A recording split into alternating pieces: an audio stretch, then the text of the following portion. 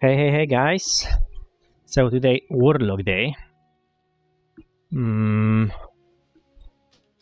Wait, let me ask my friend Dos. Hello.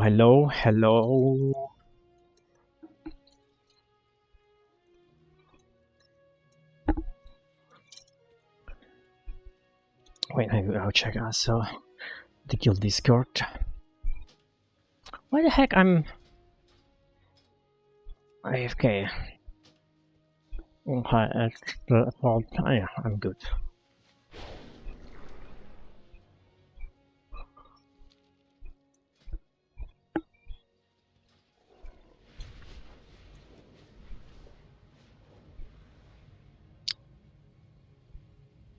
Just application.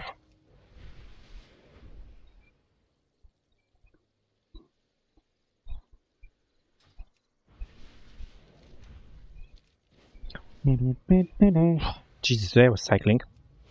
I came back home. I just lay down, and I have the worst muscle cramp. That's English. Let me check two things. First of all, someone replied.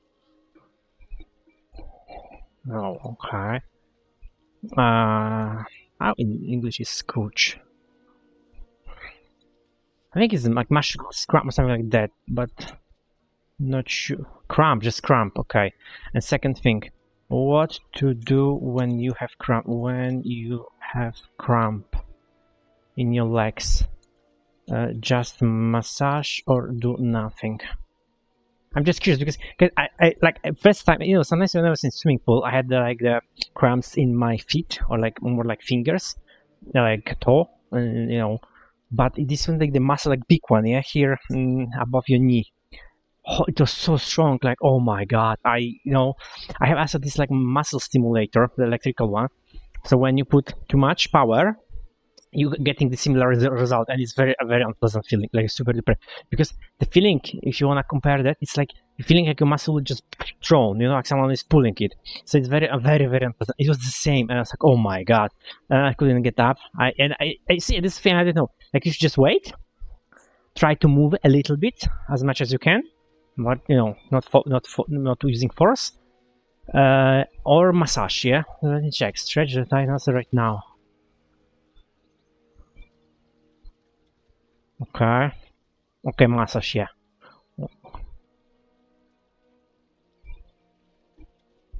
Okay, so it's good to do something about it.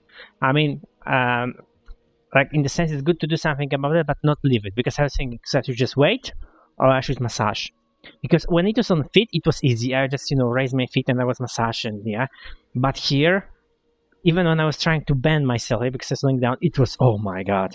Because I want to check something. Destro Warlock. I want to maybe try, since the mythic run, yeah, mythic run, but mythic 0 run. Maybe I'll try new builds.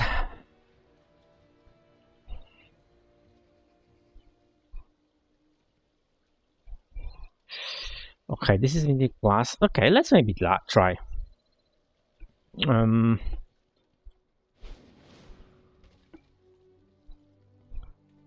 Let's try.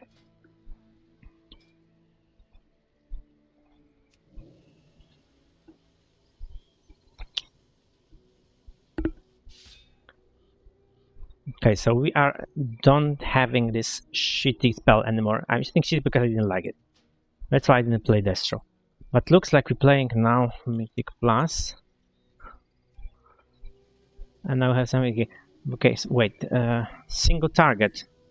Yeah, single target has these things. Okay, this is totally passive. Okay, so this one I can remove. Should probably let go of Imp.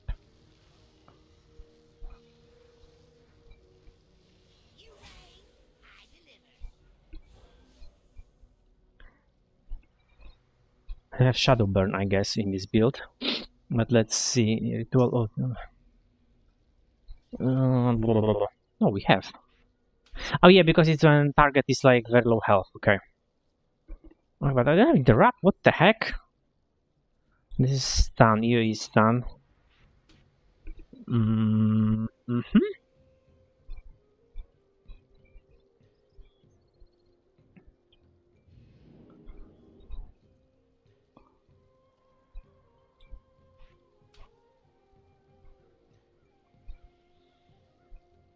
Okay, this apply emulator.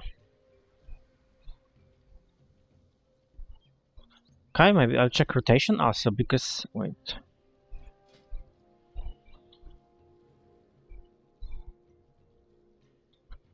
Because maybe, just maybe. Rotation.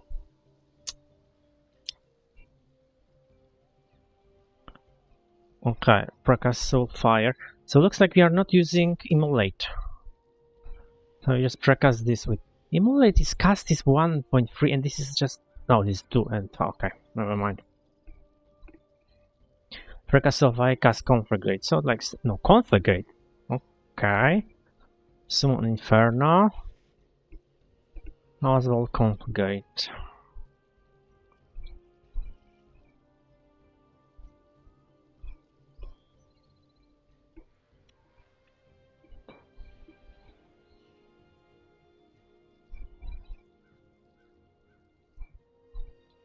No, so which one I will use more often? No, che cosa io i? Okay, Summon Inferno.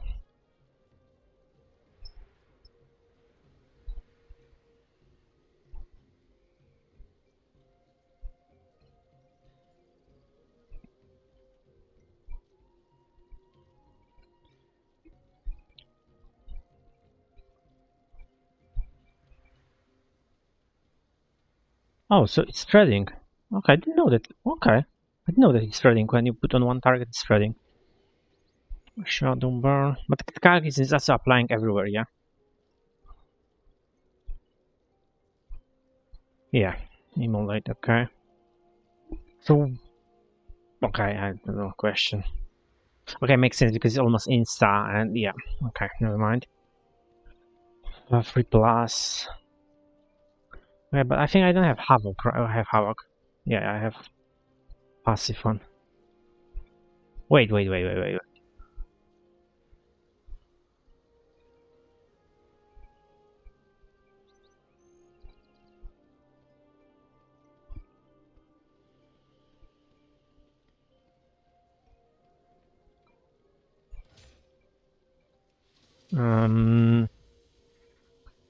Wait, so I have Havoc, or Havoc is the part?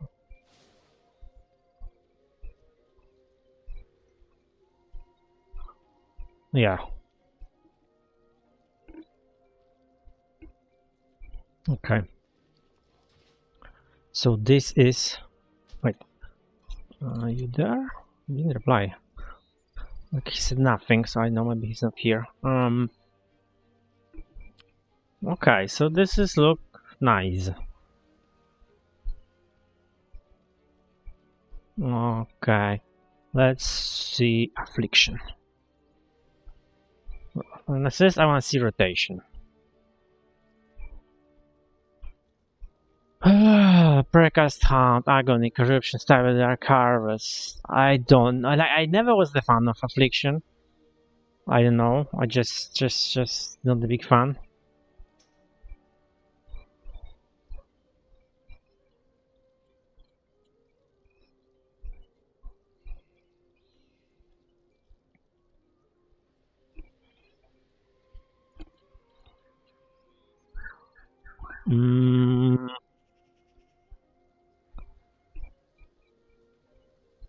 Nah, no. I mean, affliction.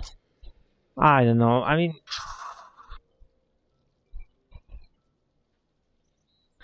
okay, he's finished. Of course, he had to have sauna.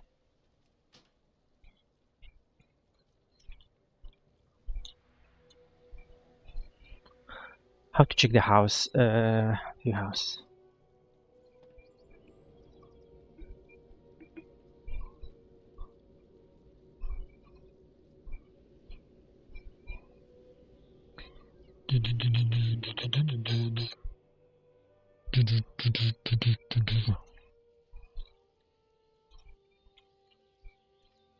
Okay, let's check his house because he invited me.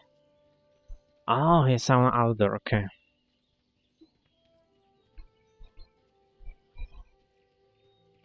It's too far away.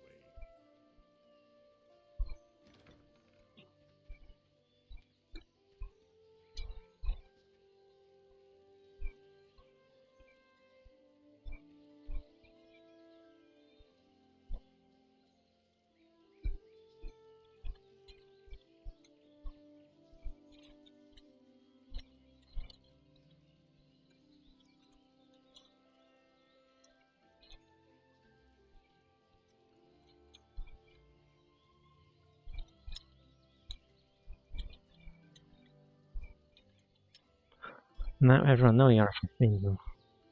It's in window here.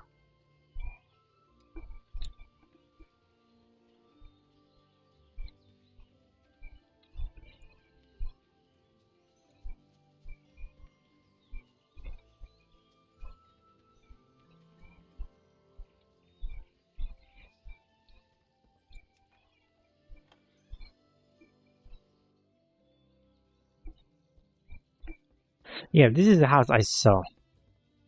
Maybe not. I don't know. Like, by the way, how many rooms you can have in house?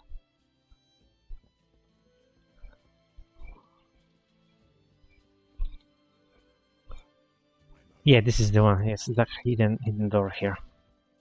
And I remember also my tower and I couldn't get. Yeah, this is that's that's what I remember. Yeah, I saw this house.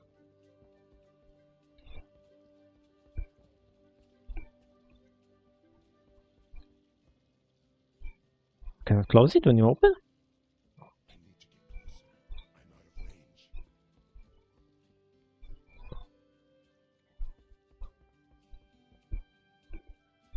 Oh, this is very Paladin chapel.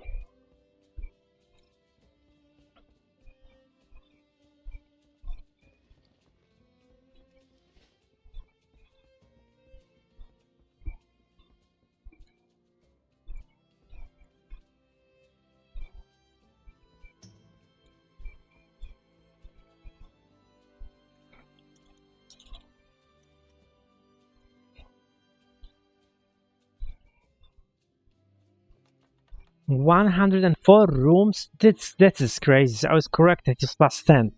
Holy moly. Just a lot.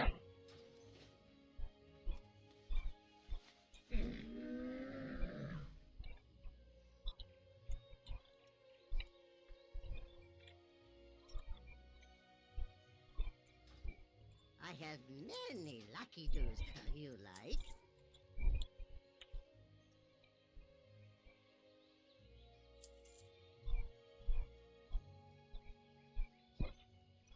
Farewell, friend of the Grummels.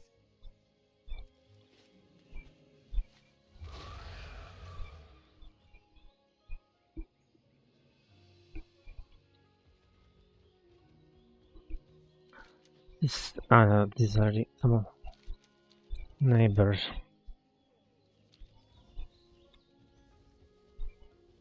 If I can get inside. No, it's private. Well, like a garden, it's very nice.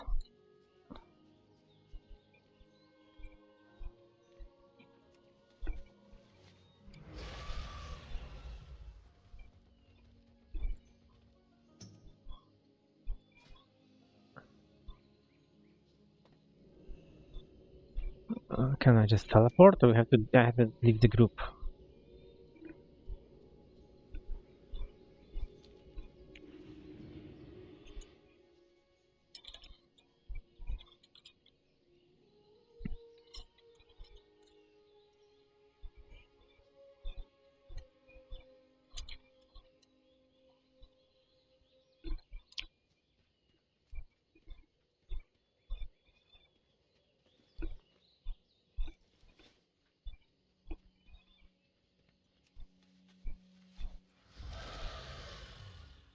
Oh,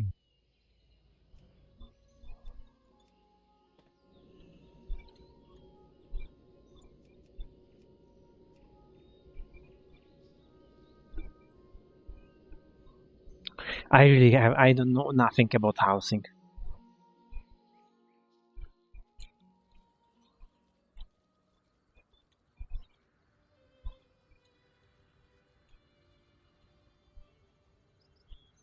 Oh, this is jungle.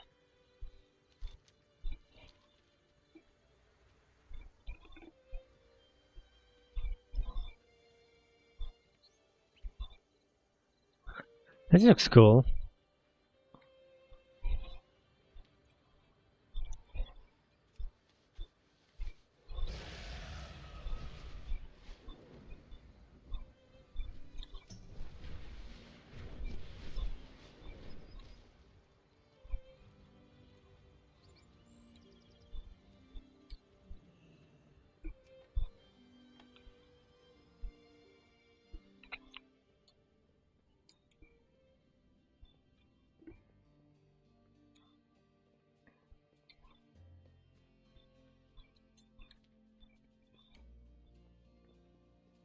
Okay, let's go.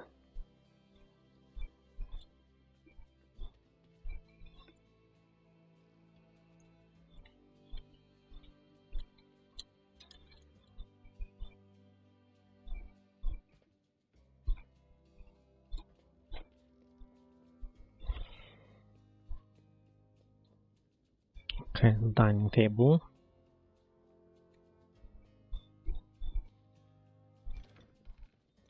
So this is the kitchen. So yeah, I'm thinking, like for my like that night, I should. This is that night and tower, and it's not like together. I've put the motifs like tower and motifs, and it's not fit very much. That night, yeah. Tower and that night not go along. I mean, I could do something, but yeah.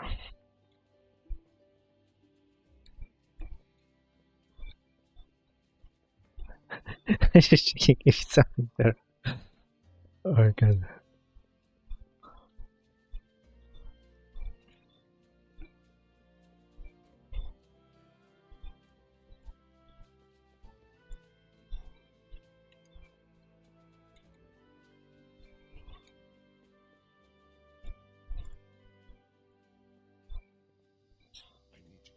Why is saying the door are here?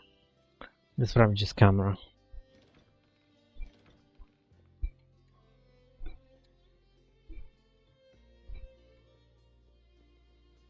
Trophies.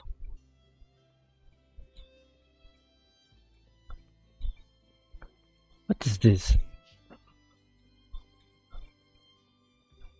Ah, it's a bedroom.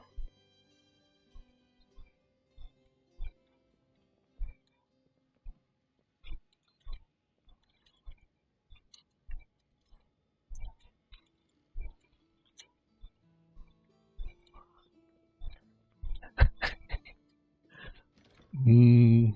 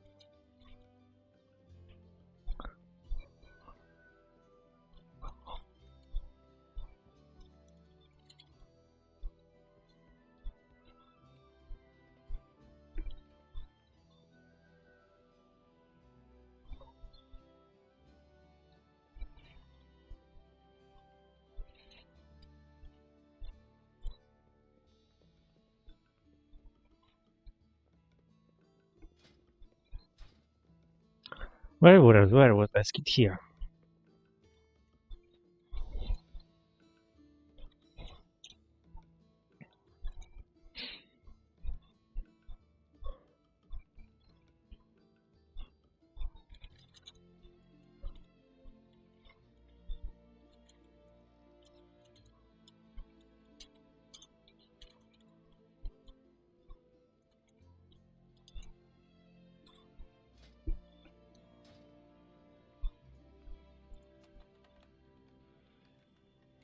Yeah, everyone's doing this gate. Like it's like I said, it's so many houses.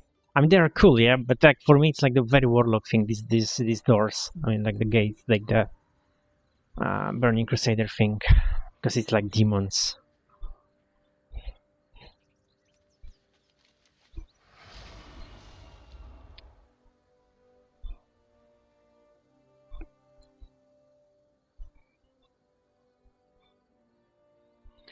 Yeah, so we'll test out this destruction and demonology. You know what? So let me try with demonology, like one dungeon, and after the destruction.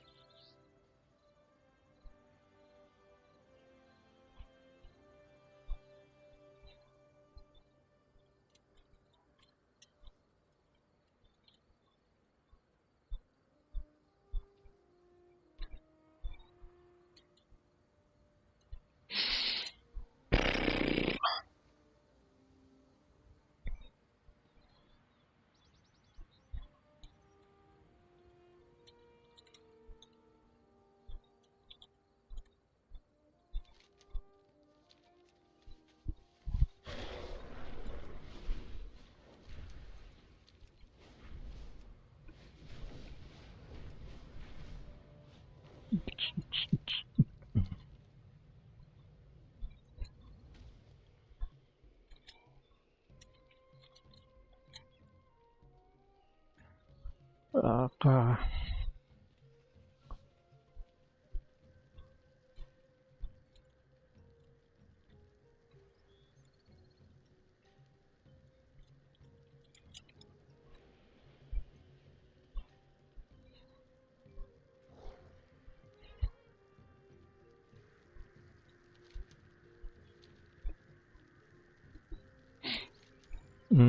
wait, where's...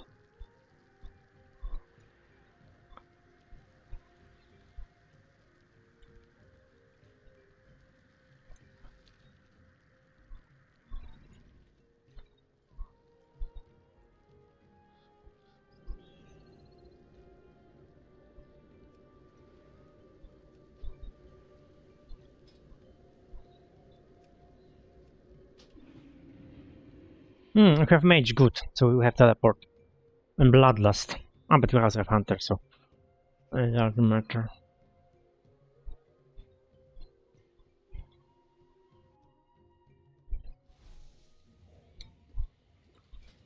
Okay. Oof. The Yumi's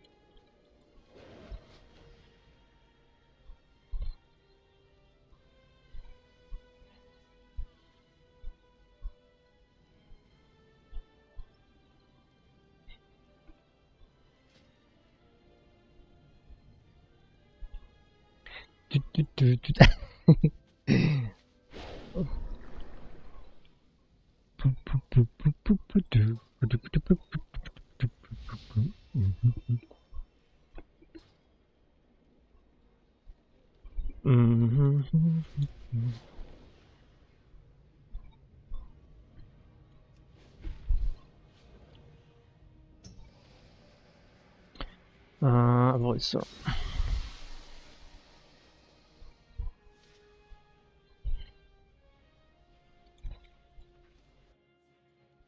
I hunger for the opportunity to work together again. Come, let us forge a weapon worthy of your allies.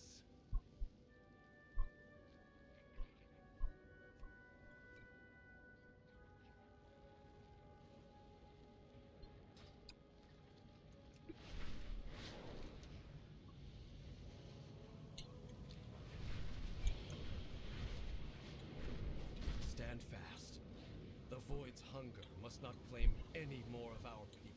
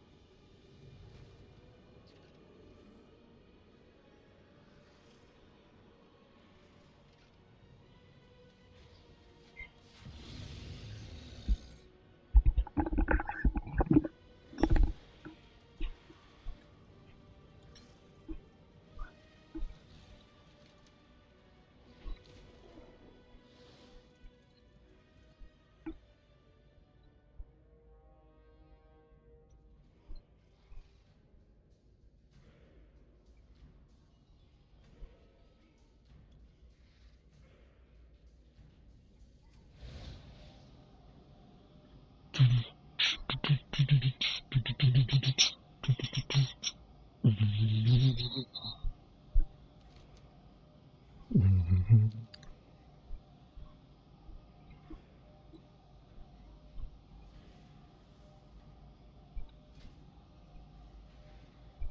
as you like. Just make sure it's entertaining. Let the combat.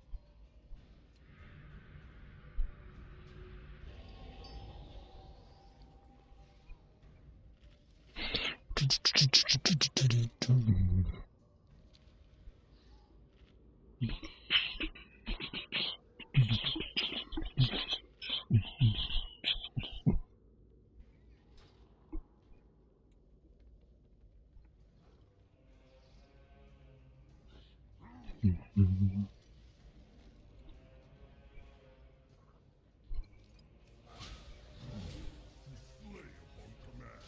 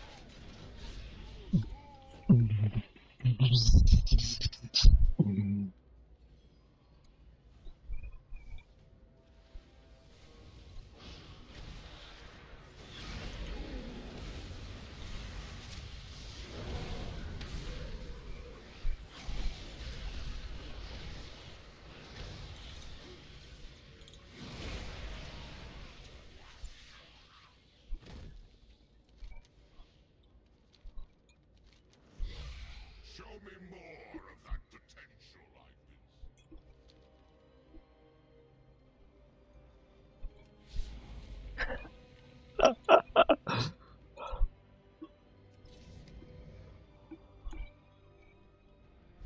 been. City.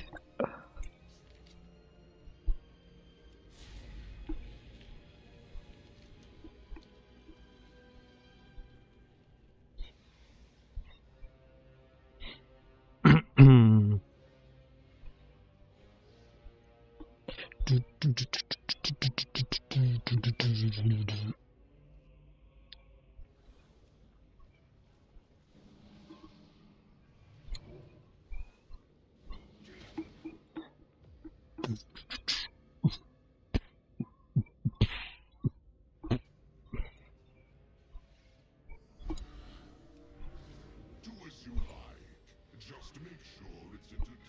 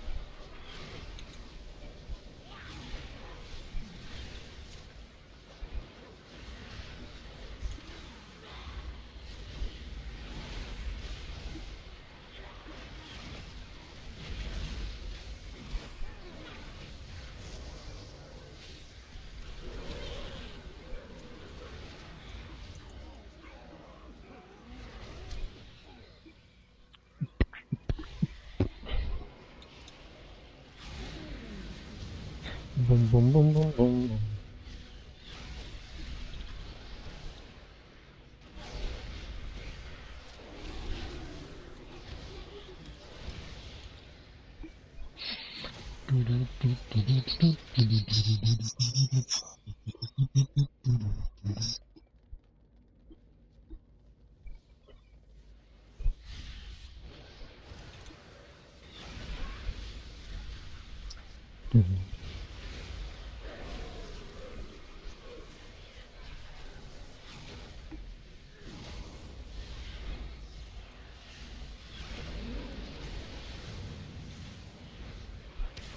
Ooh.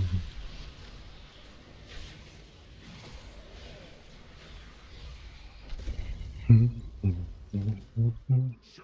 more of that potential I've been seeing.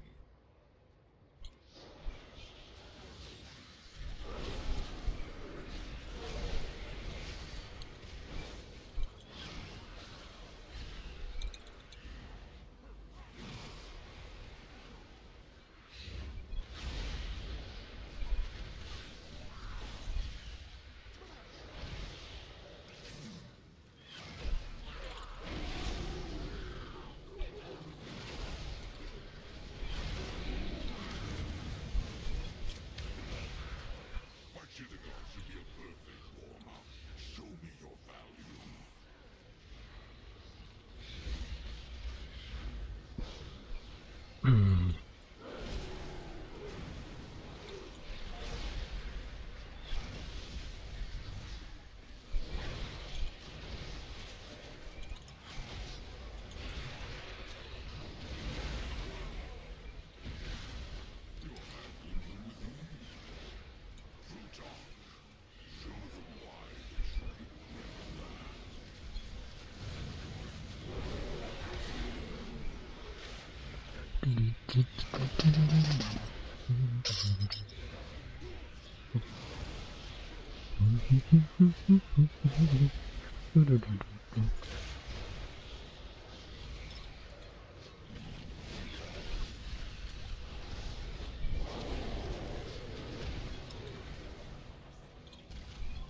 What the fuck? He went inside the room, lol.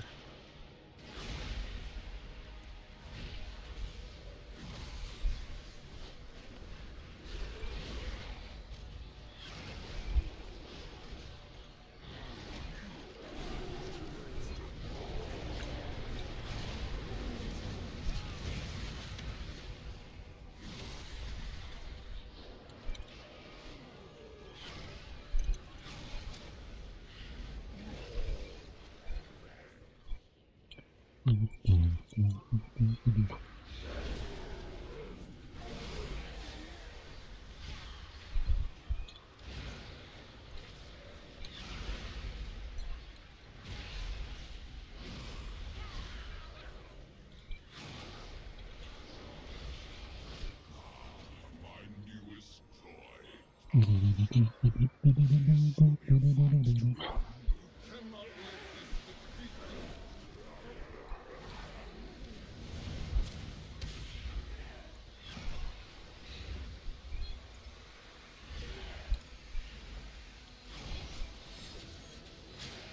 Watch your step.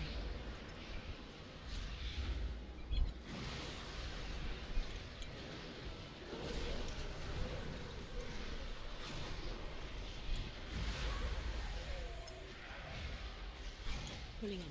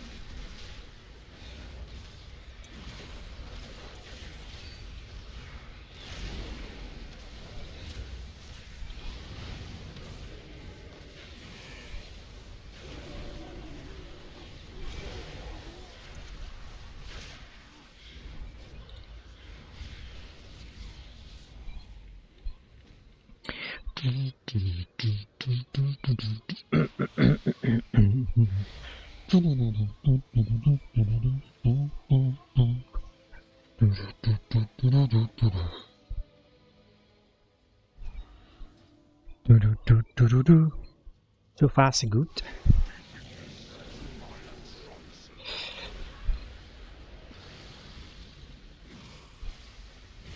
I expect you to at least provide me with some good exercise.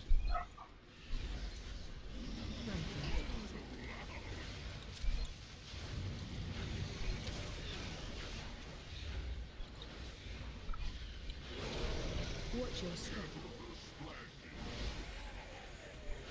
Watch your feet. Knocking back. You're knocking back, lol. Fronting.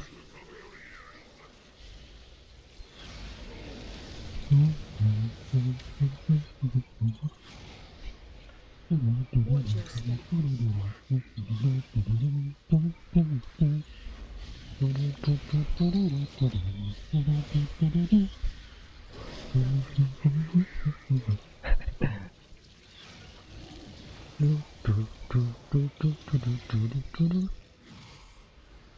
Watch your step.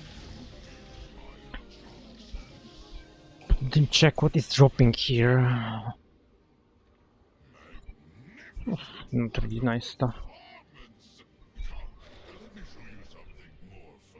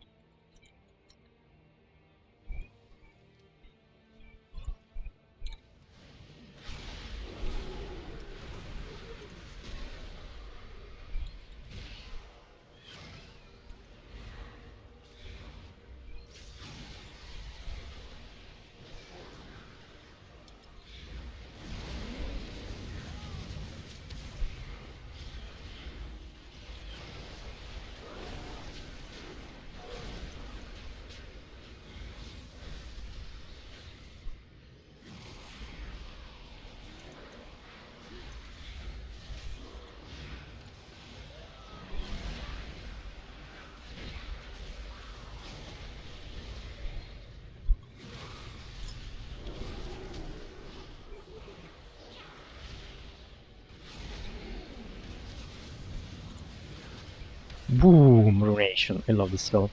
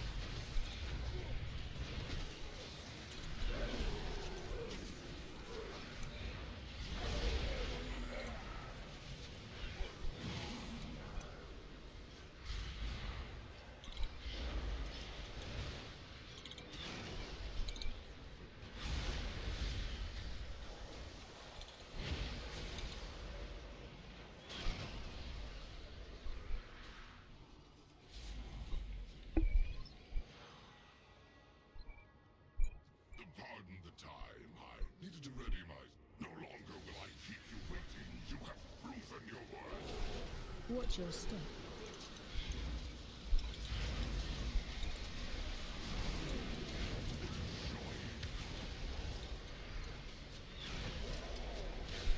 Knocking back.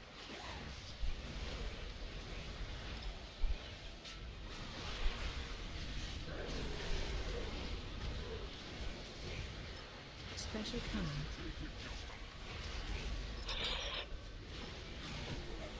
Special coming. Shit, I cannot cast for 10 seconds. Watch your step. That's so bad.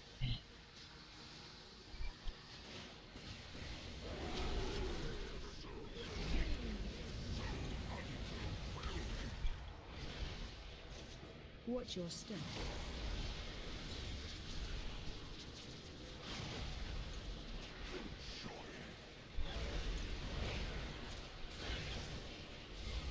Knocking back.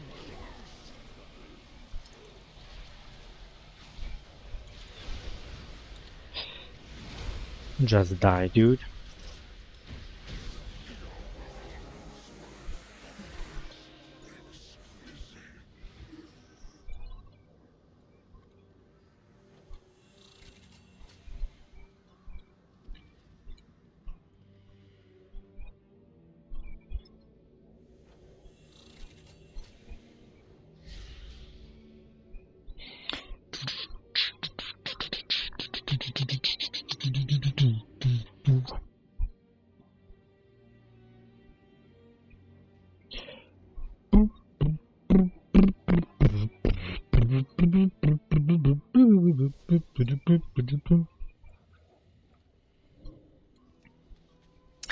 No loot. I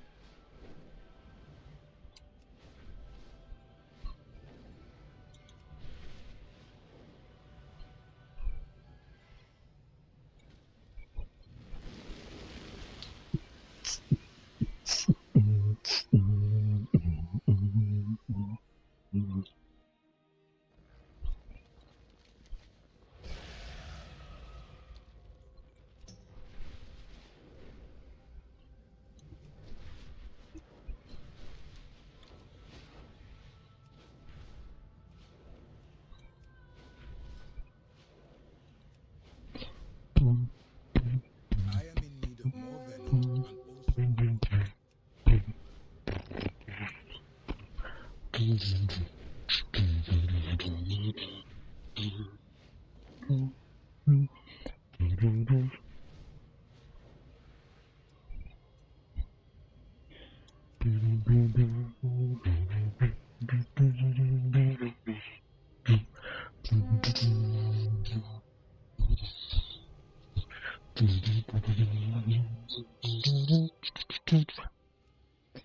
This mythic.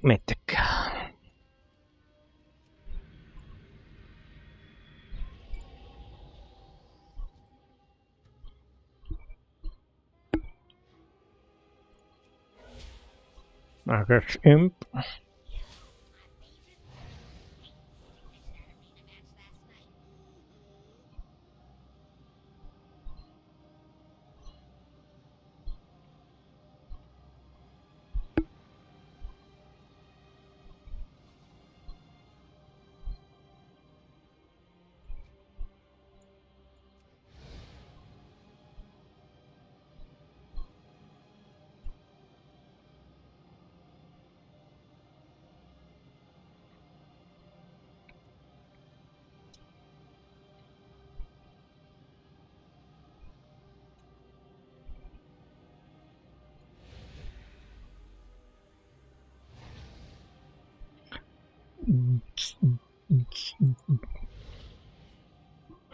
Resources is limited, so we must go to the area where the light bloom is most active. A large attack only causes the light bloom to spread. A few, striking the most dangerous, that is best.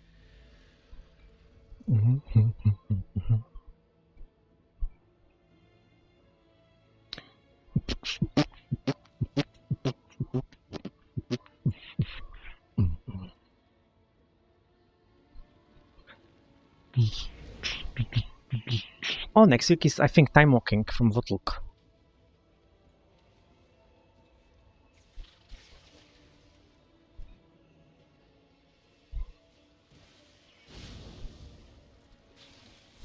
I wonder how much you pull. Spread. Shit, there are casters.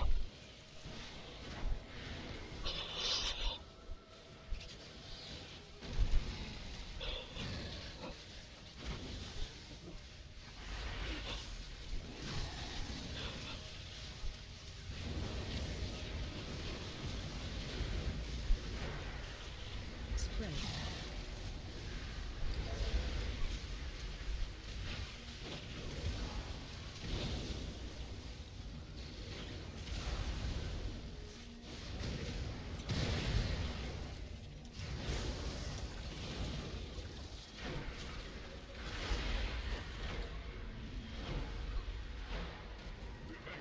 Beyond control. You cannot Ah shit, I pull. But it's okay, it's not caster.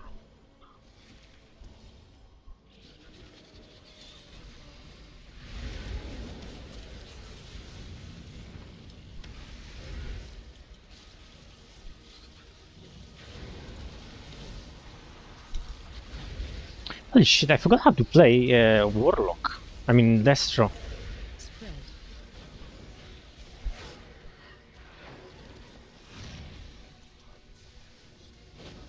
Maybe I'm retarded.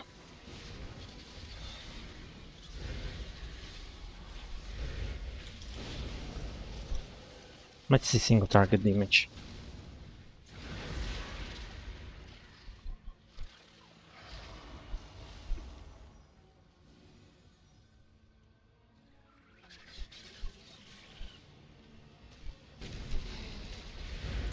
Spread. Oh, Ruination is on the household. Nice.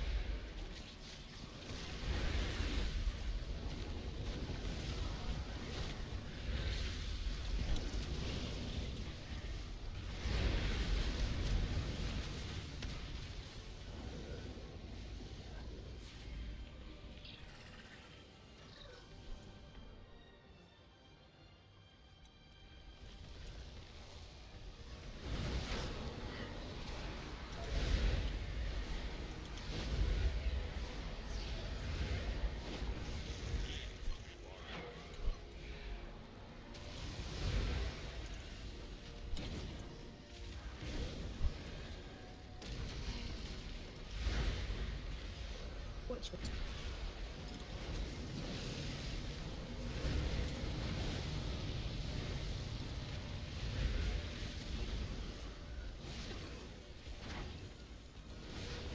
knocking back.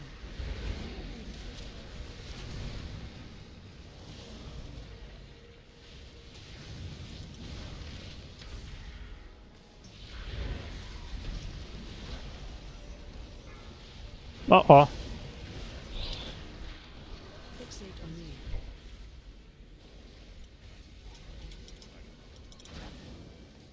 Dude! Stun on me. I was too greedy. Knocking back.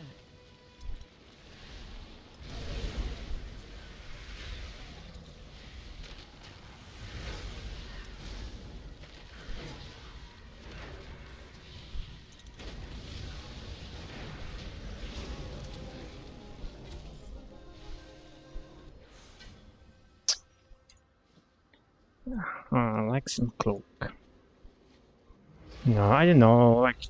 Okay, this fight was swift. Let's check another one. Too much movement and Fixate was on me.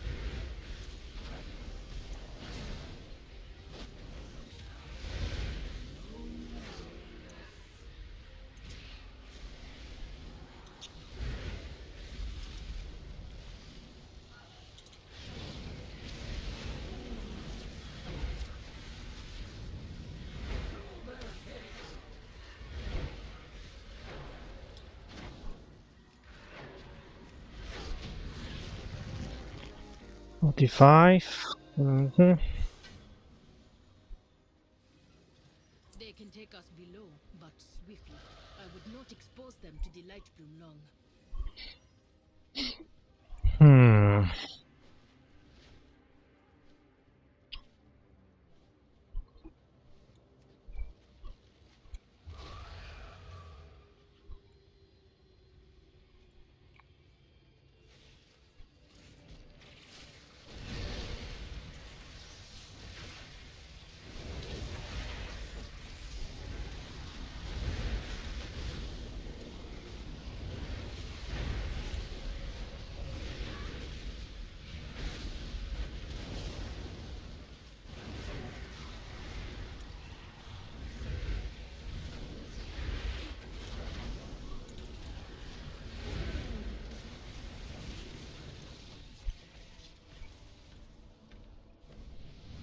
With the light bloom, I can restore the Haranir to what we must be.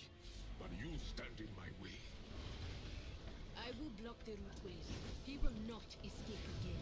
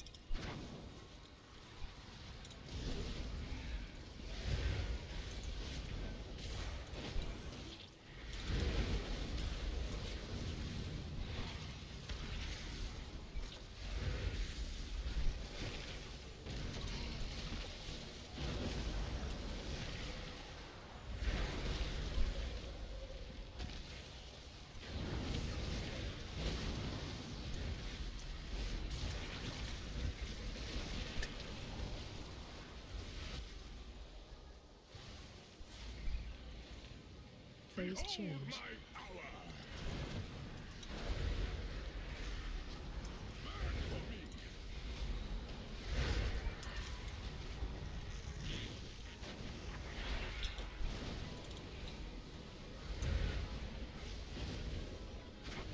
Watch your step.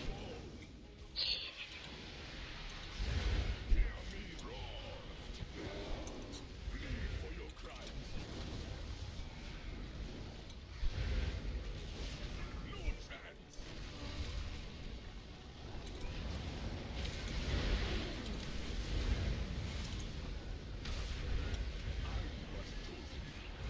I command the power of Al-Hara and the light bloom.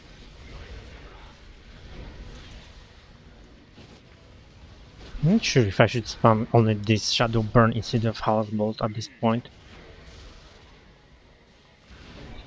Oh, I should sack there or? I don't know. His Maybe. faith in the goddess has become hatred. Is this what light bloom does? Watch your feet. A precision attack. I should have called for everyone.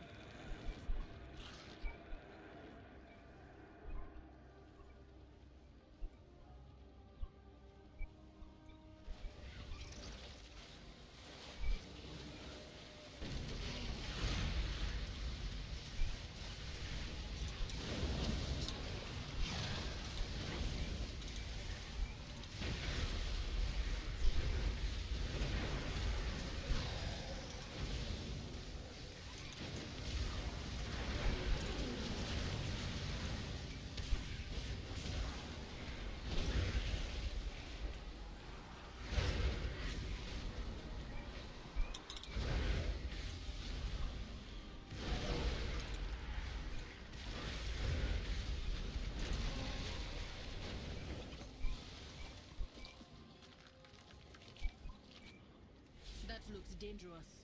We must destroy it before they finish infusing it.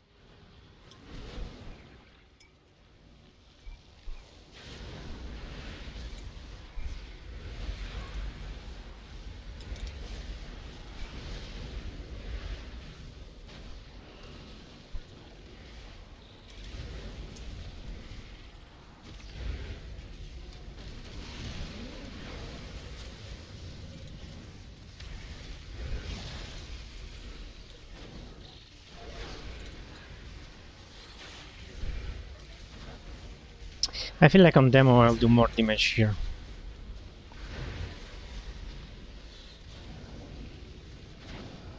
Spread. But maybe I'm wrong.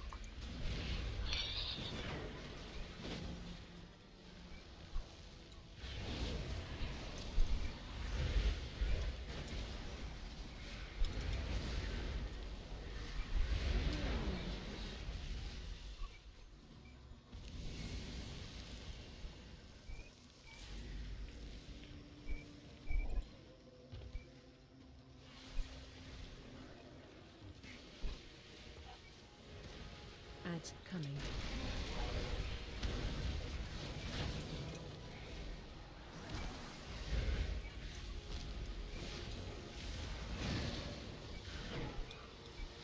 No.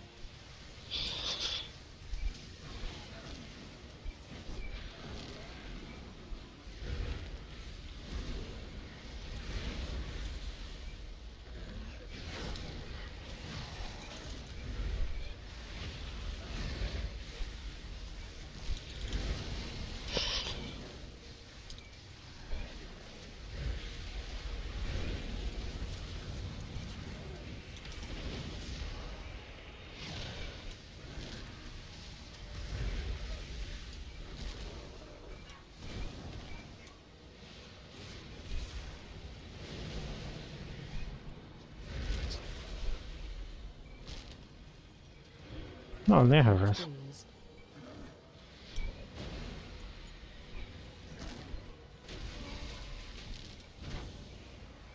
Wait, he pulled boss! I'm just retarded, I swear.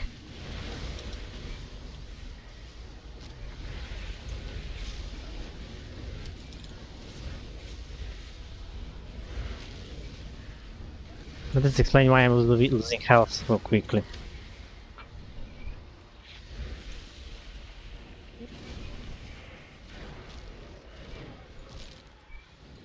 Like this. The light bloom is persistent. We too must be. I have head, legs, back.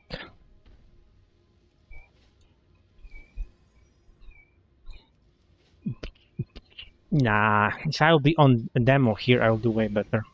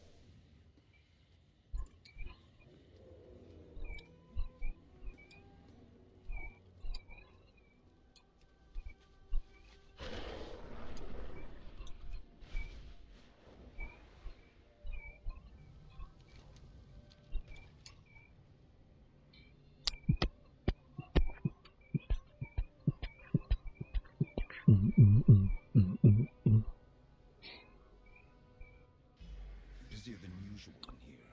We need to act fast.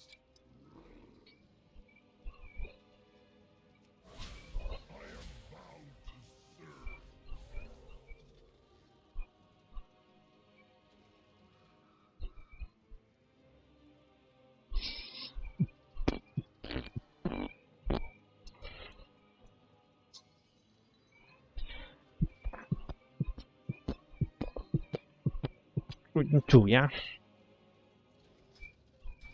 Yeah.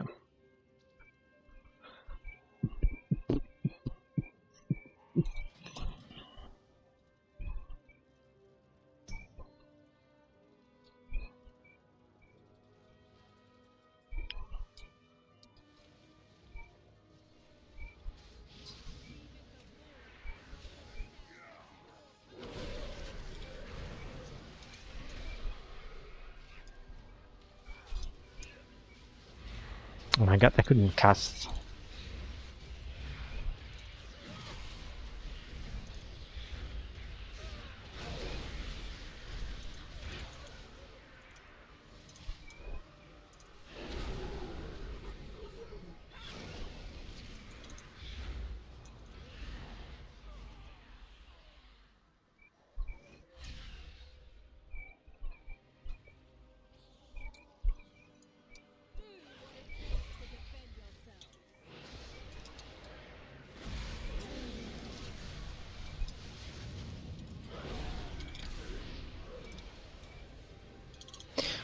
The casts on the star way faster than here.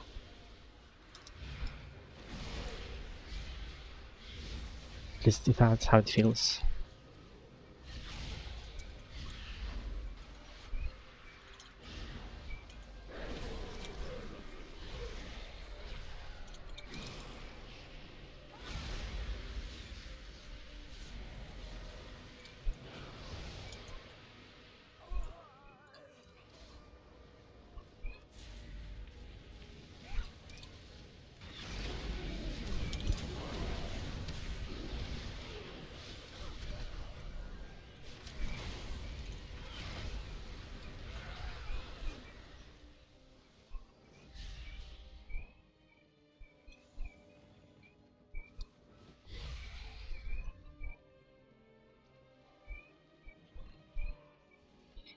Where they gone? Oh, you can go further.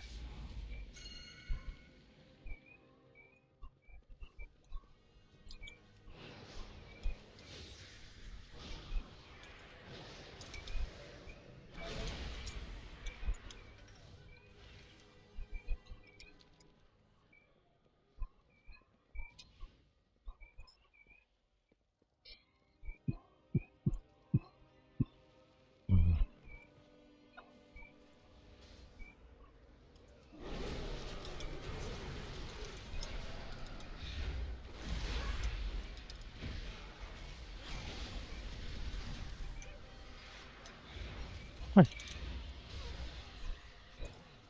think a lot of damage now.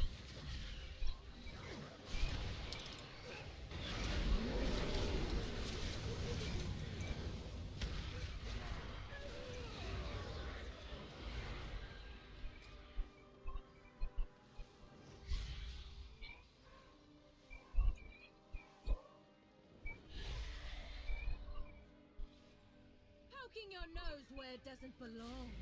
Come face me, sneak. Let's make an example of you.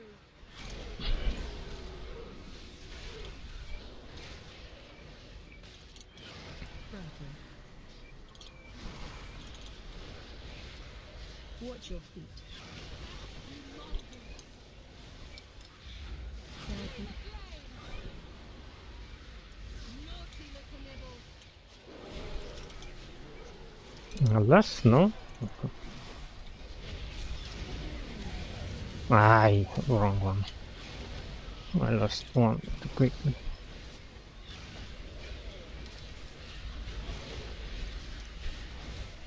Aye. That was close. It's a weapon. Nice. And find the goods. Bouncer.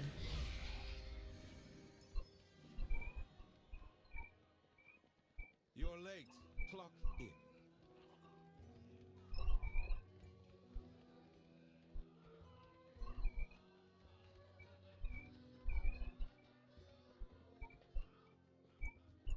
Anaria Shola, Shorel Aran.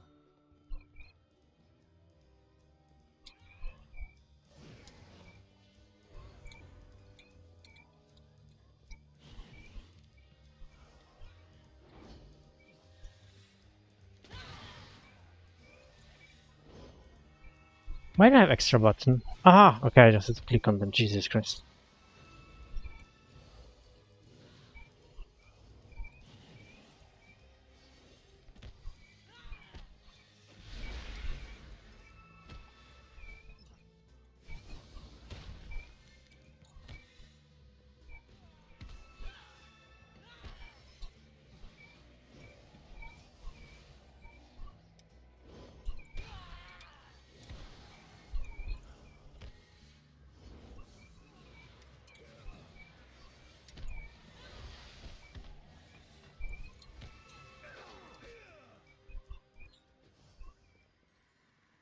Perfection. Hey, you're getting excellent exposure from this.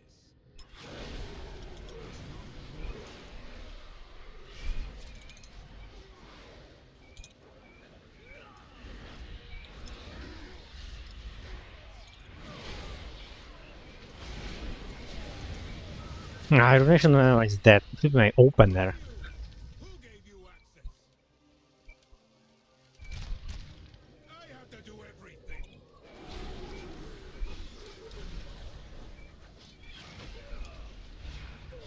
Mighty incoming.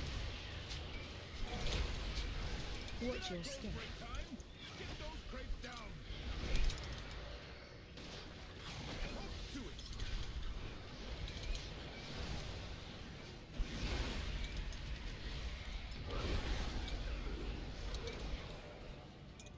Watch your step.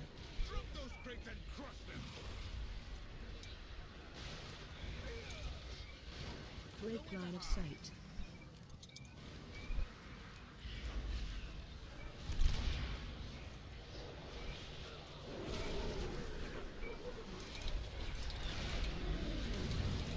Some damage by the end, at least. Watch your step.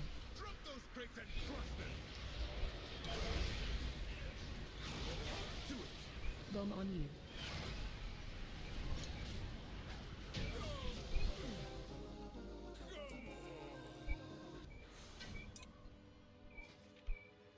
you. Weapon I have. Stay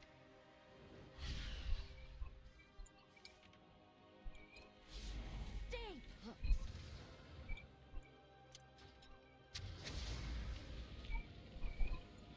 Did you really think it would be this simple?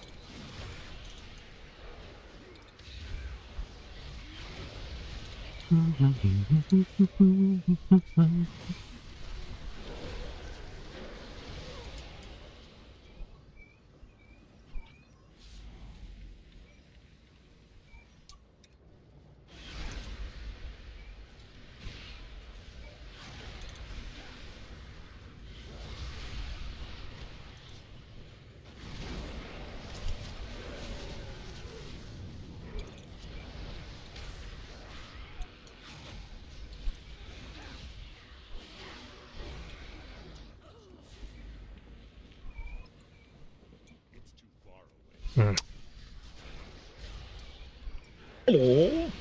Hello. Boy, I forgot I still had to do this on 2 characters. Which one is second one? My Warlock for our run on Wednesday. Oh, so they did reach you out. Okay. Yeah. So he's gonna send us a VOD with his boss prep in. On top of, if you, in case you feel underprepared from your own prep, he's gonna record the session he does with his guild, and then we'll be good to go for Wednesday. Okay. Watch your step.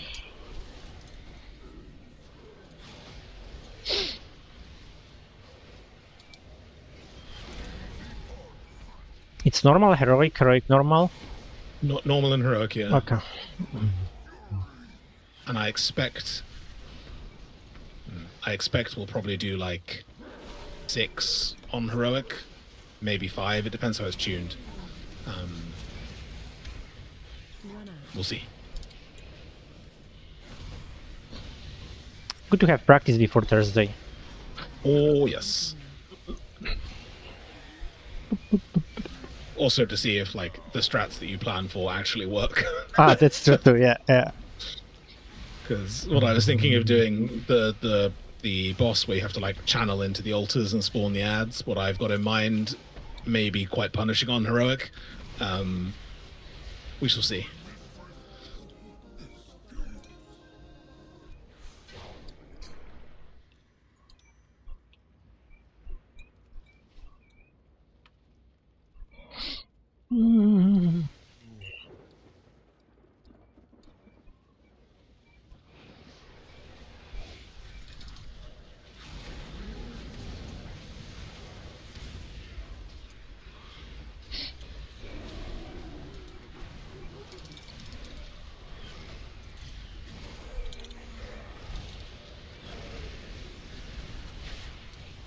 trying to think. Yeah, I think last year the only boss we didn't do Laser on you. with them on the first week on heroic was Illyria. Just because week 1 Illyria was obviously relatively challenging Yeah. on heroic. Yeah.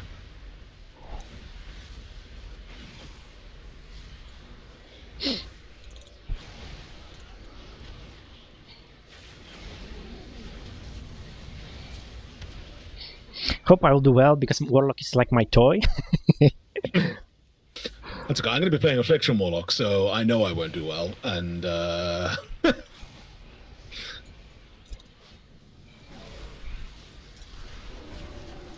not true. As long as I get to press Seed of Corruption spam on the AoE fights, everything will be fine. I know, like in Mythic Plus, I think I'm good on Warlock and in dungeon overall. But when it's come to raid, I'm doing my rotation. I would maybe close to perfectly, but somehow I'm not doing the damage I'm supposed to. I am too hunter-brained at this point, and I can't stop moving when I need to like, actually finish casts. Yeah. I have super strong melee brain, so my Warlock is only one caster. But I have all the tendency that, for example, I also don't move to finish the cast because for me it's DPS loss, and as melee I don't have problems like that. Yeah. Whereas I just run around like a headless chicken because I'm like, I can just BM hunter this. Oh, I cancelled my Dark Harvest channel, and now I have no soul shards. Oh, okay. Yeah.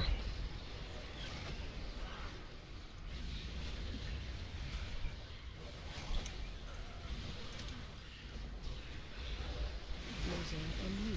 Run.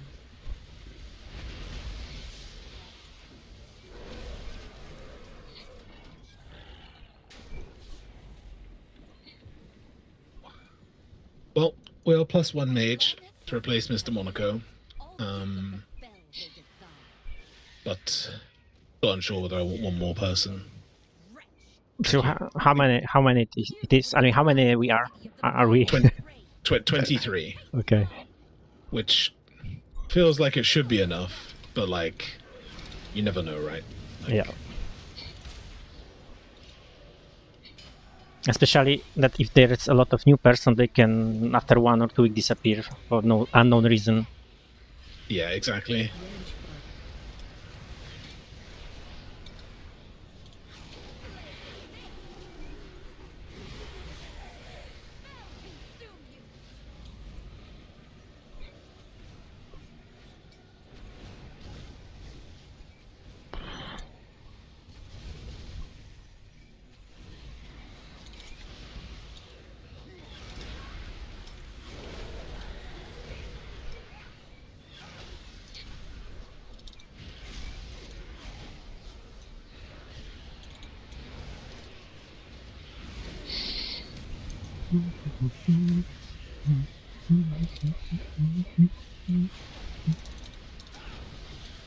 I forgot how tedious this dungeon's going to be in Keys.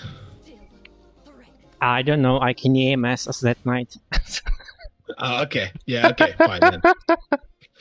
I don't have this luxury. Although Feign Death in the poison dungeons is, fucking great. So get a poison debuff, instantly Feign Death. Oh, poison gone. Okay. Yeah. I mean, you know what? After playing different class, I mean, after that night, I realized how much I mitigate, like things you should do, but I don't care because I'm that night. Yeah. It's always been the cheat. The cheat class. Yeah, I mean, and the movement effect, I don't care. If something I can immune, I don't care. Like I can just put EMS before, I will not even get the debuff. Yeah, so. Yeah. Oh boy, Den of Nalarak.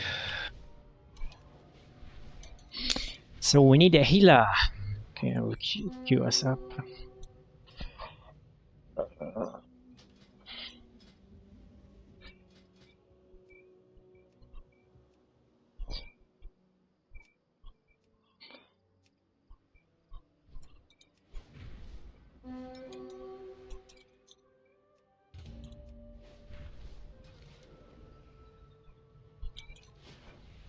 Something in my UI is bugging like an absolute demon.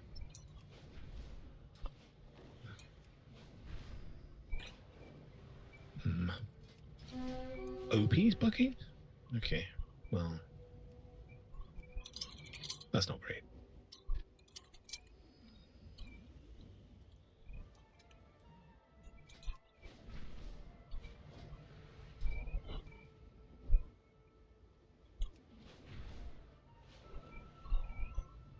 Okay, now here in the guild, yeah, nope.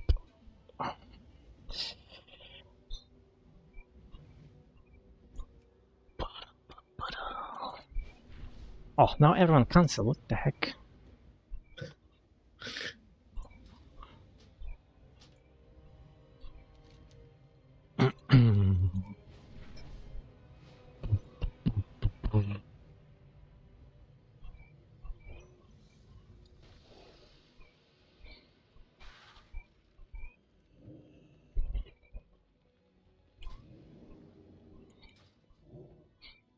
So if you'll be us on your Warlock, and I'm standing next to you, do what you do. Sure. Must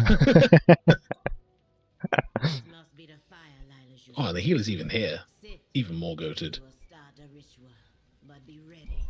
This is the lower of war. Whatever he dreams of, we must complete the trial.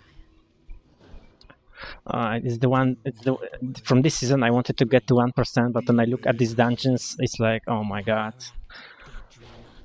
I'm not so sure I want to do this. I don't know. I think I think the dungeons, at least on the PTR, are a little bit better tuned than last season's were, at least to begin with.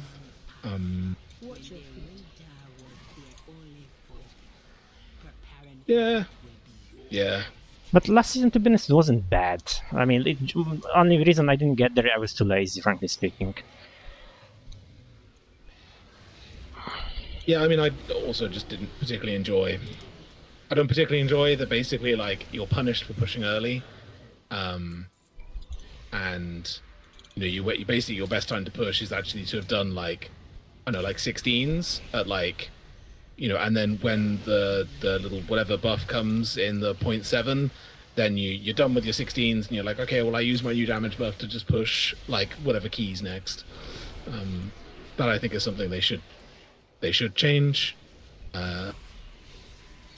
I'd be much more incentivized if they, like, you know, they should pick a score, I think, that they make the 1% be, you know, like, I don't know, make it like 4,200 and 400 and 4, like, you know, make it like 4,000 and 4,200 or something, and then, like, try and push it from there. Or I think it needs to be something a little bit more reliable than, like, it's the last week, you need to add 100 points to your score, because people can just, like, profligate 23s and that.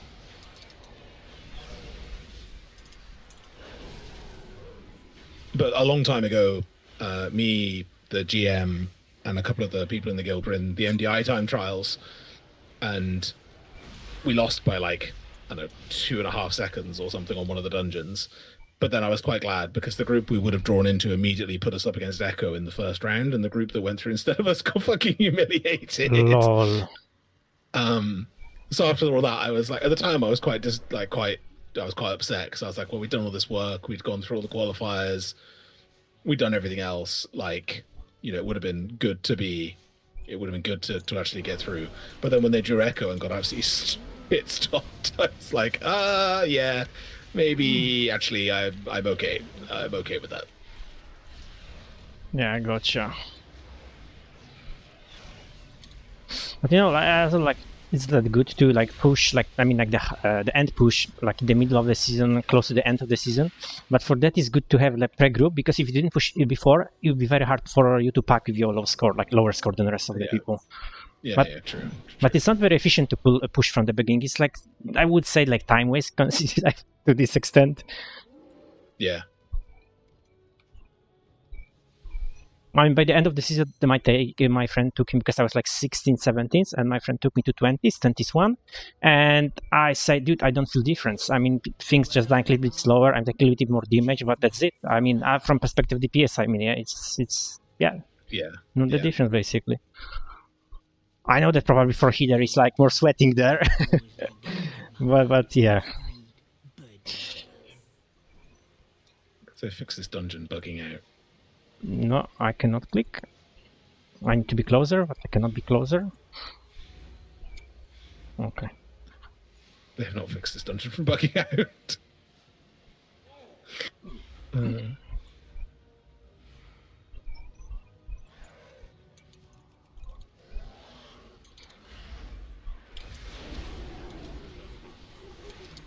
AOE incoming.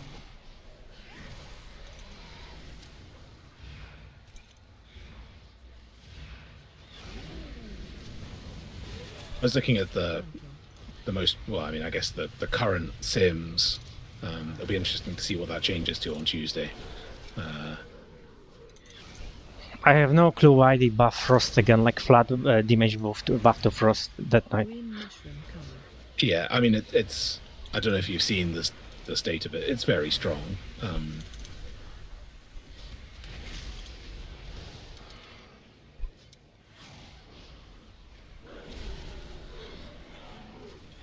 But I hope it will not be the same roller coaster that was in the season first, like Unholy was up, down, up, down, up, down. And after 2 weeks it was stabilized a little bit more, after they fixed the bugs also. Yeah, I think it's also going to be interesting to see like what actually like. I think the fight profiles are will be quite fixed by the time I guess we get like 2 or 3 weeks in, and that will also inform like like BM. I think you'll play BM for like 2 bosses, and then MM is just going to be the fucking best spec for everything else, probably, depending on your raid comp, obviously. But like, I imagine it'll be quite similar for. There are certain bosses where I think definitely Frost will look better, like in terms of the raw initial number, but then you'll get forced downtime that will just make it better to be Unholy, I suspect. Yeah, you know what I mean.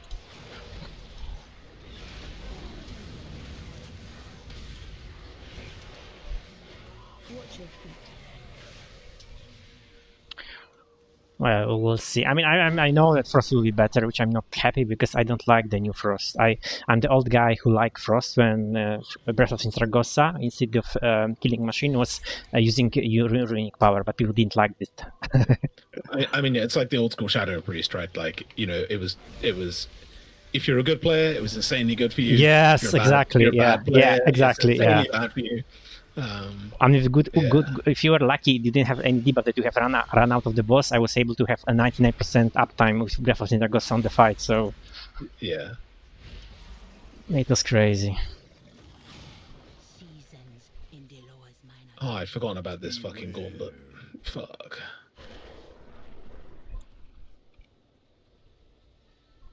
Find shelter. Find shelter. Find shelter. Safe now. It's just so. This is so unnecessary. Like, it's just it's just such an unnecessary bit of RP to whack in. Oh well. Oh well. These dungeons have quite a lot. This one before the last boss. I mean, like on the last boss. Safe now. Yeah. I quite enjoy the new Sethralist, though. I think that's actually a pretty positive rework.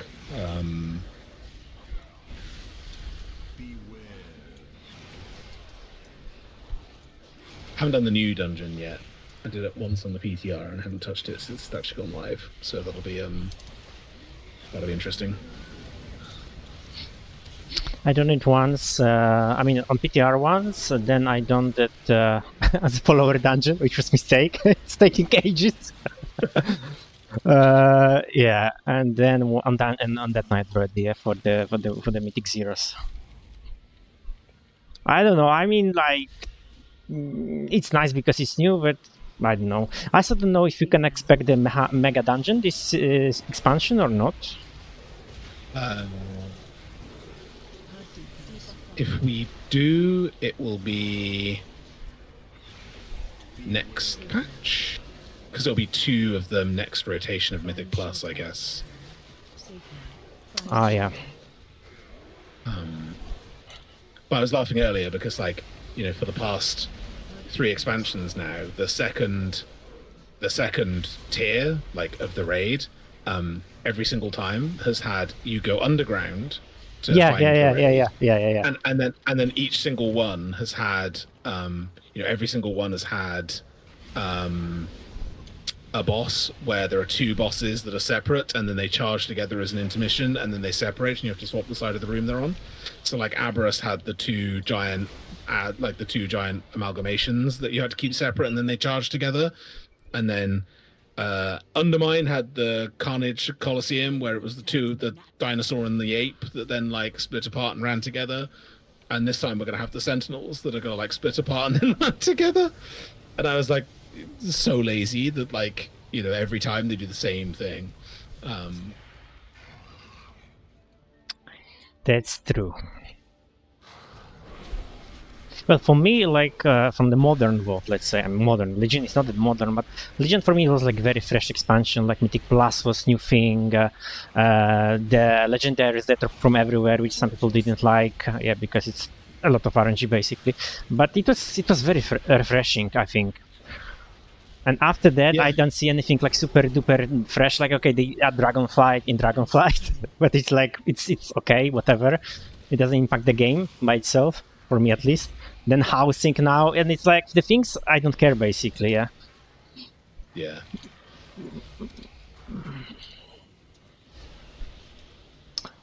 Although this like ice tech that they introduced in Dragonflight, where you like sort of slide around the room, that is quite, like, I'm surprised we haven't seen like an actual raid boss with it again since they did the spider. Oh yeah, you're right. Yeah, it was like that. Yeah, like here, exactly. Oh shit, I cannot go inside. What? I will die. Oh, not. Okay. He wanted to tank that next to the ice so that we could. Yeah. Oh, that's a second belt. Great. And the belt's my embellishment slot, so even worse. Come back to the fire. Your last trial awaits you. Ice skating. Yeah. I'm interested to like. Yeah, I mean, like, I quite like the next tier. I mean, I like the fact there's very few bosses where one person is going to like fuck up the raid for you. Those are my least favorite tiers. So I'm a huge fan of any time the tier does not then rely on like, your worst player is going to instantly cause you to wipe like 3 seconds into the fight. Although there is that wind boss where if someone runs over, you are cooked. But I mean, that's pretty easy to control, like in the scheme of things. It's not like Lura, where like you have 6 people that have a crystal on them that's super reliant on people, and Star Splinters in P4, and yeah. Ooh, this was a brave pull. For me, it's exciting because I'm like, okay, maybe not that new, but it'll be like my first fresh tier with you guys. So yeah. That's true. Not reclearing, so I wanna see how it goes. Because I have to admit, you guys are very, like, when I was looking at your logs again, you're like very, very efficient compared to other guilds. So that means you don't fucking up around, and it's not like I'm wiping, like dying. That's not the case, but yeah. Internally, we'll see, basically. Yeah, I mean, it's going to be a test to see whether my recruitment has actually paid off, or if I'm washed, and that's, yeah. So basically, how many new people, including like me, will be like raiding starting on this season? Like totally new. 7, I think. Okay, that's a lot. Yeah, exactly. So I'm like, this will be interesting, really interesting, because I have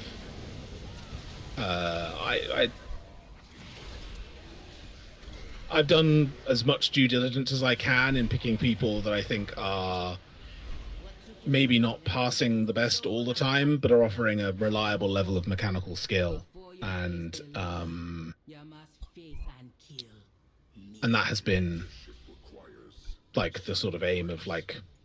But how do you check that? Like, if people doing mechanics, like checking the logs and what they do on the fights, or Yeah. So I like, the mage that I was speaking to earlier. I went back and looked at all his logs from Liberation of Undermine and Maniforge, not Maniforge, Nerebar Palace. I looked through it, like, what logs, what mechanics was he doing? Like on Queen Ansurek, was he responsible for handling the essences in the final phase? Was he doing coins or a bomb on, on one on Bandit or on Gallywix? If they were doing them, how often did they do it wrong? I mean, it was a lot easier if people had done Lurar this tier, because I could sit down and look at, like, what were their deaths to glaives like? How many times did they take damage from Star Splinter? If they were carrying a Lurar crystal, how many times did they get that wrong? Okay.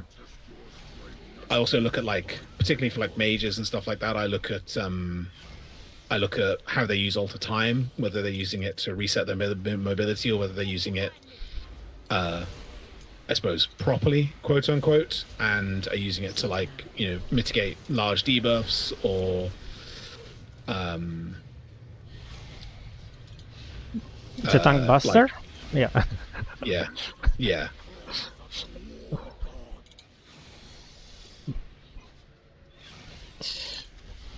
And so, and there are certain tiers that are easier to compare for that than others, for sure. Like, Liberation was not a superb tier to compare, I suppose, but like, this is when we have to dodge, right? Yep. Yeah.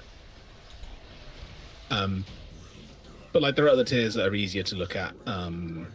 Like Maniforge Omega was actually a pretty hard tier to look at if people raided in it. There's not a lot in there that, like, you can look at Nexus King Salhadar and whether people were able to handle the movement for the rings and stuff like that. But Dimensius was a very meh boss to, like, compare.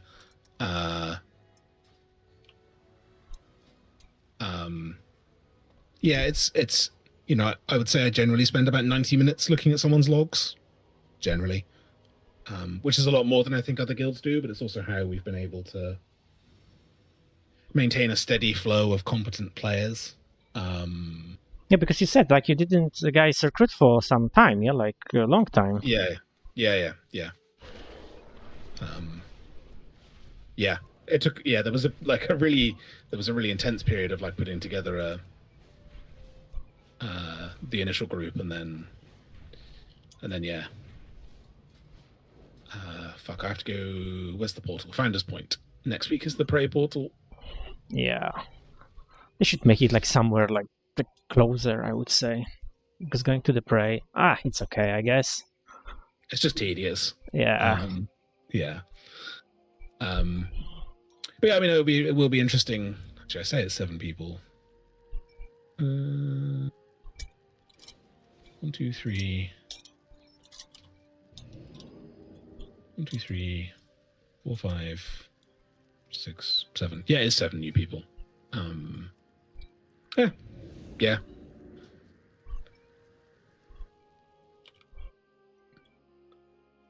But you have the same tanks and healers, or not? Same tanks and healers. So, That's good. so I mean, that's, big advantage already. And then in replacing some of the people that have left are people that are, like, that were good, but, like, good but inconsistent, I suppose, is probably the way I would phrase it. But inconsistent with appearing on the raids or in performance? Performance. Okay. So, like, may have been, like, mechanically quite reliable, but then, like,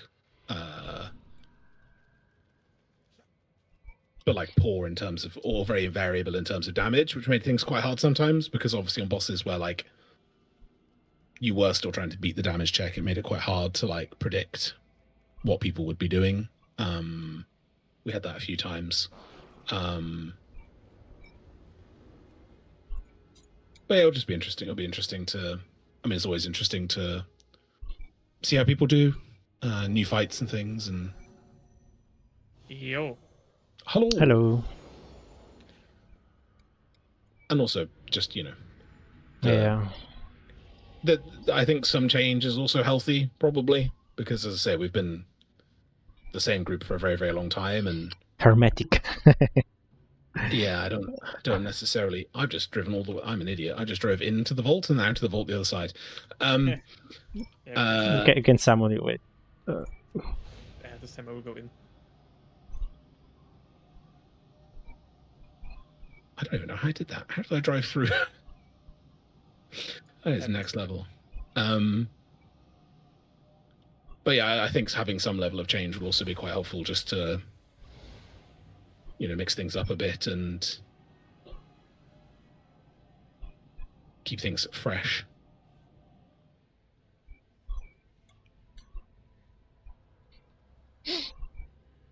Like like in this first season, I joined the guild, and it was like my cutting edge guild.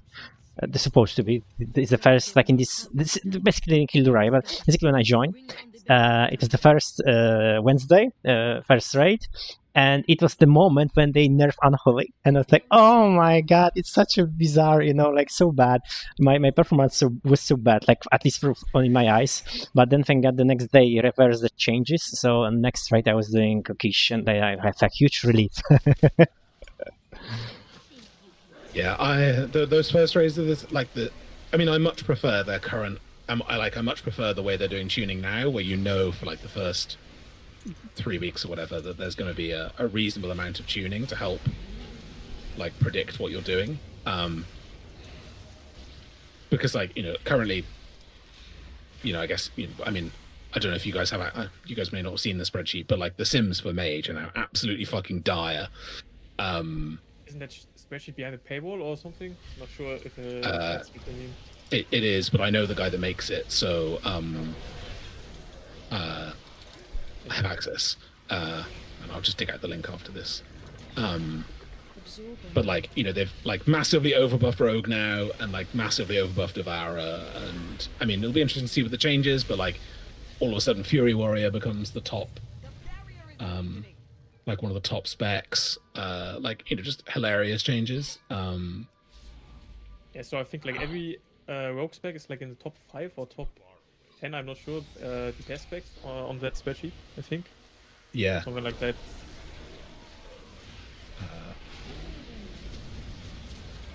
Yeah.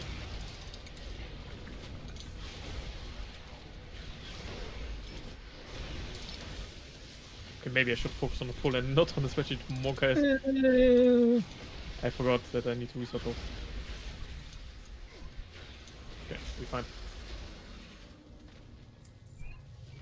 Yeah, I just don't like the tuning that's happening at Wednesday, like before the season started, because they don't have much data to work on. Like I think that first week should only be buffs. Basically, I think like that should be a week where they can look and see there are clearly specs that were underperforming in the PTR raids, and like that should be a week where they're like, okay, we're gonna buff, we're gonna buff those specs. Like it's crazy that Feral Druid is in this position where like, they're just so awful. They're like, ooh, we pulled more. But I think it's crazy, right, that like Feral Druid is in this spot where it's clearly so awful and has been for the entirety of PTR raid testing, and there's just no changes like that, and yet they're more focused on bringing in the top end. And like, sure, I get there's no heroic week, but maybe that's a reason to bring back heroic week, Blizzard, so that like you have time to look at things and make sensible changes. Maybe call me old-fashioned, but yeah. You could certainly see why heroic week used to be there, and it just feels I don't know, a bit slow if you have heroic week, but I think for the overall half of the game it's much better. But I don't know, for example, the latest Frost Decay changes, I don't get them. Like, they wanted to compensate that the tier set, like the 2-piece tier set for Frost Decay is like too strong, and they completely misunderstood what made it strong, and they completely gutted it, which means you probably play Unholy now when you get your 4-piece instead of Frost, and it's like, I don't know, it's like the 3rd week in a row where something got changed and the specs are like going ping pong, like back and forth, what you play and what not to play. and it kind of sucks because you cannot really prepare what you want to play at which boss and stuff. I mean, I will probably eventually get it right until like by the way, but it sucks a bit. Yeah. Oh, I was saying to Blood not long before you joined that, like, obviously the fight profiles are also going to dictate like an awful lot of this, right? Like, Yeah. Okay, hold my beer. I will do everything on holding top, okay? Probably. Just I don't know. I like Frosted like a little bit more, but it's also like a bit harder. So I don't know. I'm still debating what to play. Because it also dictates because you can now craft like the two-hander next week. So I kind of have to decide if I want to craft the two-hander or like a weapon, or even if I craft a weapon at all, depending on the bonus roll stuff. Just a lot to consider actually this season. the bonus roll thing is exceptionally great. Like, Yeah. it's just such an outrageous. Yeah. They could fix it by like just removing the item from the vault or from the rotation if you take it from the vault, or like Or even if you loot it in a different spec. yeah. I think that's also something they should have fixed when, as soon as it was a problem last year, they should have immediately fixed that swapping specs breaks the loot table like that. Why does that need another tier to fix? Like, that is crazy to me. Yeah. They just really wanted to emphasize raids, I guess, after last season. Because nobody, like the heroic loot, for example, was basically useless. Yeah. So maybe, I don't know, there could be, I think, way better things to handle that, but I guess for now, we'll stick with that. I mean, there's also going to be the huge point of, like, you know, do we actually just, you know, do we hold a lockout at Ulatek on heroic and do Ulatek on heroic? Like, depending on how puggable it is, there's going to be a few weeks where I have to make a rough decision on whether or not we spend 10 minutes at the start of every raid doing heroic Ulatek as a guild so people can roll it and stuff like that. Like, that's also something I'm not particularly looking, like, that's the kind of decision stuff that I just find really tedious, because, like, if you raid 3 nights a week, it's not a problem, but for us it is a real problem. And, like, I dislike this presumption that you're going to do splits. I think that is something they should not be baking into their calculations of, like, you know, they think it's fine that you're going to average 12 pieces of tier from a 30-man raid if you do normal and heroic on week 1 and don't kill Ulatek, because, you know, it's going to be pretty hard. I don't like that they bake in the idea that you should just do splits to fix their gearing choices. I think that's really poor, like, decision making, and yeah. It really seems like they want people to do splits. It's kind of crazy that, I don't know, when I, like, back when I actively played the game before the season, I don't know, they were, like, maybe in the top 100 people were doing splits because it was just not a thing. Even I mean, personal loot was, I think, a big point for that, but still. And now there's, like, world 1,500 guilds doing splits this season. I don't know. It's like a joke to me. Yeah, yeah, you're preaching to the choir. I don't really understand the. Uh-oh. Okay. Nice. I don't know if you follow that guy on YouTube, like the one raid leader who. The big boba. Something like that, I think. Yeah. He's not even the raid leader. I think he's just a raider. Maybe. I always thought he was a raid leader because, like, he talked about tactics and stuff, but. I think he's just a raider in the guild, and he just likes talking and, like, streaming his stuff. I see. Makes it even more special then, I guess. Pull.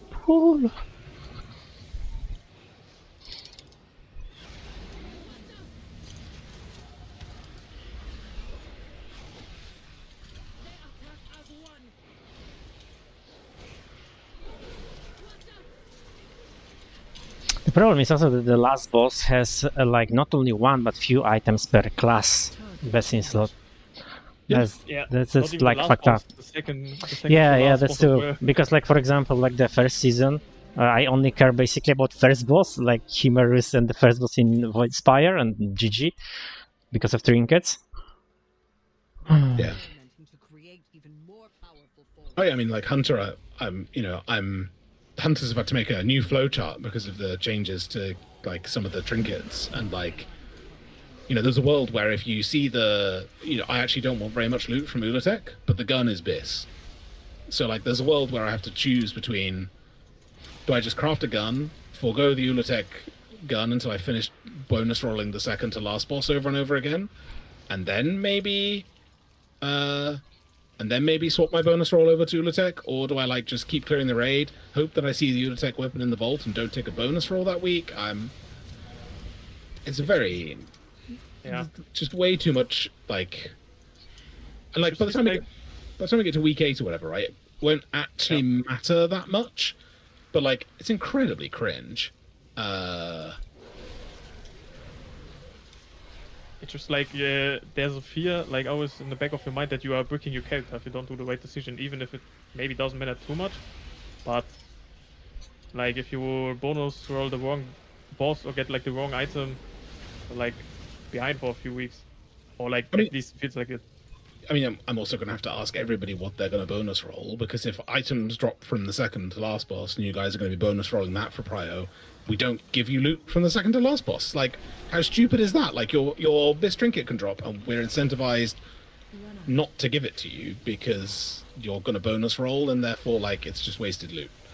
And that also seems like a wildly stupid system. Yeah.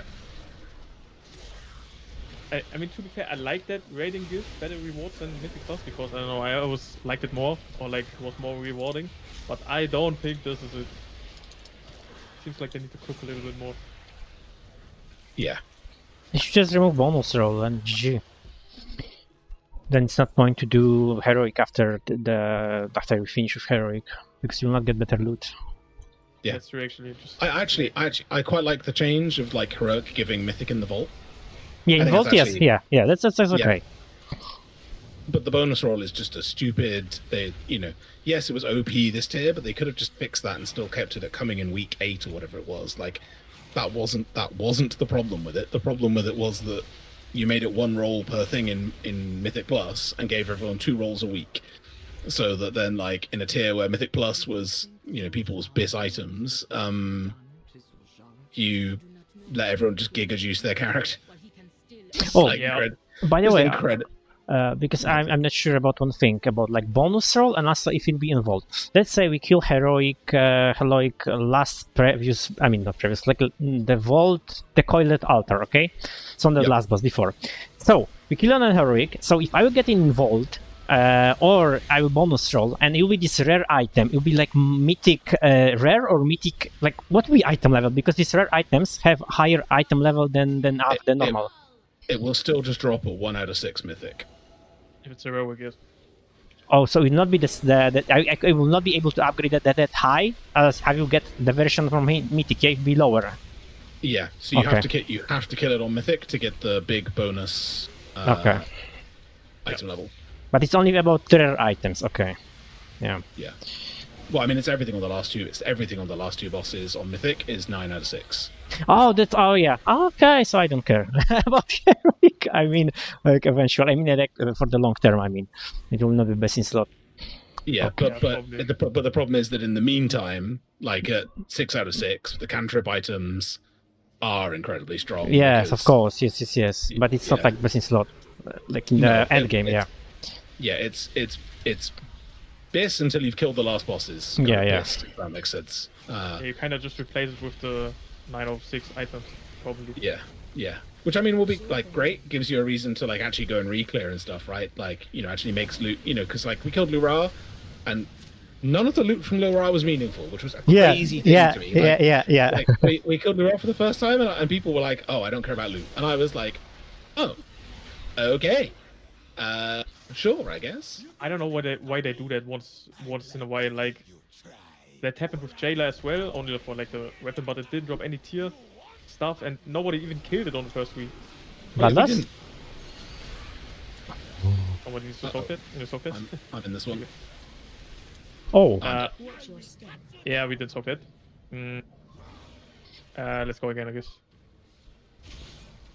I mean, for Lura, the deck was good for that night, but then Sporeful raid came, and then the best slot was from the Sporeful, so... Yeah. That will happen this patch again, I think, because they announced it was... There's going to be a 0.5 one boss raid again. Man, I'm not dying. Tanks are so tanky this season. He's still just healing you. He's spam healing you. I see. Please don't heal me. Can I get out of meta? I didn't put Soulstone, there's it's Mythic 0. Hey, it's okay, we spawn. Oh, never mind, we spawn back here. It's like, doesn't matter. Yeah. You just need to soak at the start, all four, otherwise we die. But yeah, I don't know. People didn't even kill Jailer in the first 2 weeks because it wasn't worth it. Same with Flua. I think some guilds. Yeah, we didn't kill Lura. We didn't kill Lura. We got ahead of the curve Lura when we killed it with Cutting Edge. Nice. Well, there was no need, right? Like, it was an incredibly hard heroic end boss. You didn't need tier because the change to the catalyst means we can just get 4-piece on people and infinitely catalyze. So, like, True. as a concept, it was just a completely wasted boss for us. Like, you know, there was no benefit to actually killing it. Yeah. Which was, again, a very bizarre, you know, like, oh, okay, fine, we'll just go Mythic instead. Well, they made sure this year that this will not happen again, I guess. Yeah, but I mean, the new raid that comes in the 0.7 patch, they've said is actually going to be, like, relatively challenging. Which... Because lore-wise, it makes sense. This is kind of crazy. Yeah. Uh-oh. I'm doing this one. I'm in one. Nice.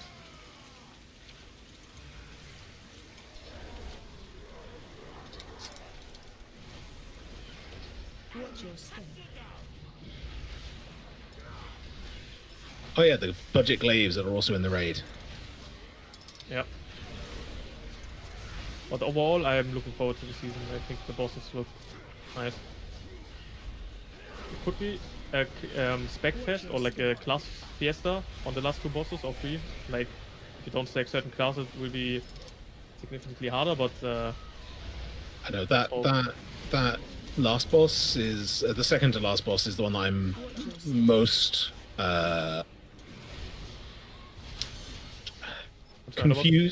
confused about, like, in terms of the design direction. You know, like, you are rewarded for bringing great single target damage for 75% of that fight, and then holy fuck, what the? you didn't clear the debuff, the poison debuff, and after it expires, it pulses for 3.1 million damage. So I think it's right. Aha, that would do it. Yeah, it seems like it seemed like it was all over the place. Like some people, like multiple people, cooked there. Yeah, just a completely bonkers mismatch. Yeah. Right, what have we got left? The 3, the 3 old new dungeons. But I think the last boss, like basically what the dungeon general says, could be interesting. It will be like probably Fallen Avatar. Yeah, Fallen Avatar type, and also an Ed Fiesta.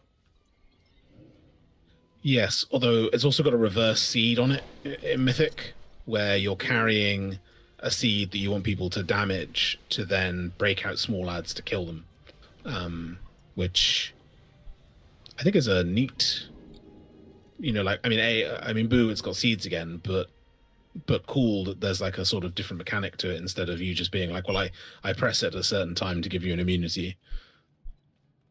Yeah, that's true. I mean, it was like the X you had to break first so that you can actually drag them, I think. Yeah, exactly. Yeah, that seems 1 minute, right back, guys. Nice. Just wondering how you play that out with all the classes and movement and stuff. Where am I going? We're going King's Rest. Yep. In which case I'm teleporting to a Taldazar. Okay, can you help me port for the Paladin? Yeah, I'm just TPing my way there. Sure. Yeah, and then like the last phase will either be Sylvanas or Fallen Avatar. I can't quite work out which one is which, but it'll be interesting. I hope for an auto, but I think that's just personal preference. I know it's a bit scuffed, but I don't know. I really like that fight. The entrance to King's Rest is further up the hill. Yeah.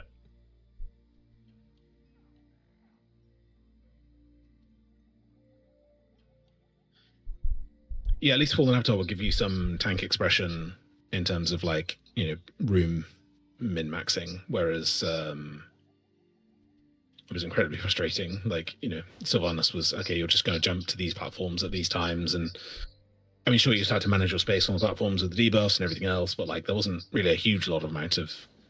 It was a different level of player expression, I suppose.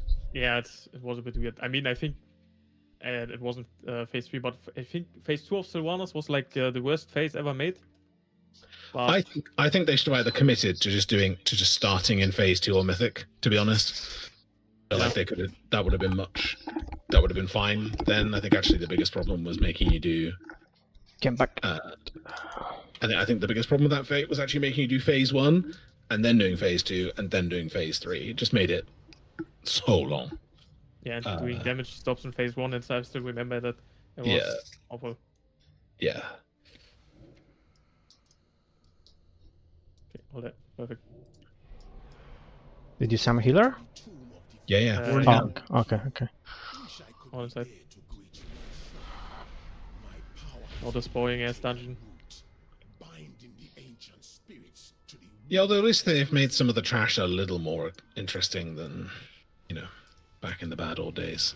Yeah, I'm not sure. Can we somehow clear this? If not, we will just get killed, I guess. The guy got fit. Oh no. Okay, all good. Those two. Yeah, I mean, it's way easier now. I think this will be a relatively easy dungeon compared to the other ones. It's just long, low. There was one trash mob that caused us so many problems, and I was PTR testing this, which was this guy down here on the bridge. Oh yeah, you probably skipped that. I mean, you can skip that if you just pulled the guy we did. But, that thing though on the PTR was just like the AoE one clap was basically unrecoverable. I think it still is. It's still at least on Mythic 0 it was hitting hard. Oh good. Because the way we skipped that when this was current content was that you had like a demon hunter or a druid pull it, go to one side, everyone else ran past, and then melded it off. I think you can still do that, but probably a bit different. They just all have stealth detection now. Like, yeah, it's like every mob in the fucking dungeon. At least this trash is like non-existent. This room used to be fucking awful. Yeah. I don't know why. I think that is one of the plus sides of the interrupt changes, is that like actually they have pruned so many just annoying abilities out of these dungeons, and you're left with, I mean, fewer but more important interrupts to manage. Yeah.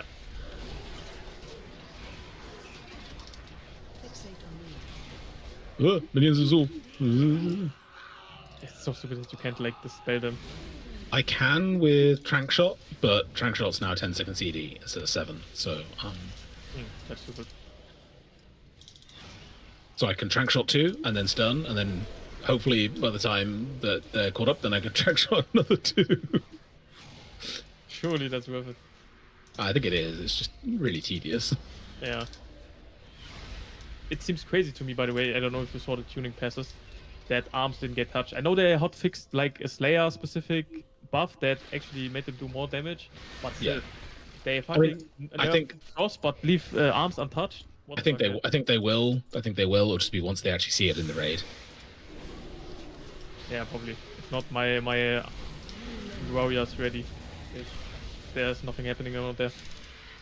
I think part of it with Frost DK and with Arcane Mage was that both of them were already very, very strong on the PCR when people were doing raid testing, which is always a problem, because then Blizzard actually does have enough data to look at the encounters and be like, okay, we need to do something about that right now. Yeah, it just seems so. I don't know. It seems so crazy to me how they handled the cross nerf, because I don't think it needed a nerf. It was like not topping the meters, and then plus it's probably not even gonna be a meta class. And yeah, on the twin tanks it looked kind of good, and on the second and last boss probably, maybe on the last boss we actually play in holy, but I don't know. It seemed like that strong to me. But yeah, we will see.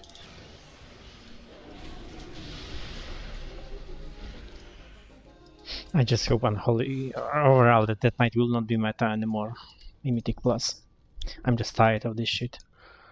Have you seen how many DKs applied? Like, since Yes, you took- yeah, mate. yeah. I mean, as you can say, you know, when I checking logs like on Raid or something, it always was not many Death Knights. I mean, all like in Dragonflight and before.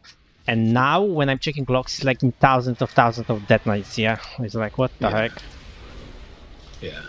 It seemed like every application after I got access to the application channel was like every second one was like a Death Knight. Yeah. So many people. You'll see it, whatever is meta at the end of this tier, we will get probably the same again next tier in terms of it's always hilarious to me. Like, I have to go through and find the people that are actually interested in playing like what they want to play instead of like, I mean, even Monaco didn't actually want to play mage.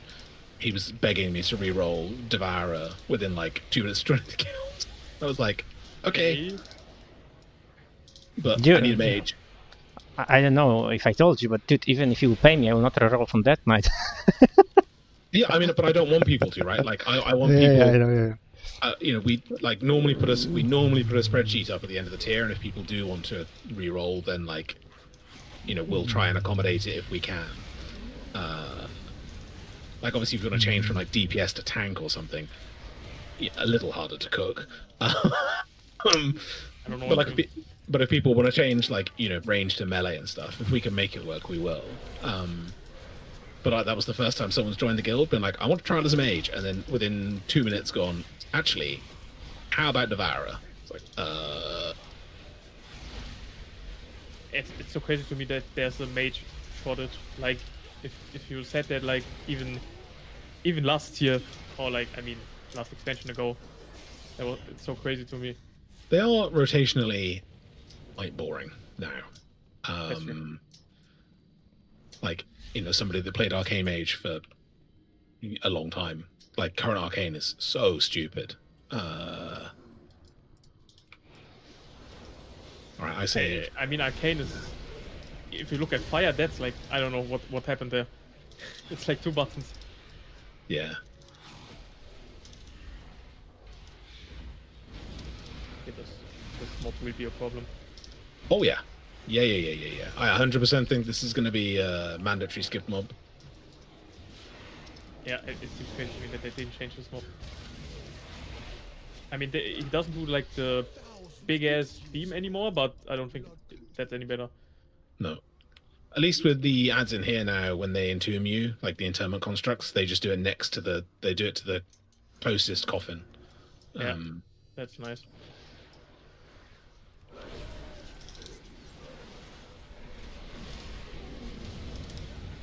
Boom.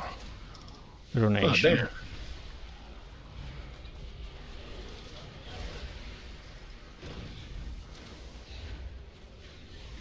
And also, like, now you can actually ping yourself compared to when this was current content. It makes doing it's so much easier. It's just like a sort of mechanic from the start. I think they Yeah. could have cooked something else here.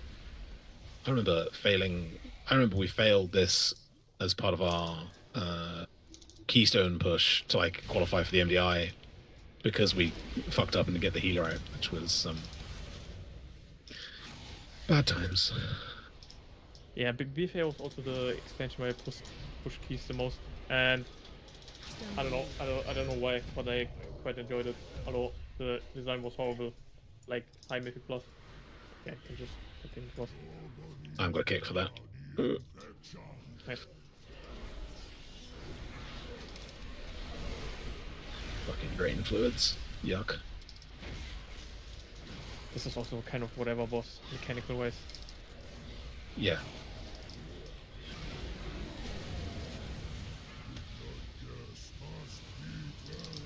Yeah, I mean, especially now you don't have to worry about like covering the floor quite so much. I mean, like I know Mr. Mage has just dropped that right where he did, but like, you know, in the past that covered so much more of the room and so much more quickly than it does now. Like, Yeah.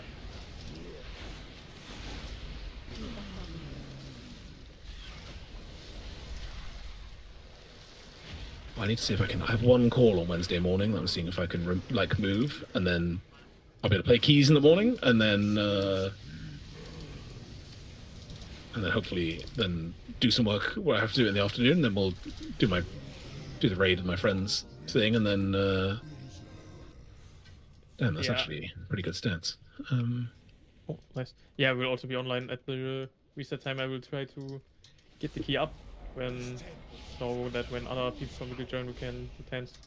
Yeah. Because I feel like I will be in the tank shift. But it's okay. Lot is actually quite nice, so I don't mind. Yeah, it's I mean, it's unfortunately timed because like one of the tanks and healers are at a concert until from Wednesday through to Monday, I think actually, which is it's very, very badly timed. They booked it like a year ago, and not a lot we can do about that. Yeah, I think Popsong kinda. I mean, he didn't complain, but he jokingly said that he will tank. He is tanking. He is having to tank the first week. Yeah. Surely this will go good. He's generally okay the first week. It's when you ask him to do it whilst it's like, you know. The last 2 weeks of the patch. Yeah. I mean, he tanked Paladins. You know, he tanked Paladins, all 23 pulls it took us to kill it or whatever, and wasn't in the. I mean, admittedly, 2 of the pulls were a problem because he fucked it up. But, you know, that's neither here nor there. Yeah. I'm still not too familiar with the names. What is the DK or the monk gone?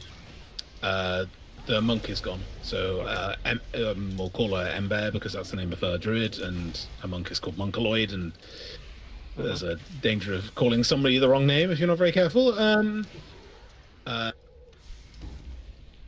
Yeah. And the DK is probably the better tank, if I don't say that too loudly.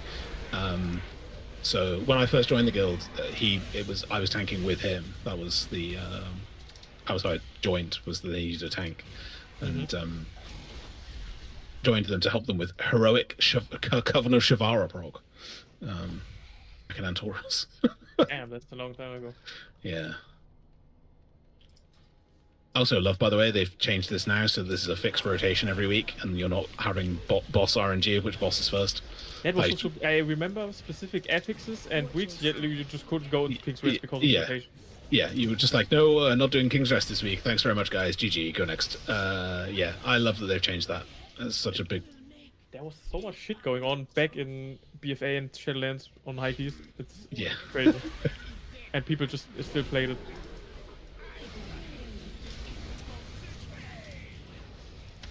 We have to put people on the line for this, right? No, it's changed to smoke. Oh, it's changed to soak. Okie dokie. Even better now.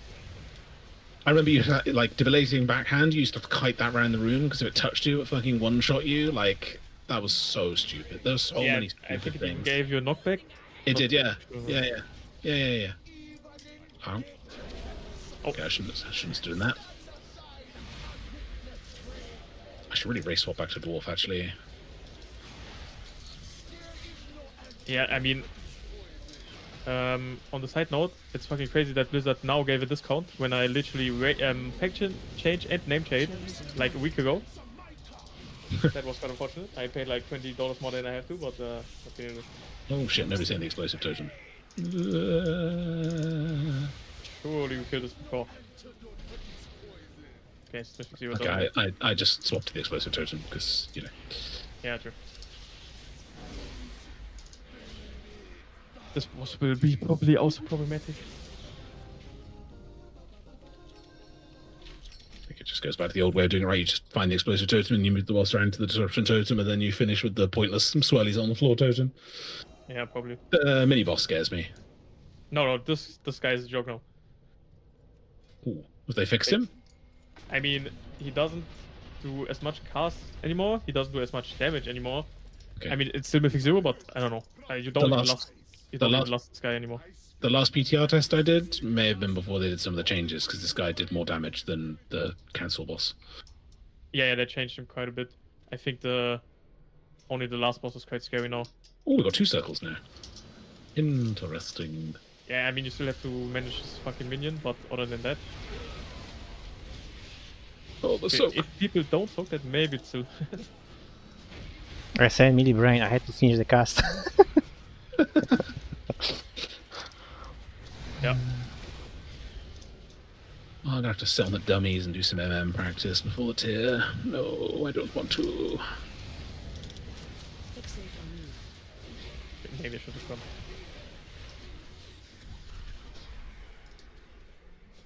But it's crazy to me how powerful the tier sets are this time around. I mean, of course, season 1 tier sets are always like weak, but I remember last expansion wasn't that powerful. Yeah.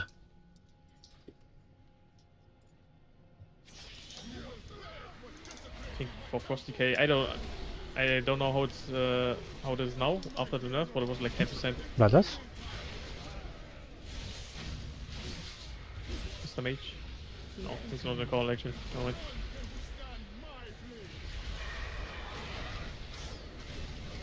Maybe he's playing the BFA strat. I'm gonna lust the second one. Probably will actually. But I don't know, this boss seems also a bit too overcooked. I mean, the change to the spears is kind of nice, but like, okay, we are actually lusting the second one. Oh, I can't fly. Fuck the feign death timing. Ass. It's actually my third character doing M0 tour this week. Oh, you're crazy. I Same had here. nothing to do. And every time you're tanking. Yeah. Okay, but that's even crazier. Well, at first, Hopper wanted to tank, but then he didn't want to. And then I said, okay, let me tank on my warrior because I don't have DPS stuff. And yeah, we also need a tank here, so. Wait, that didn't count to reset my BFA teleport? Son of a bitch. No, you have some Mythic Plus. Yeah. Alright, well, I will teleport out and run to Sethulis then. Fuck that. Can't you just key to Arcania, whatever, and go to the portal? Or is that taking too long? Let's time it. Okay, who is first? I'm from in Silver Moon. Like in Maybe Portal. I'm timing it. Timer. And let's go.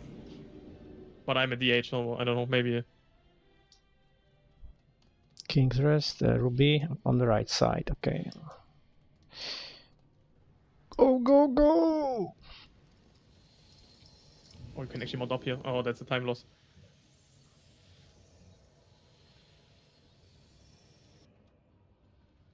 $2,000 yards away. Oh. Okay, I'm here, guys. What are you? Ah, shit. I'm also here. It took like Okay. 30 seconds. Okay, I'm 1,500 yards away. Unlucky. Oh, the heater's offline. Oh. Yeah, I think we need a new one. Okay, I'll get you one. What am I going to have to do? I'm going to do M0s on my Warlock, and then I think I'm done. I still have my Monk open, but I don't know. I think 4th World Tour seems a bit mental.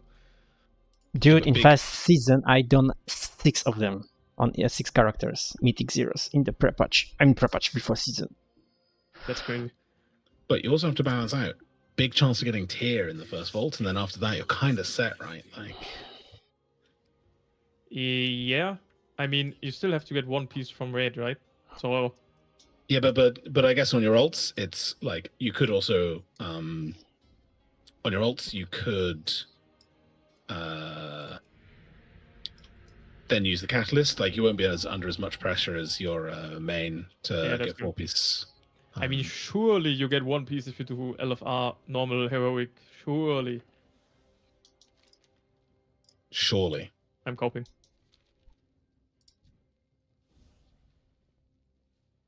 Can we... Oh, okay, he's coming. Wait, why didn't guild funds cover my repairs? Maybe the guild bank is empty.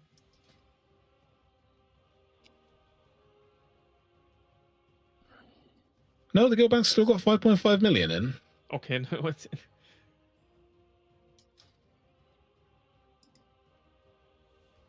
You tell me when I can go. Oh, okay.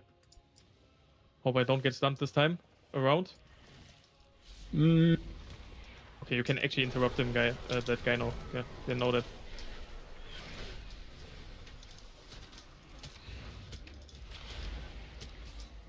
bro, why is everyone playing Disc Priest? I think because Holy is kind of unplayable That's This the... Oh, in this dungeon, yeah. on the last boss. Like, there's nothing you can do. But I think just in general, because of the tier list and stuff.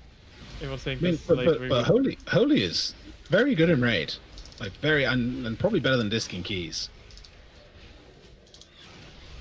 Yeah, but you know, people don't think they watch a now tier list video and see, oh, it's fucking A or S even. I don't know.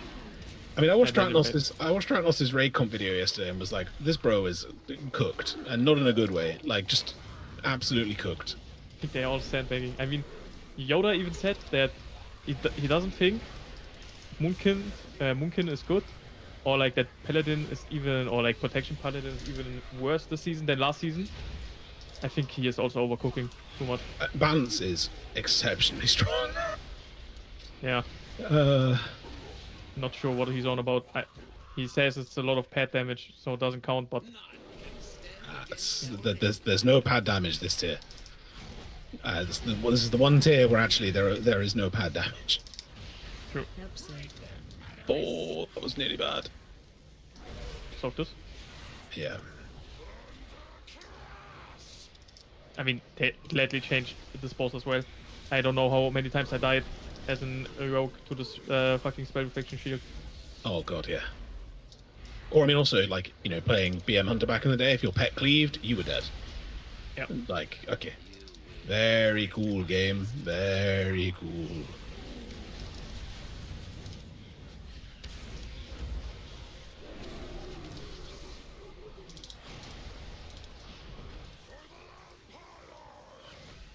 It's just today I done the delve boss on 8 characters. Well, what Yeah, was that? because my Valira is max level, I have Alcuri on epic, so I'm preparing myself for delve boss. I know now we are not time gated for first 1000 people, we have whole week, but I wanna do this first day. Like first try. Yeah. I mean, also, Trying to do it. I mean, people in the guild. We last year what we did was just after people did the Hall of Fame, we also just did group players because obviously with the bonus mythic crests, it's just like a super valuable. Yeah. Just for the quest, I would also probably do this in a full group. It's way easier. Yeah. I was so annoyed the first season because on the Wednesday on Holy was shit because they nerfed it, so I couldn't do that. I mean, it was very hard. And when they reversed it in Thursday, when Hall of Fame was closed, I one-shot it. Yeah, so it was like, what the fuck, seriously, Blizzard. I logged on. I had a work call for like 4 hours. I logged on at 1 p.m. my time, so I guess 2 p.m. server, and it was already. Yeah. And I was like, okay, well, what a waste. Yeah, that was so stupid. I mean, 4,000, like nothing. I'd And even you deliberately, cheese it. I'd even Oh. deliberately work from home. I was like, I'm going to work from home on the Wednesday. I know I've got an important call. I'll do the important call, then I'll be able to log on, and I'm sure there'll still be time.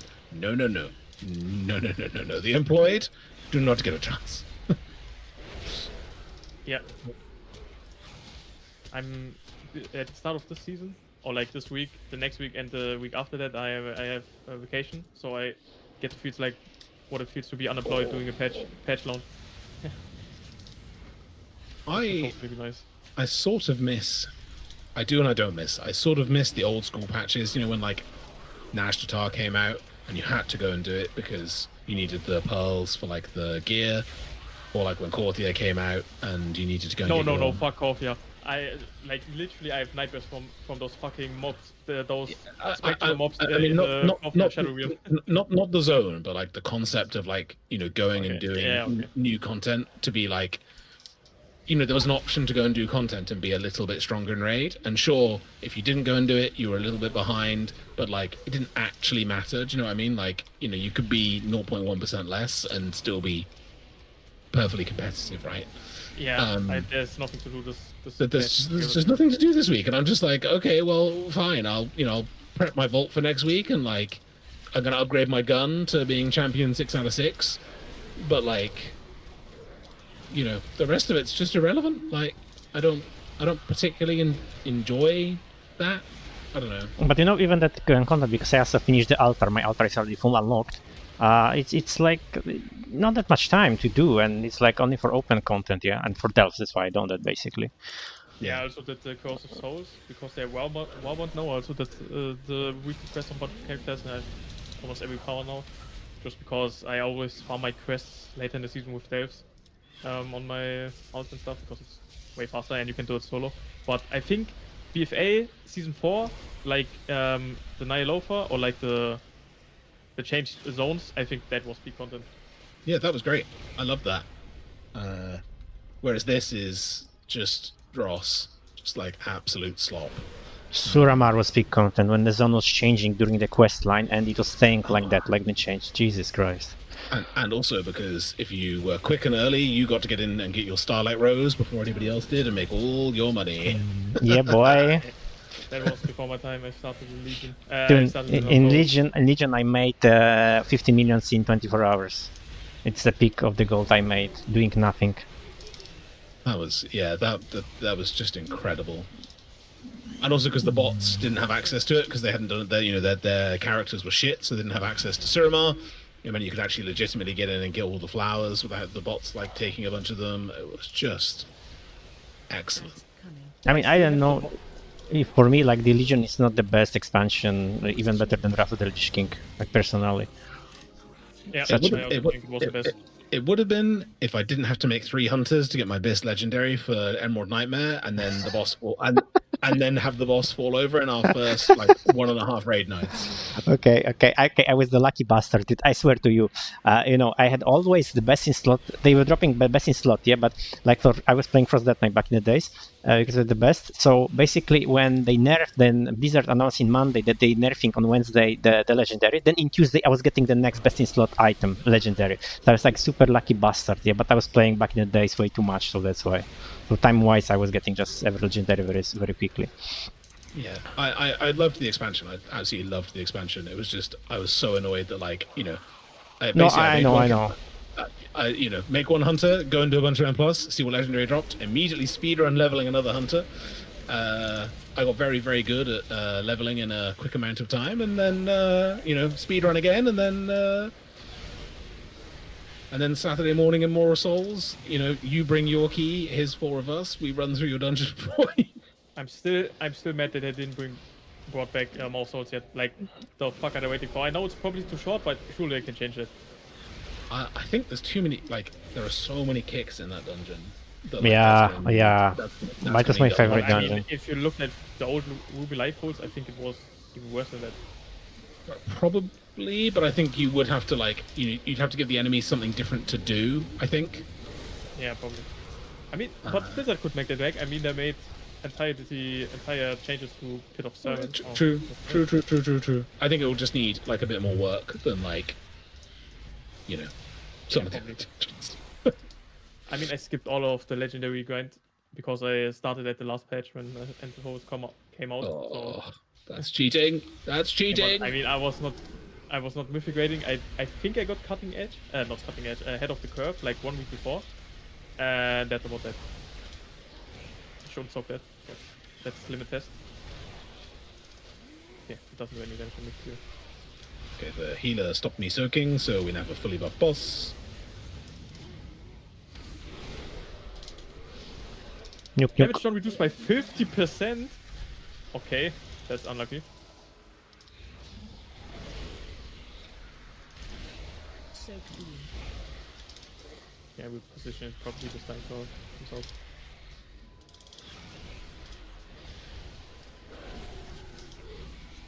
I don't know, I still have my most played character or playtime is Mage, and I only played Mage during Legion. That's how much I played it. you know, I will open. I played a lot of WoD. I really liked raiding a mod. Like that to me was like. Wasn't that like the only good thing about it? Yeah, but I mean, like, it was also just an incredibly fun time to raid, like doing Archimond, both with and without the broken add-on. I mean, like the radar and stuff. Yeah, for like, you know, where you're aiming stars, and like there was just so many cool bosses that like were new, I guess, in a way that like now a lot of these bosses aren't new to me in a way that's quite. I find too many.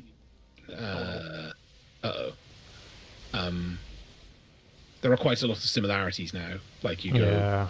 you go, Yeah, every end boss has a fucking seeder and grip mechanics. So yeah. Hellfire Citadel was super cool. Recover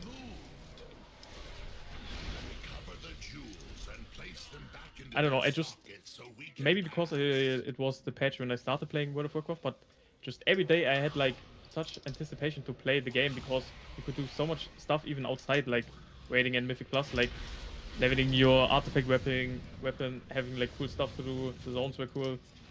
I kind of missed that in the last few expansions.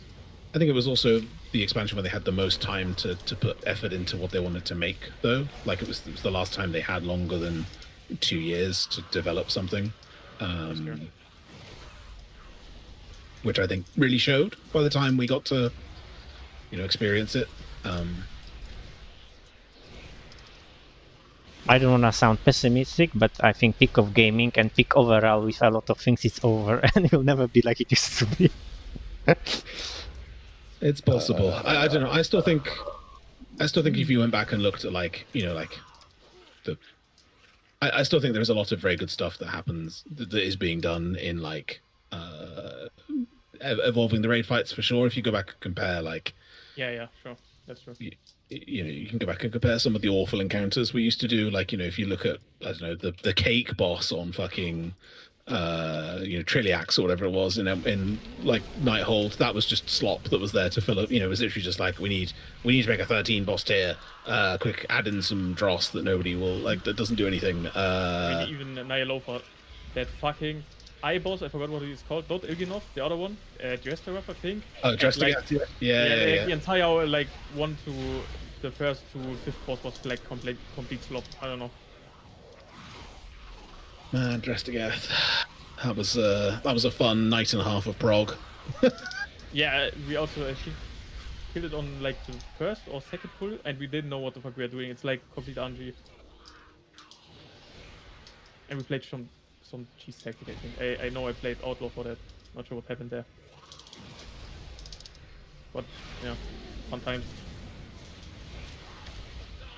But I think it's also so fun to me because back then I was still in school and the pandemic hit and I didn't have to go to school for like 3 months and I could play World of Warcraft all day without any obligations. So I think that was also a peak of my experience. How old are you? 23, I'm still a Zoomer. Oh, okay. I was 17 back then.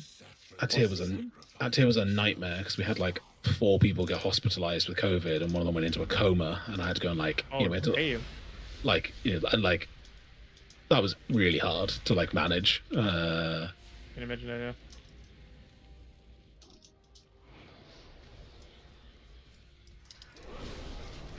I still remember I had to farm the last rank of one of the Azerite powers.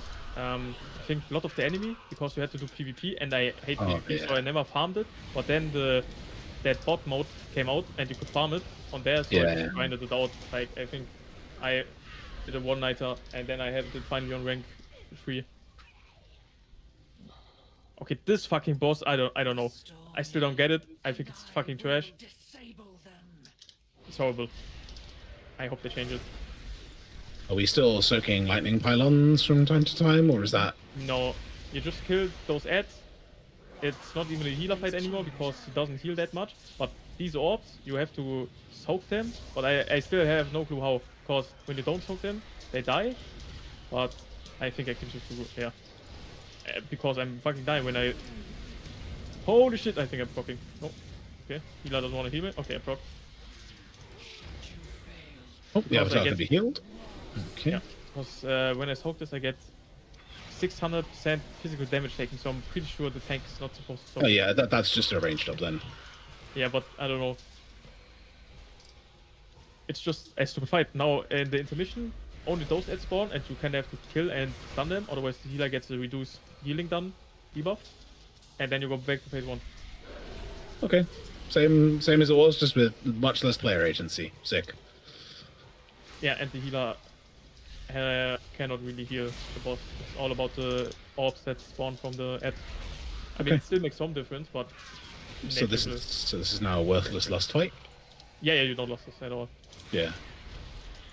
And the phase, like, the avatar doesn't even come down to help you. It just ends whenever he's full. So, What the fuck? Yeah. Okay. That's okay, fucking epic. I cannot solve this if somebody else has to solve. I'm going. Yeah, and that's what's happened. I have no clue how to play this boss. It just needs people to soak that. Well, I was the only one in soaking. Okay, that probably explains it. Mr. Mage did not soak. Me too, I have to admit. Oh, well, I think one. I think I can take one for 10 maybe zeros.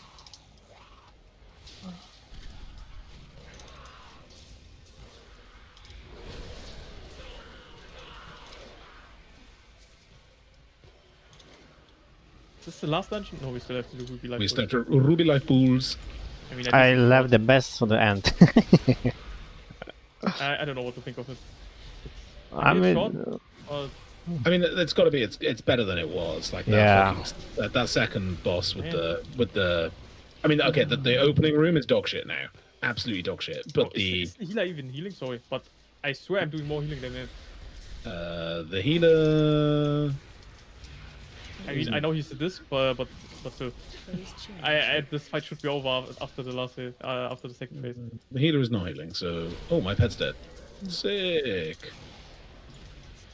Okay, I would just take one, and somebody else has to take the other ones. I've got Otherwise one. we will die again. Okay, we're good. Nice. Okay, this actually makes sense. Ooh, you're getting fucked up. Yeah, I think I guess.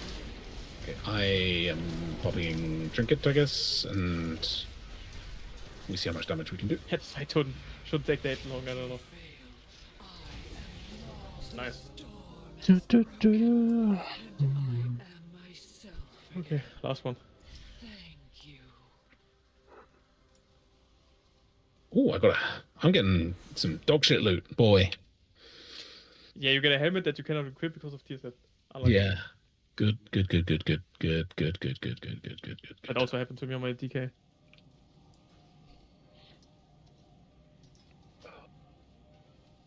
It's okay. I'm feeling it. Wednesday, I'm opening the vault. There's going to be 2 bits of tier to choose from. Yep, great for that, because taking a socket would be crushing my soul, I think. Yep. Because then you're kind of behind, right? I mean, depends what drops you get in raid, but do we get like a tier catalyst charge week 1, or We get 1 charge week 1. So we get 1 charge next week, and then we get 1 get charge one next from week. the achievement, then 1 from the charge, then probably if you get 1 on the vault, you just need 1 from the raid. Yeah, exactly. Okay.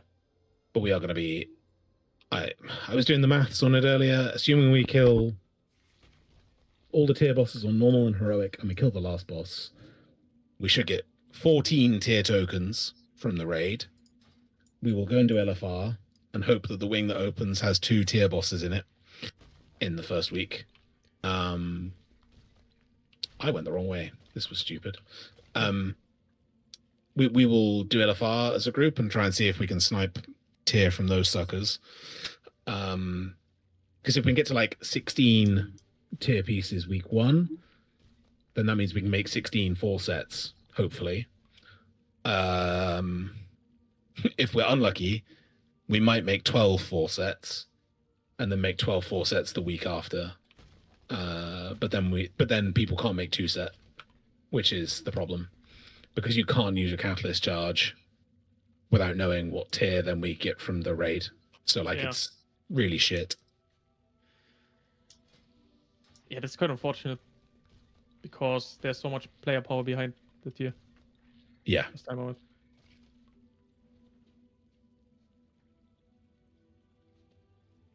Right. Let me teleport to the Flash Frost Assault.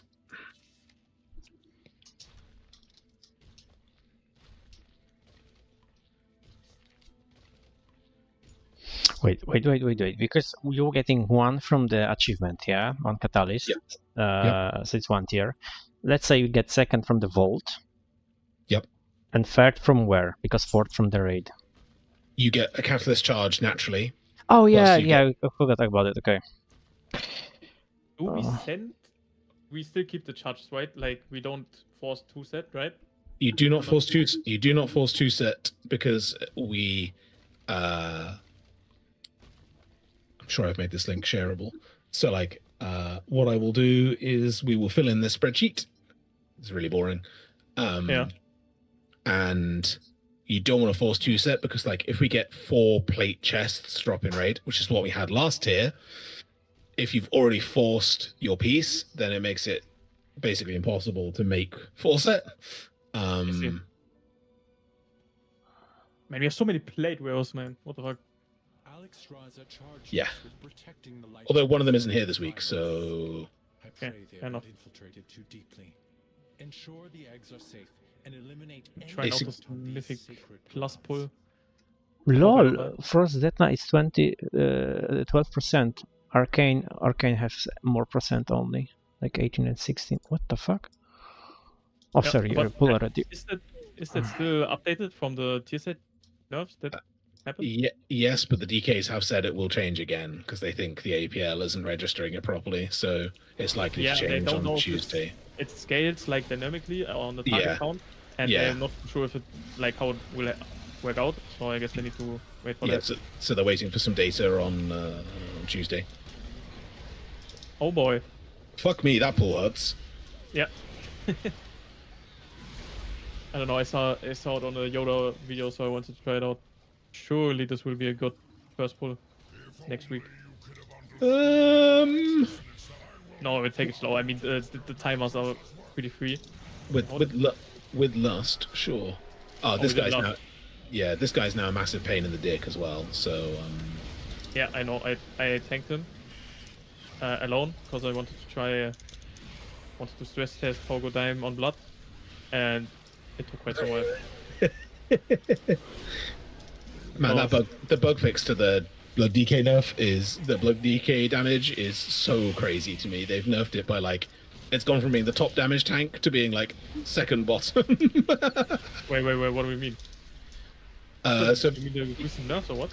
So between the nerf and the fix to like they overcompensated for the fix to Dancing Rune Weapon, and now Blood DK is in the bin for damage. You sure? I'm maybe I'm not registering it correctly, but I saw on the class Discord and also if I look around some, it was like only 2% when you play Saint Lin, or like 2.5%, or was there like a bug fix after There that? was I think there was a bug fix after that because if you look in that sims towards the tank set at the bottom, things are not looking great. Yeah, because when I did the world tour, I think that was before that, but even after that, I need to check because I was actually like top into meters, so maybe I'm cooked, yeah, but they didn't touch the survivability, so No, the survivability is still 8 here. Like absolutely, like you're not. I think it's between that and prop warrior probably actually is the most effective tank in the raid. And M plus, I'd say probably prop paladin. But I'm hot take. I would say it's Guardian dude because I think prop paladin is a bit overrated and Guardian underrated because all the top players on the PTR didn't even play the meta build. I don't know. They didn't play with Apex 7, and I think they are undervaluing it, but I'm not sure. Because in a world where you don't play Boomkin, I think you play Guardian. He actually kind of needs to destroy me, otherwise I will just get frozen. Or is it? Yeah. I mean, I have 20 stacks. I'm not sure why I'm not solid. What the fuck? I think the fizz comp probably does fall away now though. I think you probably do play like a Boomkin, Devourer, Okay. Like I can, yeah, You have secured the pools below. I I, require your aid. yeah, probably something like that. It's the specs are so spread out or like so evenly spread, so it's kind of hard to see like which comp gets played. Danger. A powerful primalist is attempting to burn all the nesting areas. You must clear But we really have to wait and see in retail, because like when I was testing at PTR at the beginning, like just the first when they We go released right the now. raid on Heroic, so it was before they nerf Unholy on PTR. And then already people were saying, "Oh, Frost is doing better. Frost is doing better than Unholy."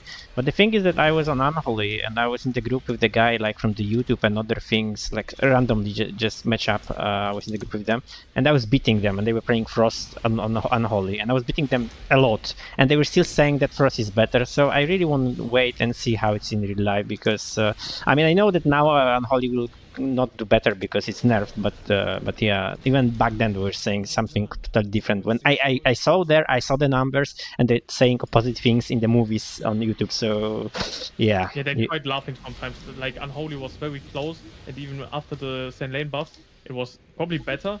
Now it's probably like a bit behind again, but after the nerf to Frost, this reset, I'm actually not sure anymore. Could be both, or like DK is just I'm actually dying. Hello. Okay, I got a proc. Okay, we got this guy. Okay, this guy is actually chill until 50%. It's just Unholy is just better at sustained damage or like longer pulls, and Frost at Burstia shorter pulls. So I think it will be favorably for Unholy the higher you go. Pretty sure. But we have to see. I mean, it's just a lottery right now. Like Unholy could catch a buff next tuning pass, and then everything reset is meaningless. Do not let the primalist desecrate this hallowed Really hope that happens, by the way.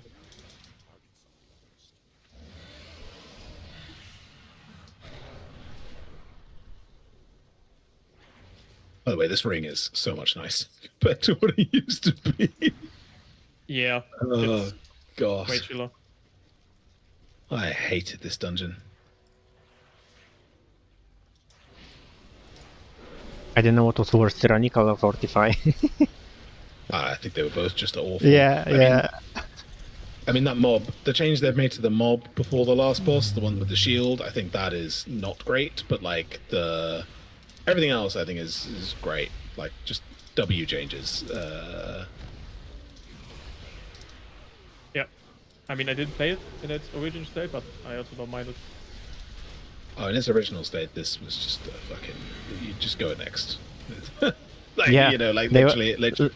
When it was weak, I don't remember the exact like the affixes, but you were weak, you were skipping this dungeon at all. If someone had a key, it was that key. Like the explosive. Was it the explosive bolstering or whatever it was? That Oh, was what it was, bolstering, like- yeah, bolstering, yeah. Yeah, and you were like, okay, well, thanks very much, bye bye. Wasn't this dungeon already brought back? Yes, but unchanged. Okay, because I don't know. There's so many dungeons they could bring back, and they bring back this shit again. This is very popular. Oh, I pulled. Okay. Oh, but this guy's kind of scary. But you know, frankly speaking, I don't like the change to Mythic Plus that it has fixated affixes, because it's boring. Then every week was different. No, this is the best thing they could do. Nah, it's just boring. I remember in BFA if you played fucking bolstering and sanguine on. Like, Okay, kind of but you see, strong, so then the you could play things the key. they should change affixes, but it should be different every week. I'm not fan of Mythic Plus overall, but for me it's even more boring, and I don't feel like doing Mythic Plus because every week is the same. I think if they looked at the fellowship system, where you get different affixes at different key levels, that would be a lot more interesting to me, at least. Where, like, you know, I don't know if you guys have played Fellowship at all, but like you get like if you're doing a 16, your 16 Ruby Life pools will be, you know, X affixes. You know, maybe it'll be like, I don't know. I'm trying to think of what a good example is. Could be like necrotic bolstering on the 16 Ruby Life pools. When you push to a 17, it might be explosive sanguine. But you'll be fixated, yeah? Like Yeah, the yeah. level, okay. Yeah, and so like, and then to advance to the next tier of keys, you have to time like 5 of the 8 dungeons on that key difficulty, and then you get to move up. So if you get 3 dungeons that are just like absolutely undoable on that difficulty, you are able to like push past it by doing other dungeons. So, like for example, if necrotic bolstering in here was like completely evil, you would be able to just push past it and instead play like Ruby Life, the Ultra Fangs, or basically do the other 5. And then the next difficulty up, this might be the much easier one to go and do, and then like that to me is a lot more interesting because it's sort of, you still get the deterministic aspect of like there were weeks, as we've said, where you just didn't come and do this dungeon. Yeah. At least then it isn't a week; it's just a difficulty level, and like I think that's far more rewarding than just. Oh my god, this mob is fucking trucking. Yeah, maybe I shouldn't have pulled it together. But like that to me would be a lot more interesting and rewarding than like just the slop of like no affix is quite tedious. I mean, I would say a 12 is easier than an 11 because some affix combinations are just stupid. Yeah, oh yeah, absolutely. Like the one where you have to like do the dispels, nobody does them in like a bug, right? Like you're still waiting for the healer to like nobody self dispels. Just to wait for the healer's like going, oh my god, I've got to find an extra 5 dispels like really quickly. Like that to me is a stupid one, or like the What the fuck am I dying? By the way, stupid question, but the plus 9% or whatever for Frost that night is coming on Wednesday, or it's already in the game? No, it's coming on Wednesday, Okay, so okay, your okay. like Frost case actually stronger. Oh my god. Until you get your. I did not pull it. No, it's actually stronger until you get your 2 set. So for I don't know, but Unholy in general is better until you get any set. So I don't know. I'm not sure. I think I would just stick to Unholy because it's the safer option, and I can also play Frost when I craft the 2-hander. And not Frost. I mean not. For a fairly forbidden pull, that actually went remarkably well. Yeah, I think it's kinda whatever on MZO. Do I just pull these guys with, or can somebody? I think we can be honest. Yeah, probably we'll craft 200 then. Not sure. See how it goes.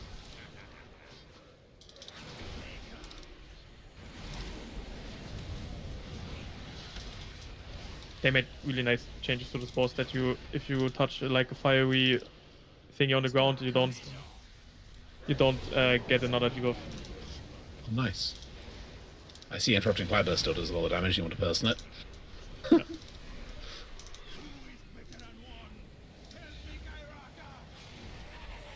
Okay, we did not do a good job of dropping the fire, but It's okay. Man, they really butchered Vengeance Demon Hunter, man. What the fuck? Such a low spec. I literally can't even stack my Painbringer stacks anymore. I don't have a real defensive. I mean, it's nice that I get multiple stacks of meta, I guess, but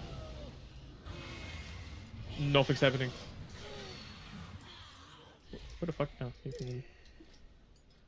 nice. okay, That's it, folks. that's the hunter done.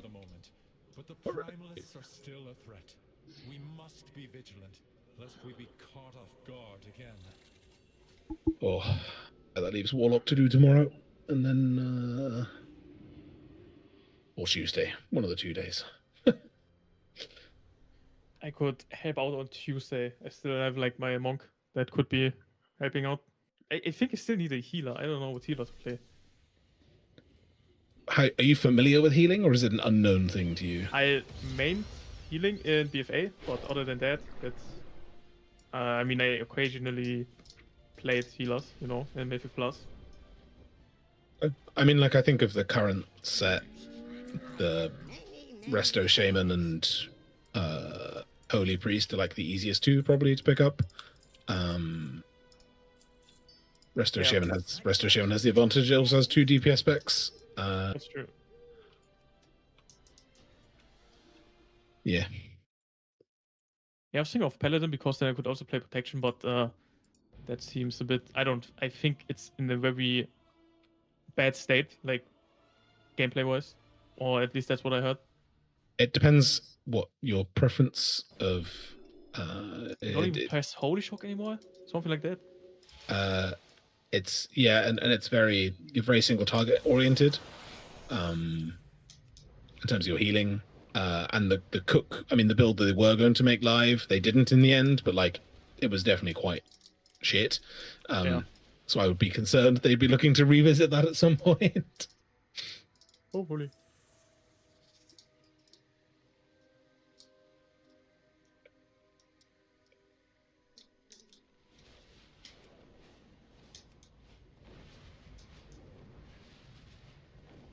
When I got 2 fucking drums of renewed bonds out of my delve chest heroic items, I was fucking devastated. That trinket is not it. I got a what did I get? I got a effigy of Ulutek's Faithful, which is you get a random secondary stat. Yeah, and I know. and it's actually quite good. I was asking, I know the BM Hunter TC that's not Azotharian, the other one, and he was like, actually, that's not a bad trinket now. They buffed it, and actually, it's pretty good. And I was like, excellent. I think Azor's only doing BM, right? Or like mainly? He does MM, and then now he's grifting and needs more money. He's now doing BM and survival as well. I mean, I have such a funny history with Azor, because back when he was in Galliwix, like Council, I was like an advertiser manager back there, and it's so, I don't know, it's just so funny to watch how much he has changed, and that he even has that audience. I mean, he was like part of the biggest RMT operation ever in World of Warcraft. So, he's also it's also hilarious to me because he's just wrong so much of the time. Which he's writing the APLs as well. He is, and then people correct it, and then he gets really angry with them, and then it turns out that they were correct, and that he did need to make a change. Nice. Yeah, yeah. There's like last week he spent a whole afternoon arguing with a guy who was explaining why the way Azor had implemented explosive shot in like more than 2 targets was wrong, and Azor was because Azor was only using Claude now to write the APL. That's crazy. And he's also he's made his new website where he's got PI sims for every class. He's got PI sims on there now for every class, and he's used Claude to do those as well, which is quite funny to me. Oh no, it's like an AI slop fucking website. Oh no. Yeah. And his PI sims are different to everybody else's. Like his PI currently has Devastation being like the top PI sim. Nobody else has that. Yeah, that's like an Cloud Slop Deluxe right here. Yeah. So yeah. I have very mixed views. I raided with him for a little while as well, back in Warlords of Draenor. Before he was quite so, I guess, well known. And it's just quite funny that he's not changed at all, really, in terms of his approach to like, I'm right, everyone else is wrong, and even if you gave him evidence, he was not interested. Yeah, it was the same in Galliwix back then, because like Galliwix had kind of I'm still so remember that it was like the only real or like the biggest boosting community, so we could dictate the prices at some point, and he was so set on not like lowering the prices because there was like Oblivion and fucking Nova who tanked the prices, and we lost a few buyers because of that, and he was so certain that because of our fucking, not because of our quality, I mean quality as well, but of our like reputation, that we would still get buyers. And it was such a shitstorm because every manager, every council member said, yo, dog, that's not how it works. People don't care about it. They care if they're getting boosted or not. And yeah, he didn't change it. Yeah, it's quite funny to me that him and Pancake have like just completely escaped that whole thing. Oh, fucking Pancake. I have so weird DMs with him because he was also, I think, also a manager. I think he was. Yeah, he was. He walked away with billions of gold, and then afterwards was like, "Oh, actually, RMT very bad." You're like, bro, you are the call is coming from inside the like Yeah, I know. Chad, who's in the guild, he's the Holy Paladin wheelchair, I think, from when you've been playing Yeah. with us.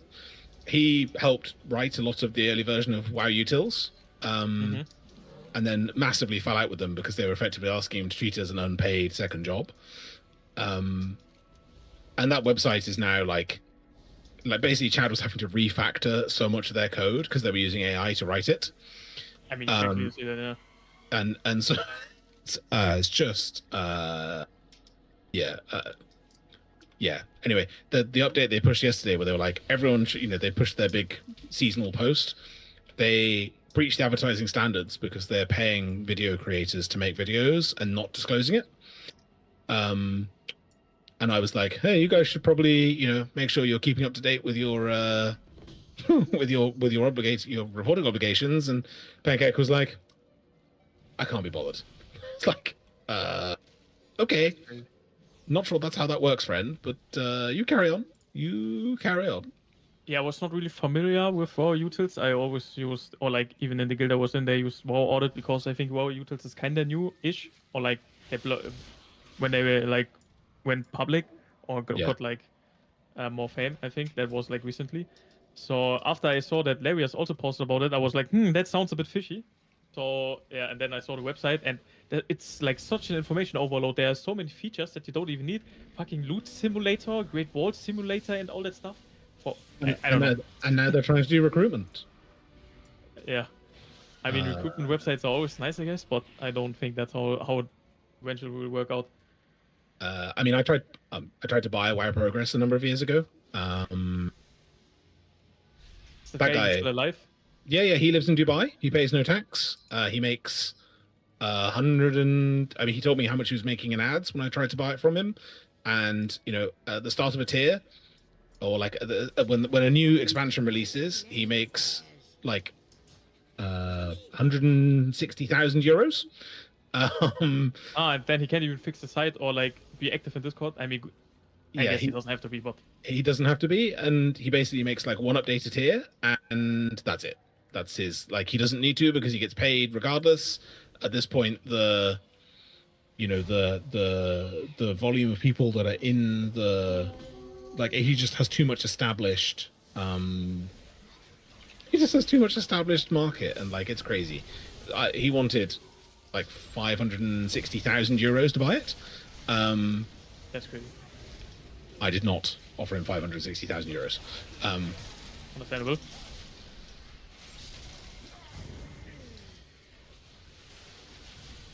Like, how does he even make money? Just with ads, or? Yeah, just with ads. Just with ads. He makes like a fairly ludicrous amount. Makes a fairly ludicrous amount in ads that just sit there and passively farm in the background. Yeah. Yeah. Good times. I mean, if you look at the website, I mean, sometimes he does like little updates, but I think that the last time was in Dragonflight. Yeah, characters are being updated now for Dragonflight expansion. That was fucking 2 years ago. Yeah.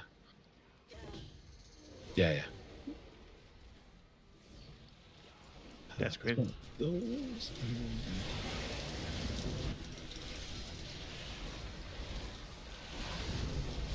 It also seemed funny to me after the announcement where some people who bought like the last mount from communities got their mount revoked. I asked around some of friends I had in like Dawn. I think that's the biggest community right now. Not even sure anymore. And so many people got their mount revoked, and it's such a shit show, and it's not even like announced properly. They just delete comments or like close support tickets because of it. Yeah, I have mixed views on how they've done it. Some raiders also got their mount revoked, I heard. Yeah, so like a guy in one of my friends' guilds has had his mount taken away. He only ever did kills with the guild, but because they took a buyer and he played on a different character for one of the sales, they've taken the mount off him. Yeah, that I think is quite stupid. Yeah.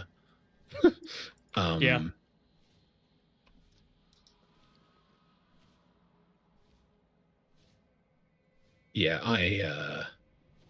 that I don't agree with. I think they've fucked it. a little bit. They probably did the easiest thing to do and just didn't look case by case or even looked at the roster at all and just removed it from everyone. I mean, I reckon they just used AI to track the gold path, probably. If you traded gold in the instance, I reckon you were probably fine. I think if you traded gold out of the instance, you were probably not fine. Yeah, if it done through an advertiser or middleman, I heard some people got the amount revoked. Or basically everyone who did an in-game trade with no advertiser or middleman was fine. Something like that. Yeah, I can believe that.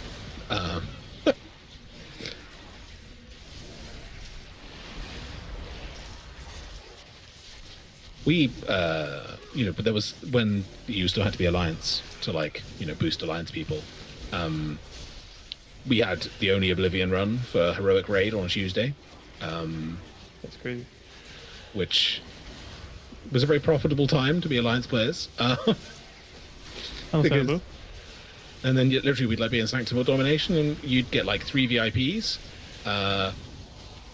which, paid for, I don't know, paid 1.5 mil each or something because we were Alliance and we could charge whatever. That's big. You'd boost with 12 people and just the most obscene money-making scheme known to man. Whereas now it's much easier just to sell all 3 EC mounts at the end of the season and pocket enough gold to fill the guild bank and give people some money for crafting at the start of the next expansion and just go again. Just an absolutely... Yeah, after the rise of the Iranian people in World of Warcraft, the prices really tanked. I know they were always here, but I don't know, something happened after Shadowlands. They became much easier for them to cash the money out. Yeah, probably.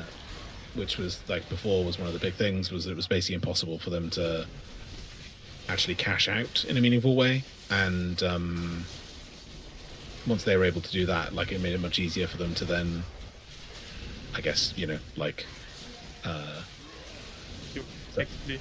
And yeah, that's true because I still remember the prices were not that cheap or fell that easily back in the days. Probably because also it's easier, but that's crazy. Yeah. I mean, week 3, the price now great. The price drops 75% or whatever, and you're like, oh, okay. Yeah, I wonder really what kind of guy is paying those pre-order prices. After week 2, it will drop 50%, and then every week there will be a price decrease. So I don't know. I hope nobody buys that shit. We've had a few people apply that have done it. There was a guy who was a Emirati. I don't know. He had some sort of connection to one of the royal families in the Middle East, and he quite literally paid he quite literally would pay for a full heroic boost week 1 and 2, and then he was applying to guilds, and he was like, okay, well that's it's just what I'm doing. And I was like, okay, that isn't really what we're about. So, best of luck to you, sir, and carry on. Surely he would be a good addition to the roster. Yeah, I don't know. Sometimes I buy a boost for my alts because I really can't be bothered to be in LFG hell, depending on the time of the year or the season, but some people really overdo it. Yeah, I mean, the GM Hueg, I think, still has the advertising role in Oblivion from when we used to, or partner role or whatever from when we were boosting heroic. So he books everything in at with the advertiser discount. Shit, he's sliced off if we ever need it. That's the 500 IQ. Because then why? Ooh, lightning. Maybe it won't be so hot in London tomorrow. Yeah. But yeah, that's a huge boost. So if we've ever had to speed regear, there was a week where I got a Brewmaster ready for Dimensius, and we bought 20 keys or something. Full works. What kind of tank was that you actually had to, or that you even considered speed boosting him instead of a DPS playing tank? We were already seeing phase 3 and had already lined up all the DPS cooldowns for the like ads on the platforms, and it just made way more sense to be like, okay, well, we'll just have someone come in and like fill on another tank rather than like Because you needed a new tank, or because the old one was the other one was sick. And so like literally on the Sunday was like had done most of raid, and then we finished raid a little bit early because they were too sick to even be at the computer. And then I was like, okay, it's probably time, you know, like that's fine. And then on the Monday they went to hospital. You're like, oh, Damn. Okay, we will fix this as quickly as possible. Yeah. How the That's hell do I, unfortunate. how the hell do I do this? What's out there? Do I have to be in a party for this quest? That's cringe. I think so.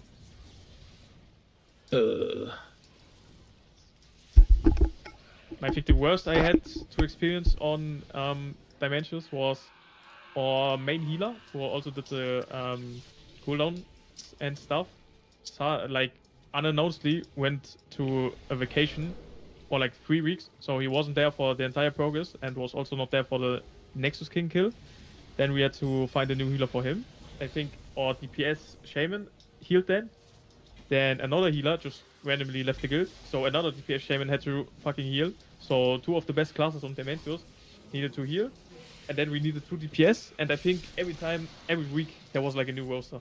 That was very fun. That is cursed. At one point I had to tank as a vengeance. That was funny. I mean, that wouldn't have been so bad for P3 on Dimensius, like, but for the other phases, Yeah, it was great in phase 1, I think. I mean, because yeah. I didn't get a knockback, but phase 2 was awful. awful. Yeah.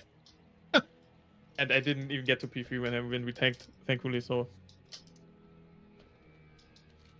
which hopefully was not because of me, but rather we didn't see play phase well. 3. Yeah.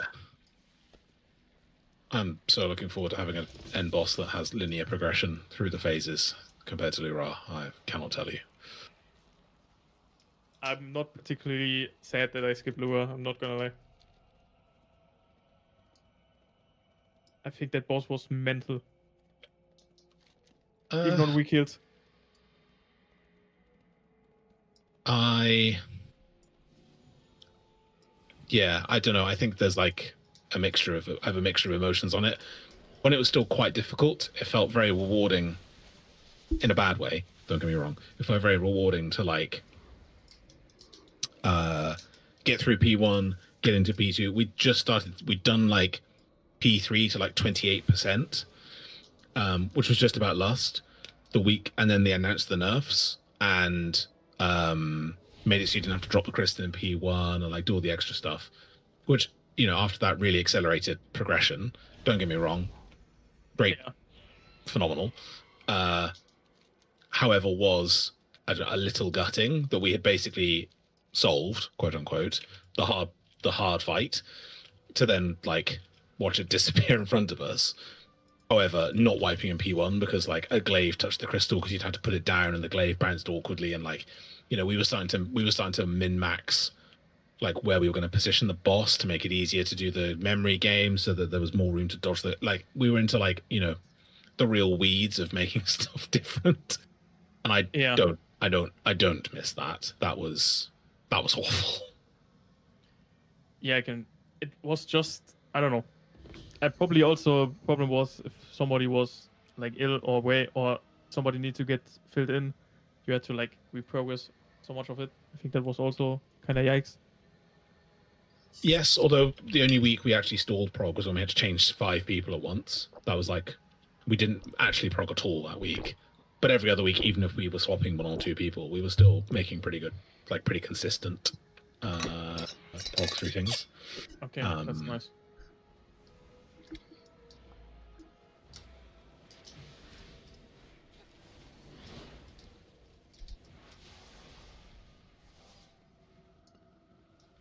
And we are +1 mage as well. Excellent. So the mage crisis is averted. I think so. I'm just wondering what, I mean, because I'm not too sure about that yet, but I think Pop Song, I played with him, like we did the MCU tour, and it kind of felt like he's often in like the hospital or ill. I don't know what's going on with over there. I hope he's okay. But I that just was- noticed he's like our only warrior, so that was a funny part, no, like not funny, like at the start of Mana Forge, he messaged me and was like, I'm in the hospital, I'm gonna have a small, they're gonna do something tomorrow, it'll be fine, I'll see you in like a couple of days time. Then he stopped responding, and that's scary. after like 5 days I was like, okay, Popsong's no longer replying to me at all. Asked around a few of his friends that also like knew him, and they were like, we also haven't heard anything. And then one of his friends found out that he was in a coma. He was in a coma for a fairly long period of time, then in intensive care, and then like in the hospital recovering, and has been in and out of hospital a little bit since with like, follow-up problems like, long-term infections and stuff. Yeah. Hopefully the worst of that is behind him, but that was like a fairly funny, and like a not so funny, like I say funny, not funny, but like I know what you mean. like, I was like at work being like, haven't heard from Pop Song in like 3 or 4 days. Hope he's okay. Don't hear anything for another couple of days. Hope he's actually okay. Yeah. Understandable. We've had other warriors in the past. Some of them have changed class to other things. Most of them no longer in the guild. It was pretty funny though, let's be honest. Hey, yo. Lol. It was pretty funny, and not in the like funny, like not funny, but like of all the things that could have happened, that was like the one thing I didn't have on the bingo card. Was like, goes into hospital, goes in a coma. Can I imagine wasn't that. really betting on it either.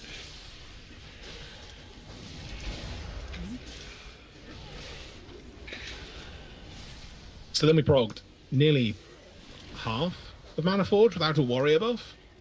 Damn. That's rough. That didn't last though. We did swap eventually on Fractalus. It's something. Yeah, one of the rogues went warrior. Yeah, I mean that was also because Rogue was not very good. Wasn't it like low-key very good and people just didn't realize it? Like on Dementius and Nexus King? Pretty sure that was the case, right? Yes, we were playing Outlaw. So Okay, never mind. so it was actually great for Soul Hunters, which I think we killed in like 19 pulls or something. But it was absolutely diabolical. Yeah. That's quite unfortunate then.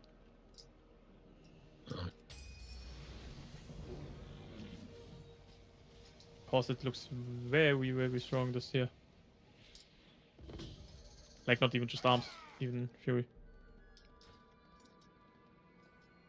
We're Yes. gonna get the same treatment we did in the Queen raid. Yeah, Nerubal So, Palace. Yeah. Yeah, you'll get to the end of week 1 and they'll be like 10% or enough. There were Fury nerfs for 9 weeks in a row. Yeah. I made Fury Warrior in Sepulchre. And it also looked very, very strong, and then it just kept on getting nerfed. And That then was they fixed it. unfortunate. Then they fixed it by buffing out the attack damage. Yeah. That made me sad. And I had to, like, I was in the group with the enhancement shaman, and on Helandros, he always forgot to replace the fucking totem. I think that was my worst nightmare. I had to fucking carry the bomb, we had to do DPS, and he didn't place the fucking totem. I think at one point I did a macro to remind him. And at least you had a Victory totem sometimes. That's true. Did not bother with that. That was a fake raid buff. Yeah, but for the few classes, it was actually pretty good. Yeah, but I have long ascribed to the view that we don't raid at a level where actually it's nice, but like actually necessary is not always the case. There are some things that make things easier for sure, don't get me wrong, but like also, you know, there are also just things that are just not necessary for us. And like, yes, there were a lot of people that were unhappy that we didn't have Wind Fury Totem, including the three Ret Paladins. But at the same time, we still killed things, so maybe I was right. Yeah, I don't think it would matter at all for like consistency or like the level we are at. But yeah, I mean, for example, this year I don't think it will matter if we have like one arms warrior or two. Like, I don't know. You're gonna Some have people- none, right? Right? Hopefully one. I don't know. You don't want to see that Pops on arms, let me tell you that. Oh no. He's implying something else. No. I'm not implying anything. I'm just saying you don't want to see the Pops on arms. He is implying something else. Oh, Excellent. I see. Me? I mean, look, if they fucking butcher DK some more, I just wanted to say my warriors ready. I see. But Is that's it not. though? I mean, he will. I mean, he is right now. I think he's like 285 item level. I did every delve with him, every mythic 0. I So also is need that- to do. Huh? So what you're telling me is that when the tier piece drops in Block God's vault and it doesn't drop in Rexon's vault, that you'll be hitting me up. Is that my takeaway from this? I mean, I'm not sure. I don't know how good it is to switch right before tier, but I mean, if you ask me to, I will. Historically, not a great idea has been our overall experience of people swapping last minute, but Yeah, probably. I just like to have options because, yeah, being in a class that's probably not. I mean, I'm just speculating, but probably not good enough to have like multiple of it. Always not. I don't know. Nice. There's a couple of very nice DK fights. Don't worry, we I'll be have always multi-K, that's the here. problem. I never change, even if you ask. I mean, I've never asked anybody to change. To be clear, I've asked Popsong to play prop, but never. And arms. Yeah, but that was also because Fury was so bad that tier. It's big. Yeah, maybe I'm kind of traumatized because like every tier besides this one, I had to fill something in. I think I never played really the class that I actually want to play on this patch. So yeah, maybe it's just engraved in me that I just play whatever. Let's also put it this way: we haven't had a single warrior that's lasted more than a season, Yes, for at least 4 years now. Besides me, that is. that's crazy. Warriors, man, you gotta tell him. They play for a season and they have their hands worn out, and they want to swap to mage or something.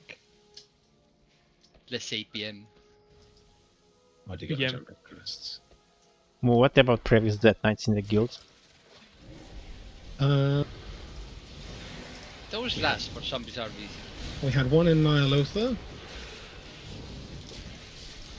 We had Solera played DK, but I think because he felt like he had to, not because he wanted to.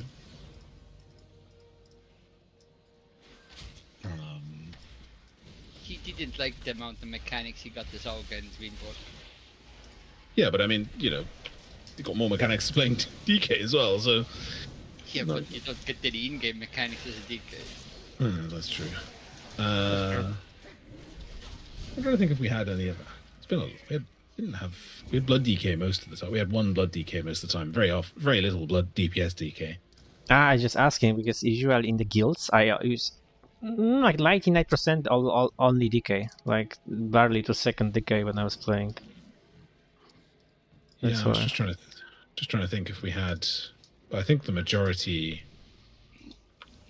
We had one or two that have played DK only, but they've.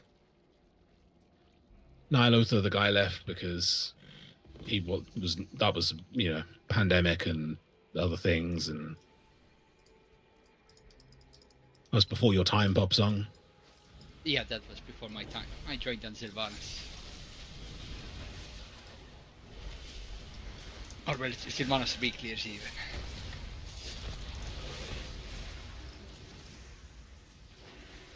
I played DK in Shadow Season 1 as the only DK. That was pretty nice because Unholy was broken and AMD was also very broken. And then we had like 4 people switch to it. And then we somehow got worse because people didn't know how to play it because they swapped mid tier. We had a Greek guy play DK during that time. He played DK and Warrior. He's a special boy. Special boy. Every fight we worried if he's gonna disenchant the weapon or not. Exactly. What? Oh, man. I've got to find the clip now. Don't think I have it saved either. God damn it. Hang on, I've got it here somewhere. I remember I got the rank 1 healing log as Death Knight on Zymoth because, I don't know, it was our first kill and I didn't want to die because I had to carry the seed, I think. And yeah, that was my only rank 1 log I ever got, I think.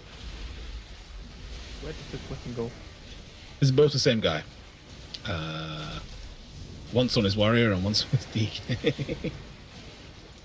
See. By the way, the shit you sent with tier, Yes. do you know when it was last updated? Like how fresh it is? Today? Okay. Okay. But as I said, the DK ones they think will change because they don't think the APL is working properly. So, No, I read the guy who is like behind that night stuff. He's in get a stroke, so yeah. Hey, Zach, yeah, but he's back. I think that was at the start of the month. I think he already made some changes. Let me actually watch the clip. I mean, because when I look at this shit, like the difference between Frost and Unholy, it doesn't matter which one is better. It's just slight, like it's a margin of error for me. Yeah, I mean, but those are sims, so there's no uptime, there's no like different damage profiles. So it really depends if there are many ads or like 4 to 5 ads that need to like quickly, then Frost will be better. Or if there's like single target or sustained damage over a long period of time, then probably Unholy will be better. Yo, how the fuck did that guy actually lose his weapon? What the fuck? I think he just disenchanted it when he went to the toilet during break, and then when he came back, he didn't realize he didn't have equipped. And then my favorite part is when he says, "Oh, it's okay, I have something better." Yeah, just saw it.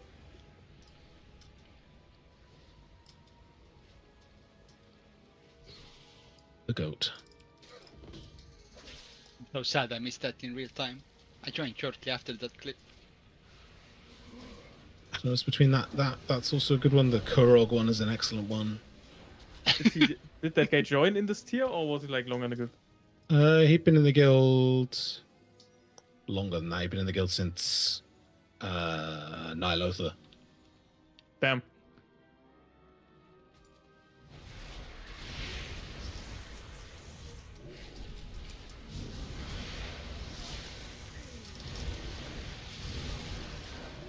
Seems like a funny guy. One of a number of Greeks that we had at the time. Man, Greeks are always special. And now we've got more Greeks for the first time in a long time. Yeah, we've got 2 Greek Warlocks and 1 Greek Hunter. Okay, I need to... Yeah, never mind then. We need to get their Greek priest back. What is this? Hey, look, man, I can't choose whether she enjoys raiding or not. That's not in my gift. Do we have any Turkish people here? No, we haven't had any Turkish people since when Popsong joined, actually. That was the last time. Okay, because I'm half Turkish, so maybe that counts. We can add it to the list. But yeah, Turkish people to raid, that's always a blast. Like, You'll just want to die after that. He played Disc Priest. He was a nightmare. Can imagine that. He left because we wouldn't immediately invite. He was like, "Oh, my friend wants to join." We didn't message his friend within half an hour, and he immediately left the guild because he said it was disrespectful to wait so long. Which I was like, "Oh, Classic. okay, I can't do a lot for you." Crazy. You could have replied faster. He hadn't even applied to the guild. He was just like, "You should take my friend." I was like, Oh, toxic. "Okay."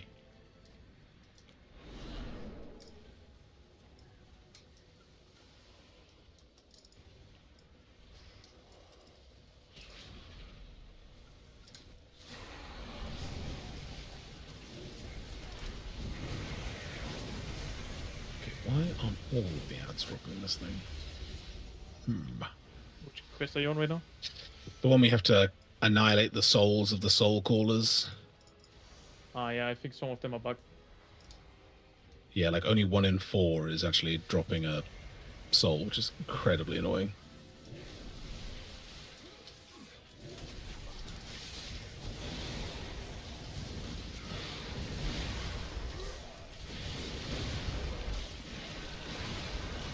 Yeah, I also speed leveled, or not speed leveled, but leveled Valera to 80.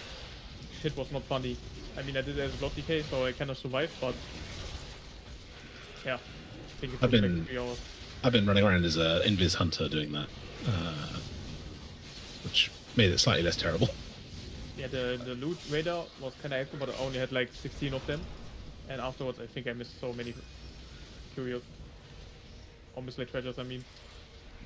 Yeah, I was watching somebody do it in the Sporefall one, you know, in the Grudge Grudge pit. pit, Yeah, Grudge pit, yeah.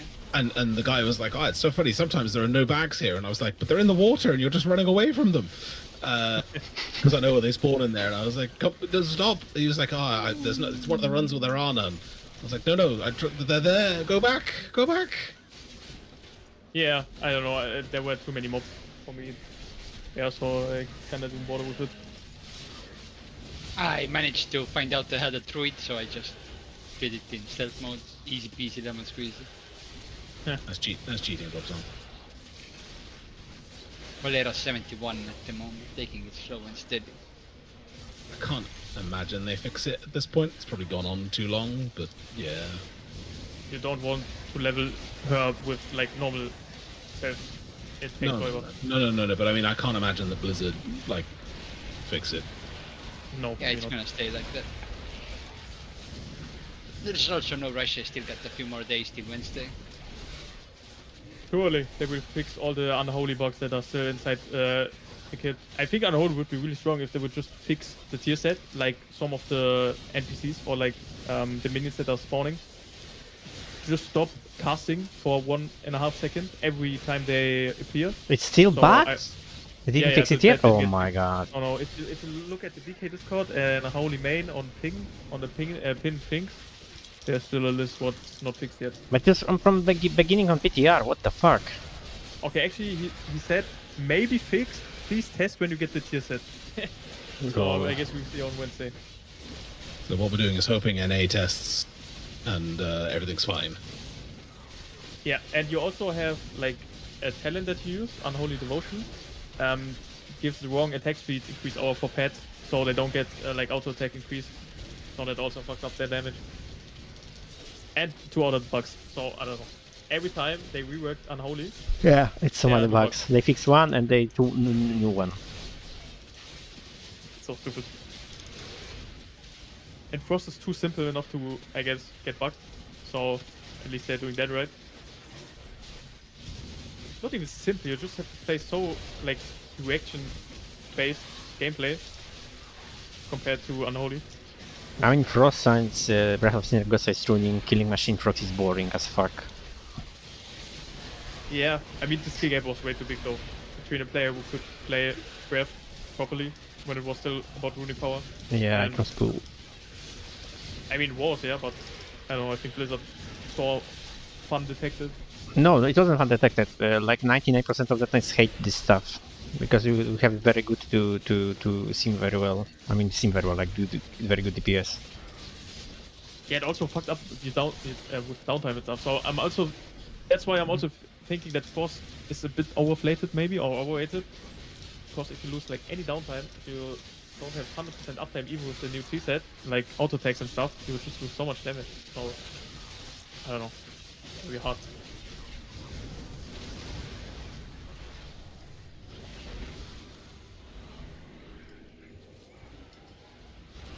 We'll just flip a coin at Wednesday and then I decide. I mean, we'll have the advantage. It's Tuesday, and we'll have the That's true. advantage of NA. Yeah. Wait, that Good is point. for us.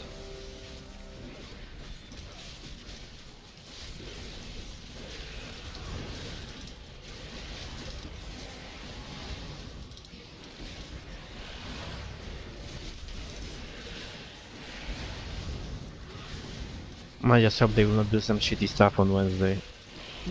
That night, like last time. I don't think. I hope I don't think so because they already posted the tuning changes. But That's not, that's still subject to change until they actually push them live, right? There's been too many times in the past we've been burnt by gets to Tuesday, Monday night, and Blizzard go, actually, how about some extra changes for you? Besides that, even this, they push these changes. They already are. No one say that it will not be bugged. So like bug free. That's a good case. Because last time, what was in the beginning of the season, one disaster for that night. The next day reversed it very quickly at least, but it was just so bad. Yeah, I still remember a screen. I wasn't playing actively back then, but I still saw a screenshot where Unholy was like even below the tanks because it was just bugged. I mean, I was almost also below tanks, but not exactly.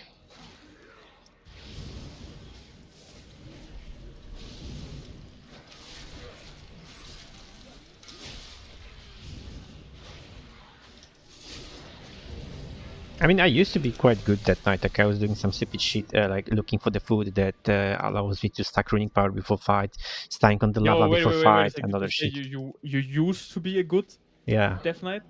Yeah, my mate, I'm getting old. Like right now, when I try play Rogue, I mean, I was thinking because I was thinking to make my main alt Rogue, and I gear up Rogue. I do Mythic Plus on Rogue. I do Delts on Rogue. But now I'm playing Rogue more and more, and I'm realizing that he's too fast for me to play. And I wonder, because Rogue was my first character ever I played World of Warcraft, and I'm thinking if World of Warcraft Rogue was at the beginning, 20 years ago, Rogue was way different, was slower. I mean, especially like assassination, or I'm just getting old, or Rogue just changed so much, or I'm getting old and just too fast for me to do very good DPS. I don't know. One of two. We can choose which one.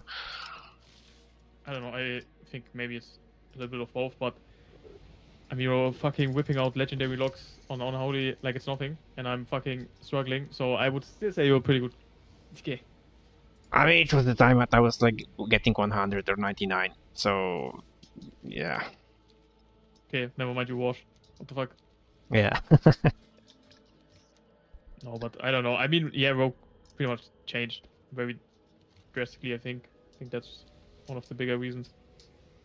I mean, I like the new Unholy because I like being like semi-range class. That's for sure. Like props. I don't like how they change Frost, but well, it is what it is. At least I mean, I have the I like that night because it's like for me full set always. Like if everything I can imagine. Like I was talking to Gav before you joined that as Unholy I can mitigate so many things. Like I don't care about some tactics because I can mitigate them. So I give a fuck as that night. And always Unholy or Frost is good to play. At least like in decent level, yeah. So what I can have, what I can want from the class, yeah, it's for me perfect from class from the beginning. Yeah, I also always perform best when I play Death Knight, so I also like the fantasy stuff, but yeah, I don't know. I really like the iteration in Shadowlands Season 1. I don't know. I know it was runes and stuff, but with Unholy Blight and with Army still being a big cooldown with yeah, long cooldown, yeah, and Apocalypse, yeah, that was cool. Yeah, I don't know. You could have, and like I don't know, you could have done so much. You were good at single target, good in AoE. AMZ was fucking broken. Oh yeah, with the blight. But Nilota was also like broken. Like when you could like have dealt with the poisons or diseases. I mean diseases or a stirring strike. Yeah, when you are applying the thingies on the. Yeah, but if you see the thing is what I said. I like that they changed for Unholy, despite being ranged class now, kinda. It's also good because I didn't like before, but it was also good because in my guild they didn't ask me to change targets because it was very annoying for Unholy to change target. It was like fucking nightmare when you have to stack everything from the beginning, and now everything is on you. Yeah, even changed like in the previous patch. Yeah, because of bug, the frosted. Yeah, when you applied it on the target at the beginning of the season, but it was bugged. It was a quicker solution for them to change it. Yeah, and now it's on buff on us instead of the debuff on the mob. So now we are in the point when you DPS, you can just change target like that, and you don't have to worry like stacking anything. You know, that's what I mean. This is better Yeah, because I think you it's don't have to think. sucks, but I mean, you still have to like. Okay, it's like just like your blight plague and stuff, and so sometimes your pets have to move weirdly, but it's gotten a lot better. Yeah. But I think Nailopo was still Frost season. Pretty sure I remember with like the Azrael power with the Whelplings, you know. Pretty sure that was the case, but maybe I don't remember correctly. I mean, I was trying as a wait. I can check my logs. I should have some. I will check because I was also playing. Then I was changing for each fight, but I remember it was the fight. Wait, of logs. I will just tell you what I mean. Because it was one fight, I don't remember the boss, when it was like a lot of ads, and every in the guild was always making bets because my previous one of the guilds was like the gold addicts. They have this add-on for the for the gambling, and they were gambling every raid. They were gambling how much DPS I will do, if I will do a few million more or less, and they're every time gambling. So sometimes people were paying me before, so I fucked up. So they can the second Just like betting they're going on me. Wait a moment, where was the midnight? You think about the boss with the one about the poison boss with all the small little ads. Yes, have my. Yeah. No, I was playing. I can tell you that I was playing Unholy. Actually destroyed Unholy there, but if I remember correctly, pretty sure. Only the second boss I was playing Frost. Rest I was doing Unholy. I mean, I'm looking at the percentages right now, but of course it's like player subjective. But I think the majority played Frost. I mean, there would have been the Twilight Dev era for that as well, which would have done some funky things to... Yeah, true. Man, fucking corruption at the start was such a shit show. I remember our tank pulled, like, from a world quest, a ring with Twilight Devastation on it. Oh, no, it was Echo and Void when it was still broken, and he, like, literally topped the meters for, like, 2 weeks straight. Yeah, a fucking world quest level...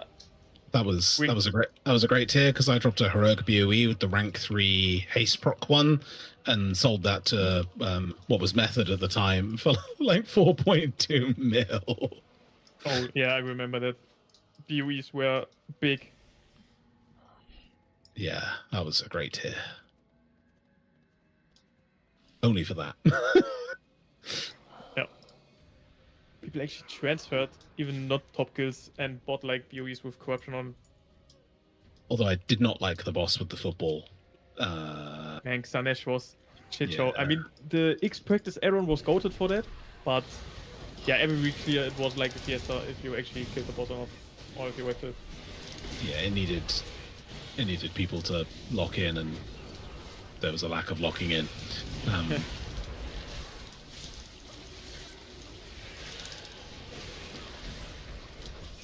Yeah, but I don't know.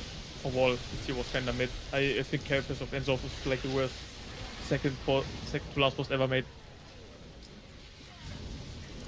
I don't think anything comes close to it. Stone Age in Generals, even without the bugs, was just an awful fight. I think I liked it more, to be honest. But maybe because I wasn't DK. Where was it an awful fight? What was wrong with it? I mean, cast sequences could determine if you like wiped or killed the boss. That was stupid. And yeah, just the running across the room, like, you know, when you have to like stutter step across the room, if you got like one person that ran ahead and decided to like, you know, absolutely butcher you by covering where you were going, that was pretty bad. Yeah, I don't know. Oh yeah, the left and right thinking. mechanic. Yeah, we hated their mages for that. Yeah, They that, blinked. that I was not a fan of. That was Monka. I'm pretty sure. Yeah, Ray did in Lobsters actually forced the mages to take blink off the keybinds. And if that fucking NPC, how was he called? I think Draven, General Draven. It was literally RG. If you killed enough people, like enough ads, that would fall down, so you could actually do the mechanic or not. That was also stupid. Yeah. Yeah, okay, maybe that boss was worse, but I mean the core concept was way better. I think Harvest was just like yeah. a waste of time. Yeah. Okay, so when you're unlocking the powers of this corrupted codex or whatever it calls, because I already unlock all of them, so I'm testing all of them. Ophidian math is crazy. It's like, Probably, what the fuck? One. Yeah. Jesus Christ. Like, how did you farm the Corrosive Sword? Did you just have many characters? Or? Yeah, I mean today, I told you that today if I done the Delve boss, it's dropping 2, so I done them on like 10 or 8 characters, the Delve boss. I just done the Ulate quest, the main one, just to clear, and something else, so yeah. Yeah, can you select 2 when you got everything? Yes. You don't need everything. You need 8, and then when you have 8, you can unlock 2. You can use 2 at the same time. Because I think Obsidian more and some other was the best. Yeah. No, still strong. but Ulatek is nerfed, and also when you can use 2 at the same time, Ulatek is not good anymore, because you have like the last one on the left one, and I don't remember the name of them, but they like have very nice synergy together.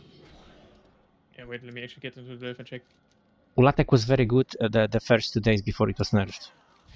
The Overboric cycle. Yeah, this one. Yeah. This one is synergy with the other one that is keep you poison, and then your stack is. I mean, you have very nice stats.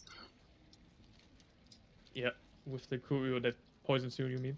Yeah. I wonder how it will be on the Delve boss, frankly speaking, but well, we'll see on Wednesday. Yeah, we'll probably do it at the end. So maybe, I don't know. Depends how outgearable this is, because I think the memory game is a joke. Like, I don't know if people can't remember like 8 signs without needing an add-on. But like managing the ad at the same time is kind of okay when you do it solo. Oh, we have to.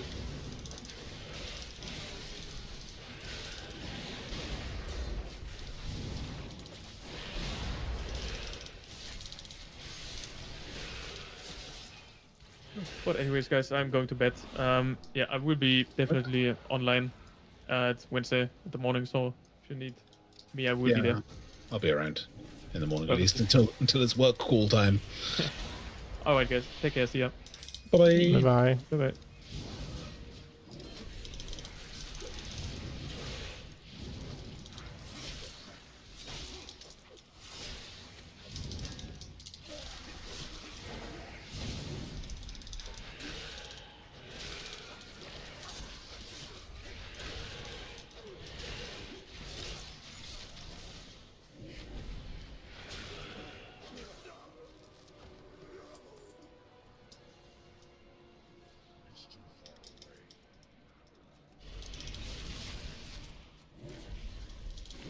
I need to tidy up my bags before Wednesday. Or maybe I use one of the loot bodies for it. That's just more of a pain. Oh yeah, that reminds me, do we need more loot bodies? We will be on... Well, it depends. DPS or healer? Healer. TPS.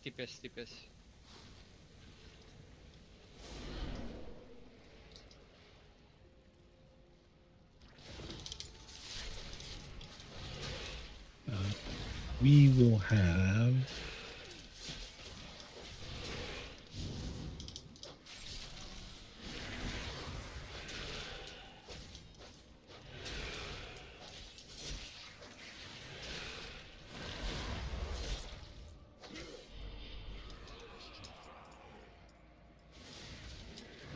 ...24 active players and 2 loot bodies.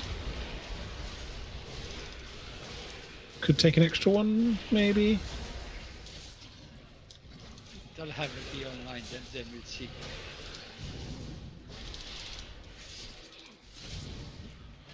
That would take us to 27. That would be 5 guaranteed items plus 40% for another one.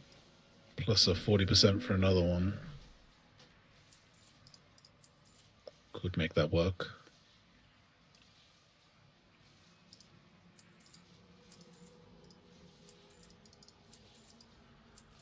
Yeah, we could make that work for sure. Good. Then I can take my missus along for the vault slots. And unlock the last few bosses for whenever she parks again.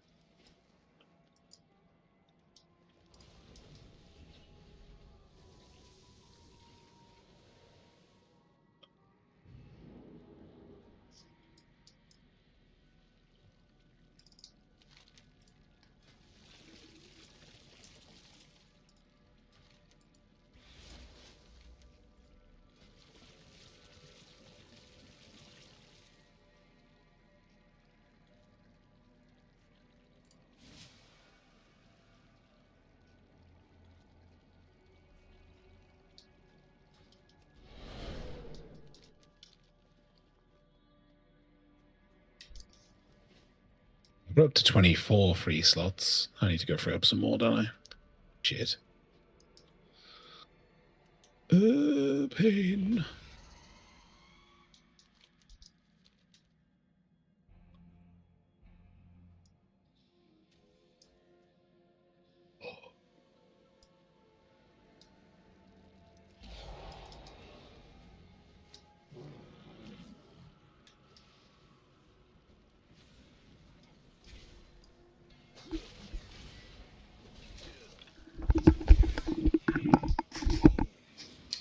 You're back.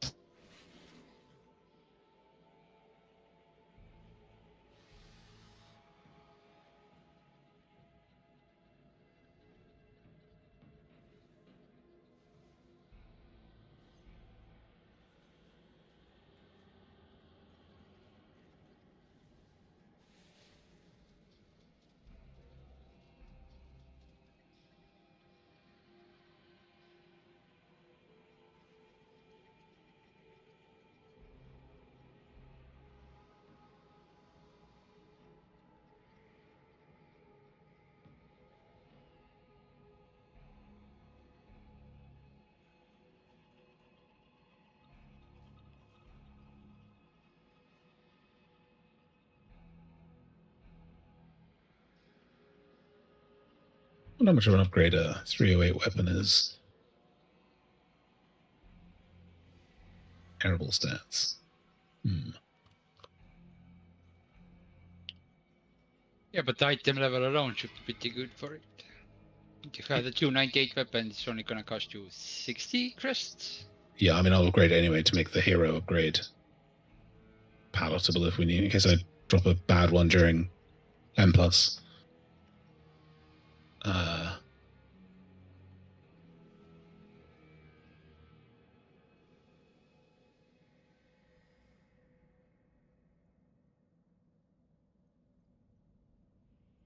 Let me sim that.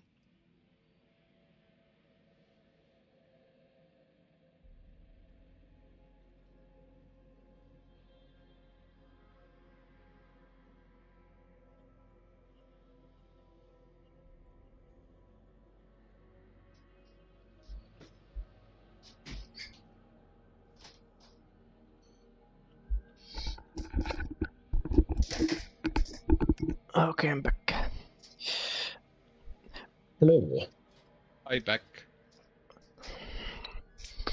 By the way, let's say it doesn't matter, but because, like you said, you don't push people to play other classes, yeah, basically. Yeah. But like about spec, like like it's like a slight difference. You leave it to the player to choose what they want to play, or last you have to play like the best spec you can, or. Generally leave it to the player. There are like obviously some very minor occasions where say for example, trying to think of the most recent boss to explain this with. Moxie. Say for example on Mugsy, there was, you know, where you had to go into the little brown, you went into the small like jails, and then you went into the small jails, and like some specs were better at doing damage there than others. You know, if like Oh, okay, so like fight requires something else rather this way than pure damage. I mean, like pure damage, but in the case because it's mandatory on the fight to melt something, for example. Yeah, or like for example, back when it was like assault on the Zakali assault, whatever, and he wanted to stick on a mortal rend on the boss, and you know we only had one mortal rend at the time, which was effective. Like, you know, like that kind of thing. That's about the limit of it. I'm not sat here being like, you know, you must play X to get into the raid or anything like that. It's never been the way we've done things. I don't see the value in it.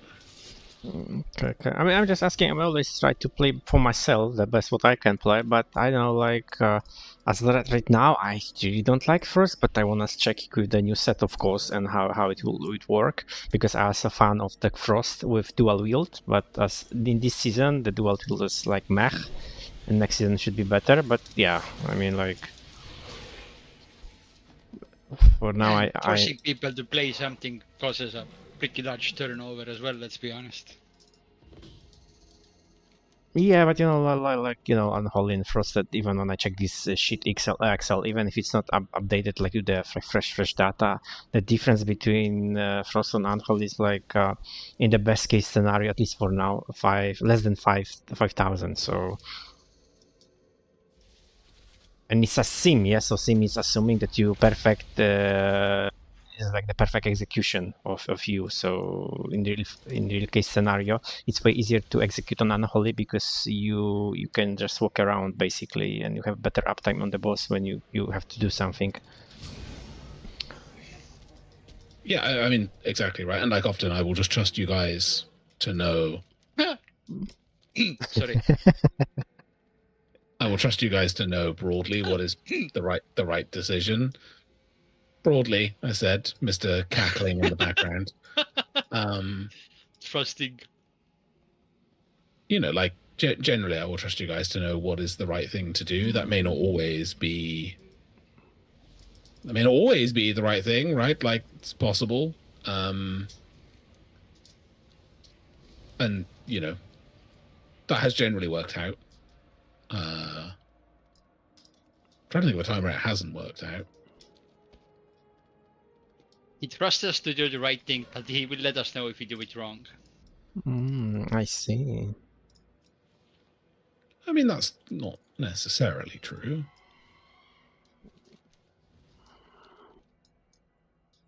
I mean, you know, when you said before I even like joined the first raid, when we were first talking, when you were on my stream, I remember, like you said that, you know, like about like pointing things during the raid or something when you know when you fucked up basically. So I was thinking, you know, okay, know what you mean. But you know, I was assuming it, you know, like it's like way higher level of what you are doing, you know, because you are very chill still. Yeah, I mean, I'll let Popsong answer that one. We are very chill until you piss him off. Well, but who is not? If you piss off even the monk, he will hit you eventually. You don't even have to piss off Celera, he's already pissed off. And you know you meant another kind of a monk, but I'm going with that one. I would say, you know, generally, we've left people to make their own decisions, and that has worked out pretty well. Yes. And if people aren't doing the right thing, even in the context of like, you know, if you choose to play a spec, if what you're doing is the wrong thing in terms of like massive pad versus some more single target, then of course, yes, there will be a polite, you know, what Quite. what are we doing here? Versus, compared to, I mean, it is pretty polite pop song. It's not like I turn up and it's not like I call you out in front of the raid. Sticks would like to disagree with that one. Oh, Pops, say something about it. So he had to before, kick someone from the raid. I haven't been kicked. The donkey bird, though. Although I do deserve it most of the time. Almost every time. What was the Stick Spunk Uncle one? You're a fucking donkey and you're a liability. I mean, that was true. I disagree with that part. Yes, that was true. That was yeah. That left pole always got me every single time. I don't understand how you drove into it so many times. After the first 5 times, I would have thought you'd have learned where it was. The other was sort of fine. It was just that position that I couldn't do at all. Because we tanked the boss there as well, so I was scared to run into somebody. Mm-hmm.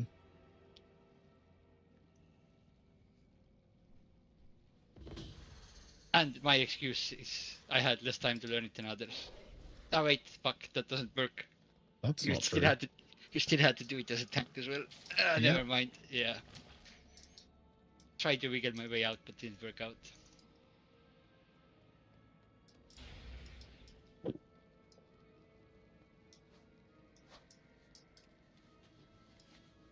That was that one specific pole I kept going into.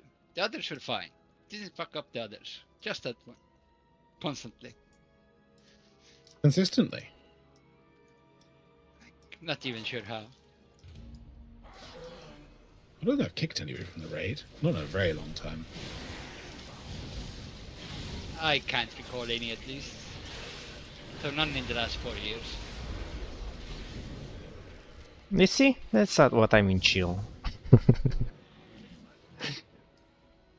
I guess I have I mean, just a group lot. of rejects, we got nowhere else to go. I had a lot of experience with different kind of guilds. I'm trying to think. I don't think I've kicked anyone in a very long time. There has been a kick or two as a joke, but that's about it. Oh, yeah, normally I demote you. Yeah, you would demote me. The other officers kicked me.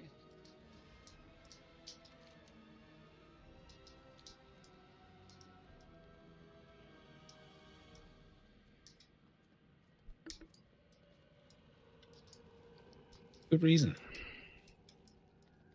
Potentially, yes.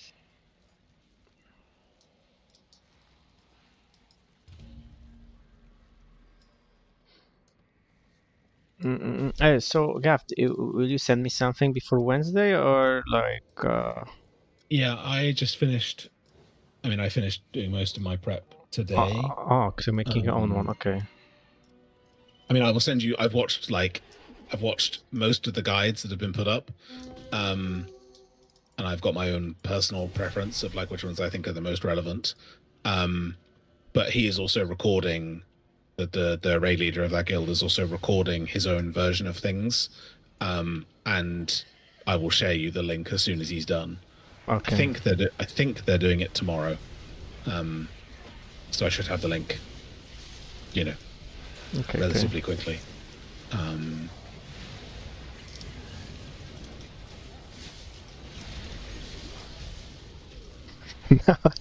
No, to be honest, I just realized it would be quite challenging for me because it would be progression on caster for me, which is not the good thing, but we will see. I think I died. I think when we did it last year, I didn't die. I didn't do very good damage, but what I did do is I made sure I did all the mechanics. So the kicks on Salhadar, basically anything I could do to make it work smoother so that the Hall of Fame players could worry about doing damage. That was pretty much what I did.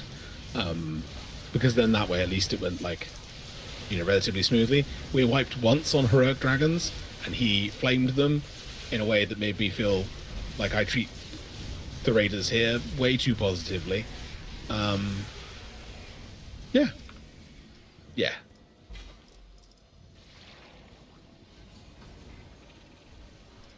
I mean, you know, frankly speaking, for me, the main reason why I even like sign up for that was because I was thinking that's a good way for me to have advantage over other guildies here because I'm still new. So then I will see the fight. I mean, experience fight by my own from the caster perspective. So it's not perfect, but still. So I have more experience before first day.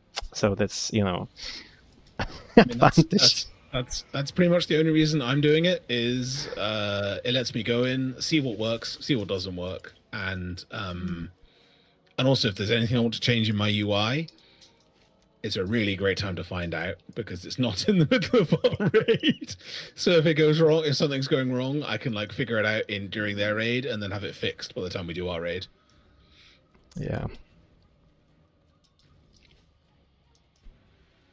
You know, I have like this is my own theory that for me, like raiding is way easier on melee, but Mythic Plus is way easier on caster. Like at least for me. You wouldn't say that if you weren't playing a DK. But I was like doing Mythic Plus also on like what I was playing. Okay, Paladin, but I mean I know like every melee besides Shaman, and Shaman they are not that squishy. I mean like melee classes, they are not that squishy as casters.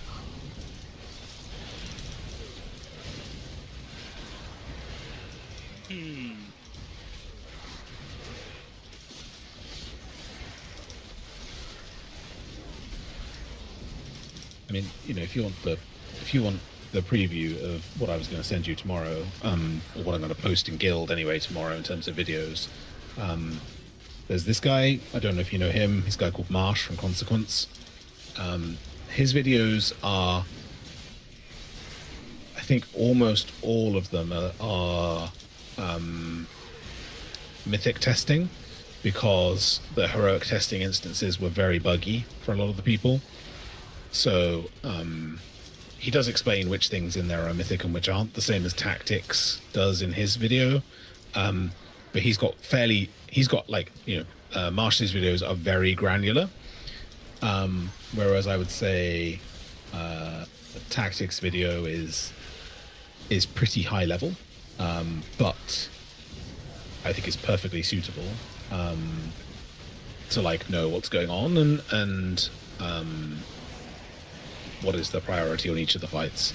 I will admit I don't think he does a great job of explaining the second to last encounter. I think he chops at the Tactics one. I think chops up the encounter too much and doesn't really explain the fundamentals of what you're trying to do.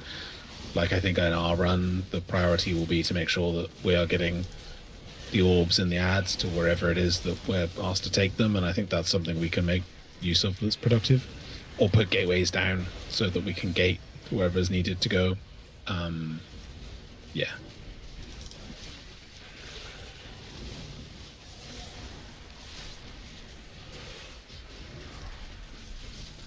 Oh shit, I need to finish setting up my audit.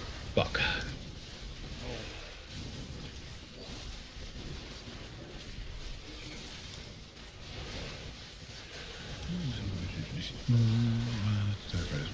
Wi-Fi. Believe underwriting almost bully. Pull some confidence. Yoli Mage. Okay, I'm going to buy. I didn't because I couldn't. I know. I forgot.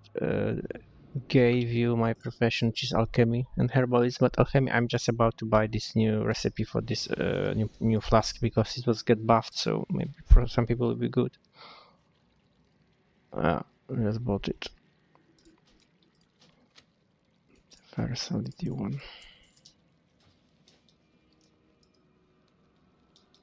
Yeah, I should try to sell it. I mean, like the flasks one, they will sell. Yeah, the verse one or the other one?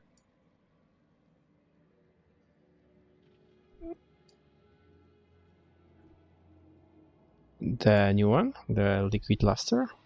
Is that the verse? There's two, right? There's the first one, and there's the one you have to fish for. No, but fish for I'm doing this reputation, but this is time gated. I cannot fish more, or it's from the fishing, like in the okay. sense I can fish like from the water. Yeah, yeah. I think it's you can fish it from the water, right? One of them. I know that one of them. I know that one of them is not being used by anybody. I think it's the verse one, the one that got buffed, right? So that like you get a large amount of verse, but only like 30 seconds after you've pressed the potion or something. I think only rogues are using that, but that may change, obviously, right? Like as people start to sim more stuff and we get into the actual reality of the fights, because having a huge amount of verse might be helpful for the damage and bosses. Probably not is my honest answer, because I think it takes you only just outdo the number of stats given by the reckless potion. Like it's not terribly great. Could be, but Blizzard can have idea. Okay, we'll just boost it a little bit more. Yeah, I mean, true. If they add another 10% on, then maybe all of a sudden it's goated for people.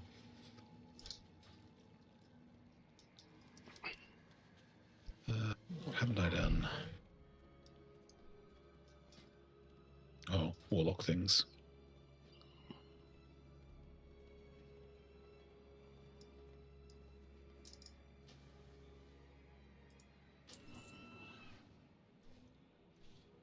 Oh, God. Oh.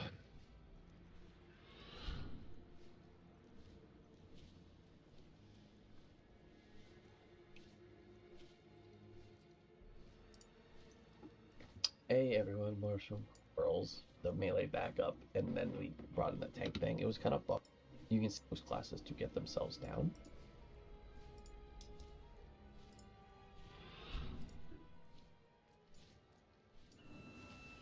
Hey everyone, Tactics here, and with a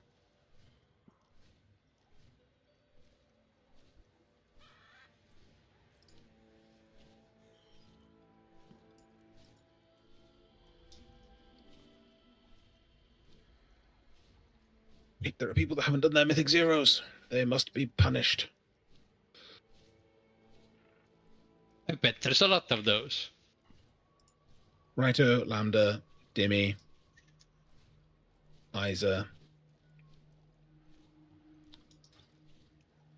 Biv. I wish I could do something else, like I know, like green reputation by doing word quests. If I would do all of them, I will unlock like extra at least one item, and have extra one items. I can push 1% extra more DPS. But no, this season. No. That's what I mean. I find it quite underwhelming. Hey, Popsong, do you want to know how much that weapon is worth with all 10 eye level on it? 900 TPS. Not even. About the hell? To be completely honest, I didn't even see mine. I just upgraded it because I get free upgrades on shields and one-handers as well then. Yeah, it's only worth 601. In fact, my biggest upgrade is replacing my Mythic Gaze with my 305 Hero Delve Trinket. That is worth 2,100. I showed you this sword, yeah? What the fuck? And you know what? And the thing is that it was not intentional, because I forgot that I have a frost spec because I was farming souls in Voidspire. And I forgot because, to be honest with you, I would prefer to have two-hander rather than one-hander, because it can be used on Unholy and as Frost, but not the perfect one. But well, we'll see. Maybe it's a sign that Frost will be very good. Because this weapon is quite good.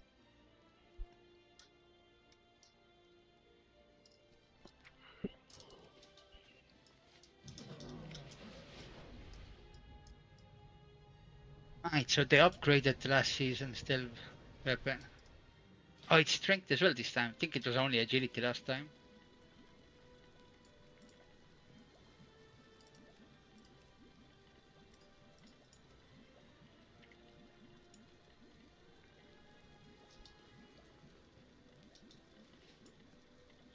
CMC. Oh god. Oh god, I'm But gonna work tomorrow. Fuck.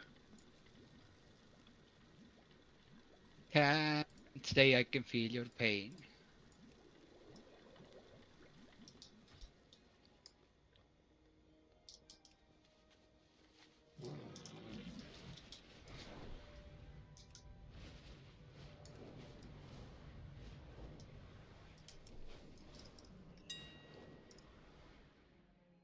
Hmm.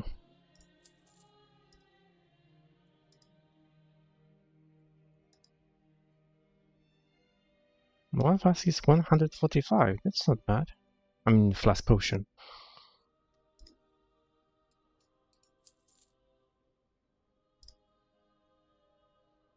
Why has the guy with no logs applied? Surely has he got logs in the private, or has he just not played the game? Both. 274 eye level. Oh no, he's got. That looks sus. That looks very sus.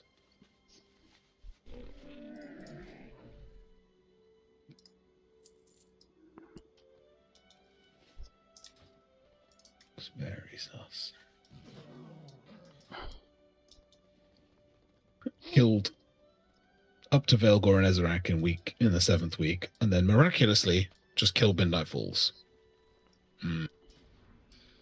Definitely didn't buy a boost. I don't think he did though. I think that's the weird thing. I think he just joined a guild that needed somebody. Looking at this is crazy talk.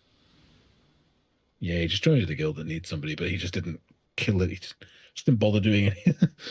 Maybe that's the strat. Maybe you don't do anything and then you just join a guild that needs somebody and the race to world last.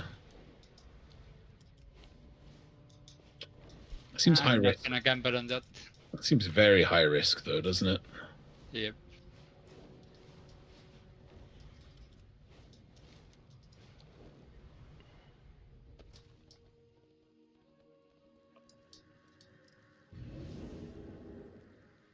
I guess because I skipped the worded thing and they changed in the meantime auction house. So now cross realm, I'm buying like things like flask, potions, but mats are on your own realm, or how does it work?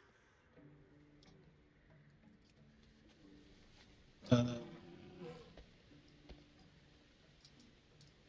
Well, it's normal question. because it's reverse. Because my point is like I notice like certain things because my realm is very dead. That some things are very very expensive. Yeah, when I check like other realms on the website auction house, then like or for example, enchants are way cheaper on other realms than mine, for example. Yeah, but flasks I think you can buy. That this price is so low because you're buying like from each realm, not every realm, not each realm.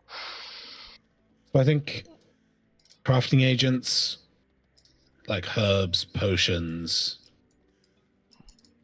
anything that you can stack, basically, is cross realm.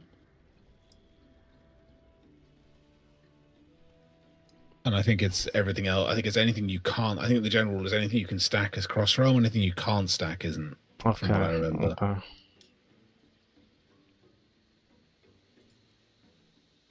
But I must admit, I did notice a huge change on Silver Moon when it happened, so I'm not 100% sure.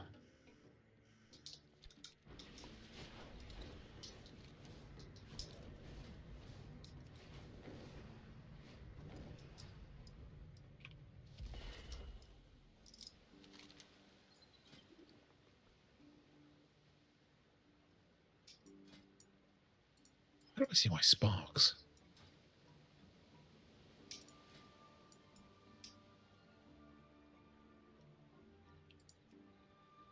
Am I stupid?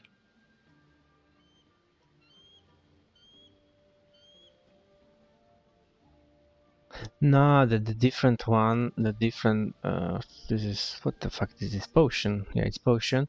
You need reputation. It's not like, it's from fishing, but it's not like the fishing that you can fish it from the water, like the receipt. You can buy, but you need reputation first.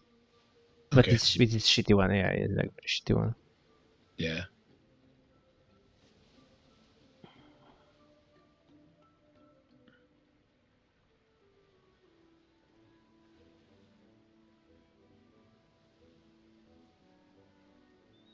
Oh, but it's better feast right now.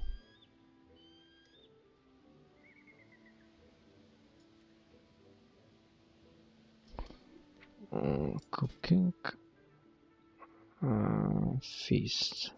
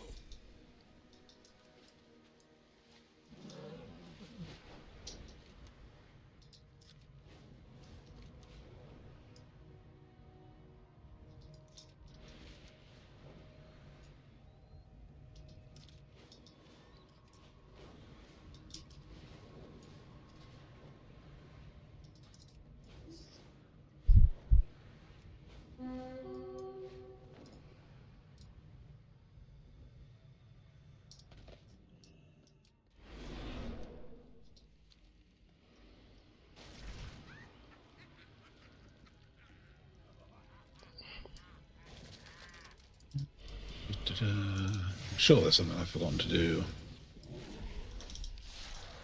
But I can't remember what it is. So it can't be that important. That link to the tank channel. Gotta give it to the melee channel as well. The rest of the melee aren't tanking pop song. Yeah, but we do have a melee channel as well. Yeah, but they don't need to know how to tank.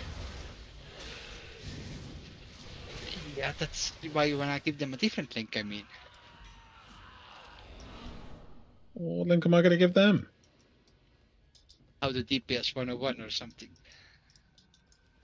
I need to double learn. I was going to say, that just sounds rude.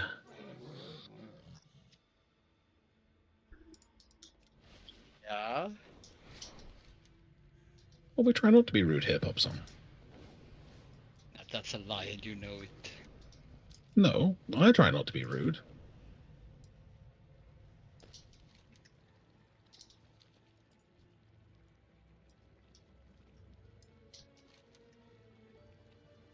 I can't legislate for what you choose to do, obviously, but certainly I try not to be rude. I've been a lot nicer since I was in the hospital.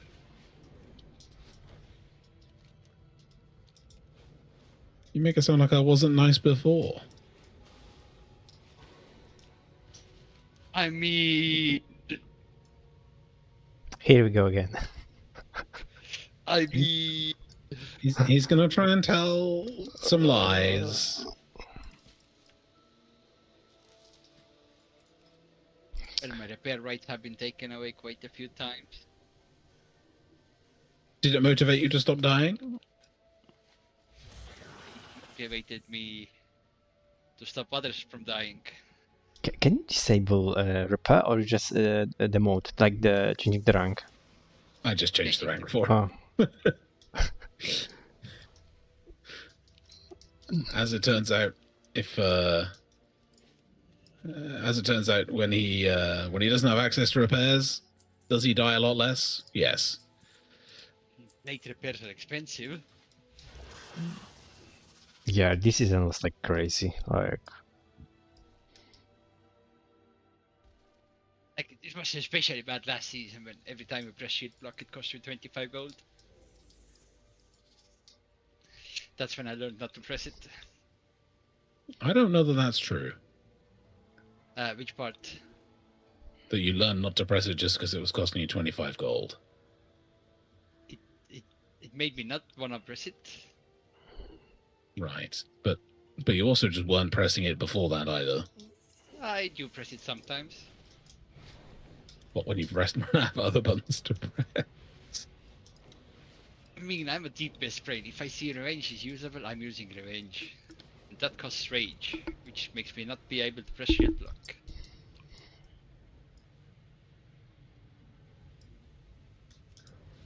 Where is the posterities? We haven't even pulled the new tier yet, and you're already talking about ways to try and get out of tanking. With the massive influx of DKs we have. Yeah, but Prop Warrior is very good next tier.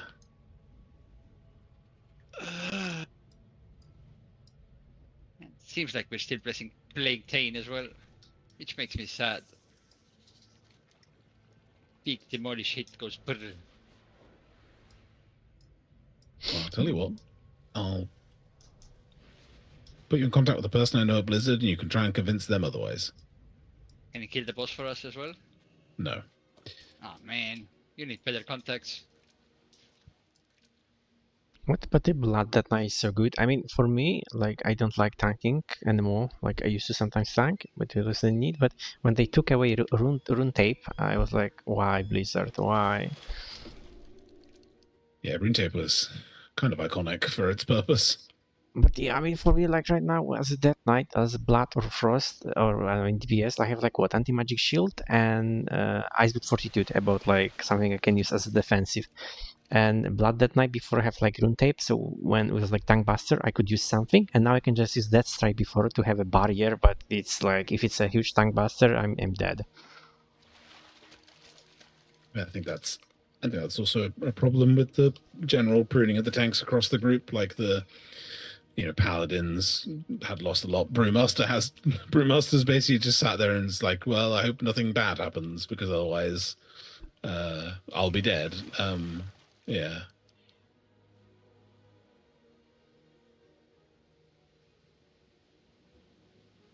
I remember having to min-max the rotation of rune tap, and I had a lot of fun on our Argus with like rune tap and min-maxing the amount of time you could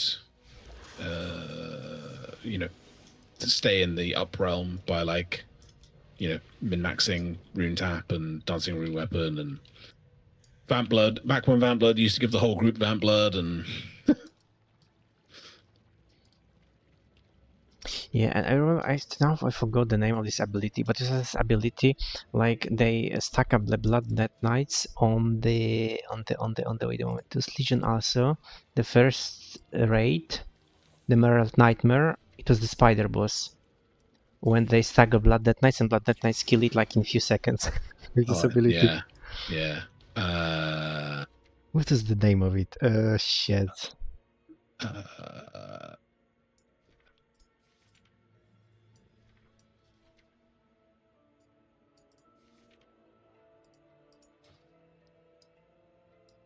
You were basically healing, but you were drinking. I mean, like absorbing the boss health.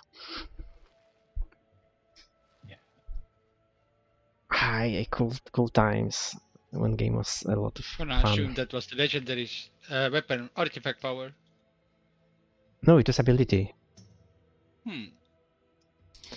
Wait, let me Google this shit. Blood that night. The boss was called what? El Red Heron Benferro. Okay, let's go. Elephant Renfrel or something like that. Yeah. Yeah. Video is still here. Wait a moment. Yeah, Eternal Cheese 0. Yeah, 35 seconds. Wait, this? Yeah, Blood that night. Yeah, and Doesn't matter Shaman. if you link them up because you gotta like stay together. Either way. 5, 4, 3, 2, 1.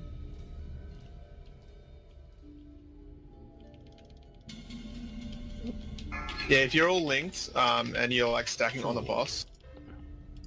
It was Mirror. Wait, I don't want YouTube. What is WG name? Alright, remove.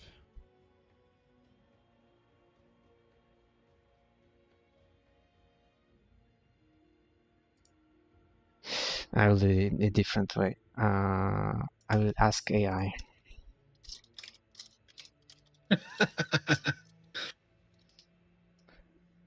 Google's about to come back with some Okay, suggestions. Blood Mirror. Yeah, Blood Mirror. Okay. Ah, yes, yeah. See, AI is way faster.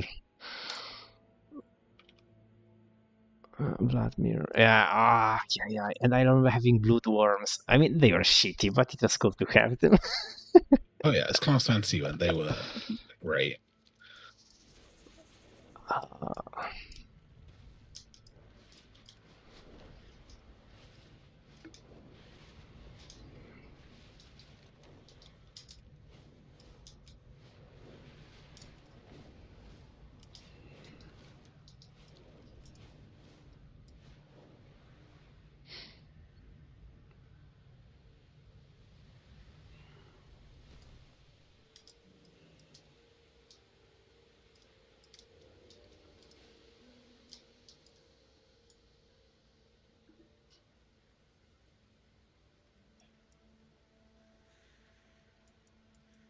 Yeah, Blood Mirror, Rune Tape from Unholy Apocalypse.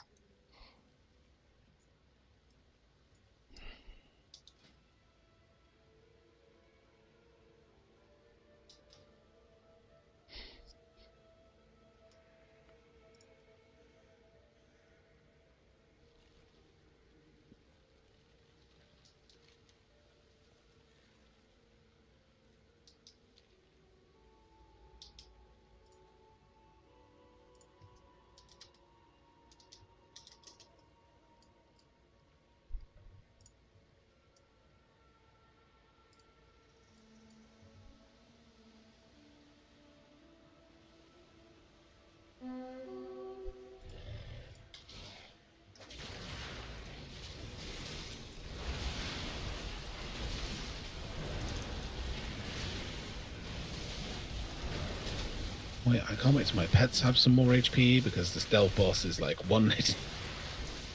Fuck. Your pet's dying? Or Yeah, the on an 11, the like mobs, you know, the like nemesis mobs. yeah. They just like one shot the hunter pets. I know because I was doing that on Hunter too. But did you Valeri's healer or not? Yeah.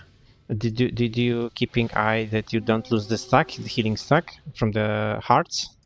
You collect? Yeah, there's like one particular mob that's doing them in. It's this like the mini Ulatek worm thing that does a tank smash called like double bite, and it just does more damage than their entire health bar. Okay. It does 300k every 2 seconds.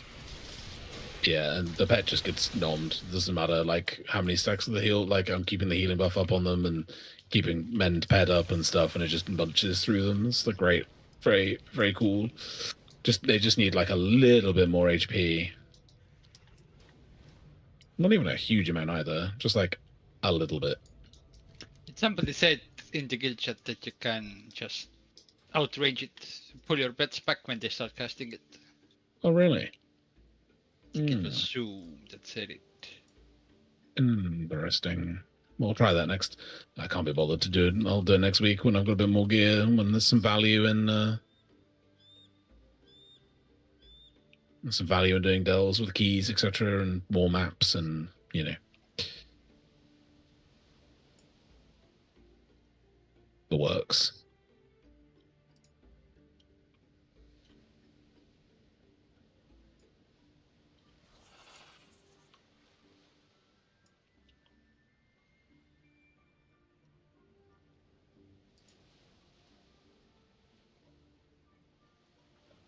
Where did I read about it? Oh, Baldiprox said it, so that's Corv, I guess. Oh yeah, it is.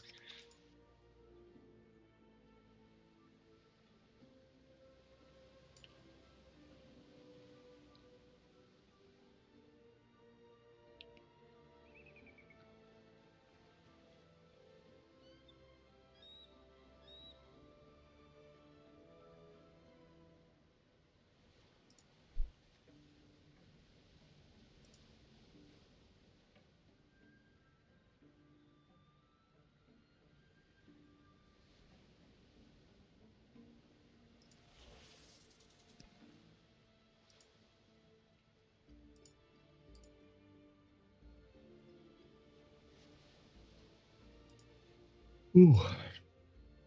Wait, so killing the Delve boss gives you corrosive souls, right? Like said something about it. Yeah.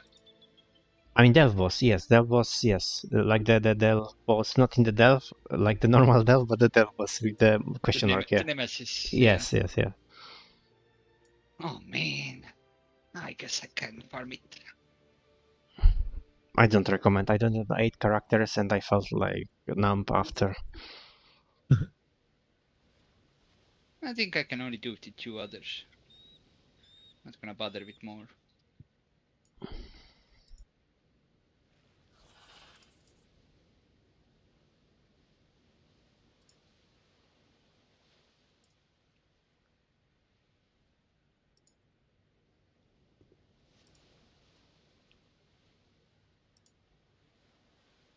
By the way, Go on.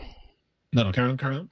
No, I have a question because on Lura, when we kill the Lura, my logs are not the best, and I was wondering because I check my logs, like compare them to the different Unholy Death Knights, and I really don't see my flaw, like what I done wrong and I could do better. But like overall, like I think only 2 or 3 people have epic logs on this kill. So I mean, this was the way we killed the boss. Was, I don't know, slow or something off, or I don't know. Like I'm trying to understand till today what happened there. Or it's like on this point it was already some way to kill it with higher logs, like same like Beloran. Yeah, if you don't one face Beloran, you get the shitty logs. Yeah, I know you don't do that on Lura, but something else we could do, like as a guild. I don't know. Just asking. You hold CTs for ads in P1? I mean, not really, because we had Demon Hunter and Fire Mage, so... Because that damage is excluded from logs, if I'm not mistaken. Yeah, I mean, there's still... I mean, I think most of it will probably come down to...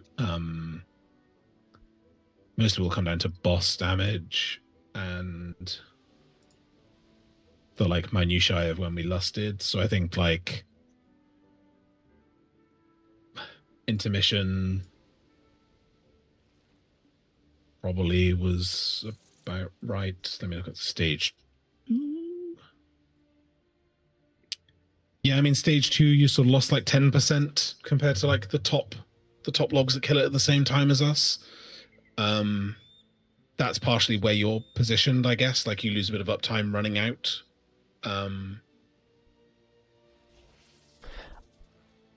Not a huge amount, but probably enough that it makes a difference, I imagine.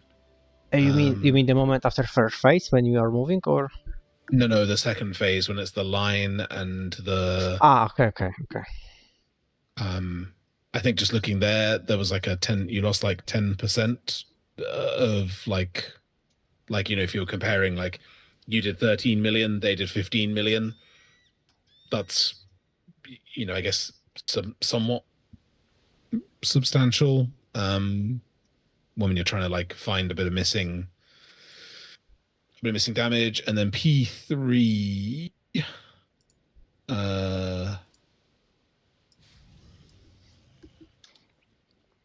Why do we do less damage in P3?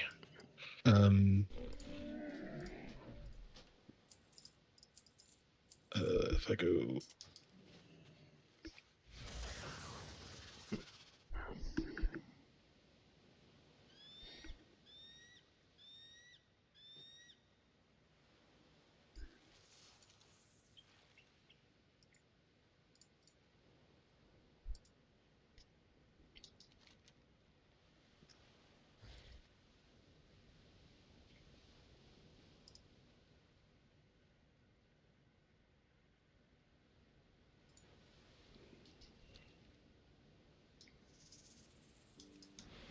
There's a 6-second difference in lust. Is that enough? Probably not.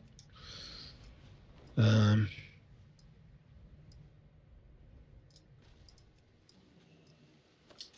a hell of a lot of damage.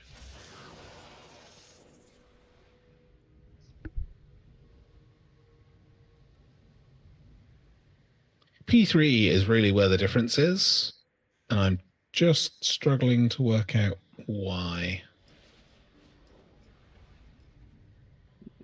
But they use Bloodlust in the same moment? There's a 4-second damage, a 4-second difference between when we lust and when they lust, but I don't think that's enough to account for... I don't think that's quite enough to account for it.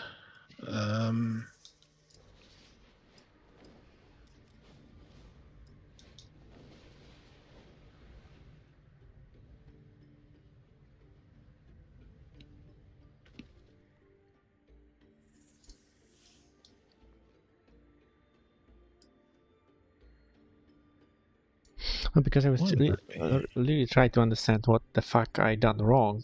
But I mean, like at this point, I don't have problem with execution my rotation at all. It doesn't matter what's going on because I don't think about it anymore. So it's like thinking, what the heck I done? Yeah, I'm just trying to figure it out myself. It doesn't particularly make much sense to me.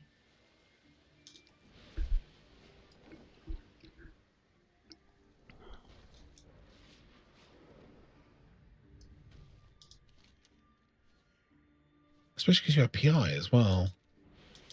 Unless the PI was a shit time. But even so, you would have thought that would have made up for...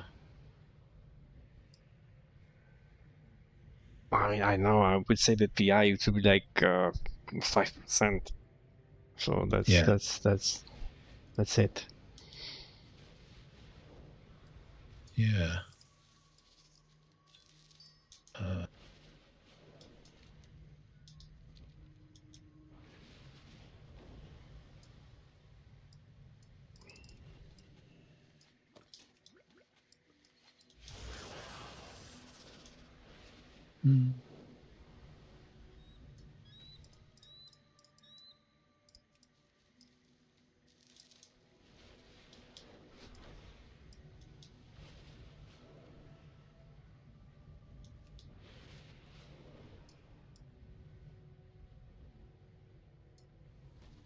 Wait, see.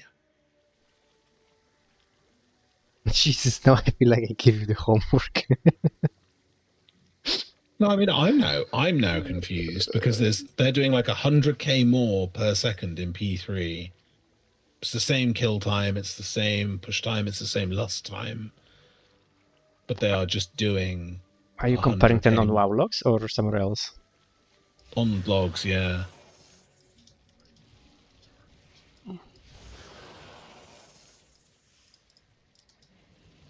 That's crazy. Why? Why is that? Can you share your screen? If you don't mind? Yeah, I mean, I'll just give you the log, like... Okay, yeah, so, because I also wonder, how did you find the exactly, I mean, the guild, because I know this is a website for that, but how do you find on the WoW logs another guild who is the same time of the kill to compare with? I went through and found, like, a similar... by yourself? Okay. Yeah. Okay. Okay.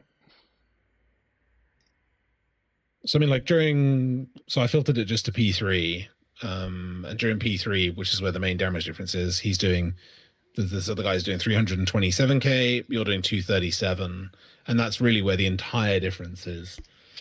And I'm just trying to see why, because it doesn't make any sense. Like the peak during Lust is much higher for them, and I cannot figure out where that's coming from.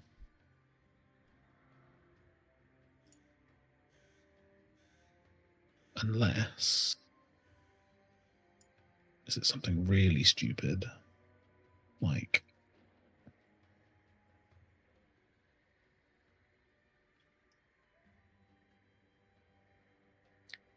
is it something really stupid? No.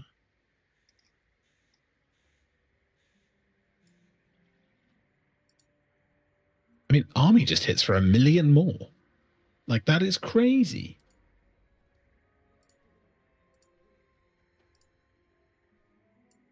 Army's hitting 30 times more. Why is Army hitting 30? What?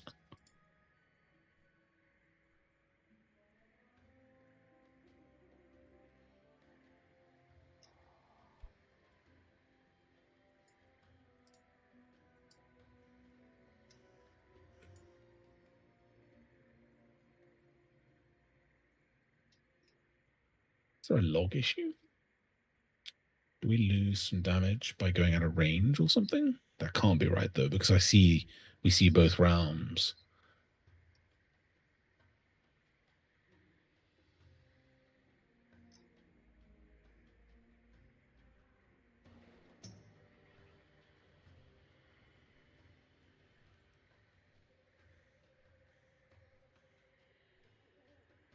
No, that can't be it. And then I'm left confused.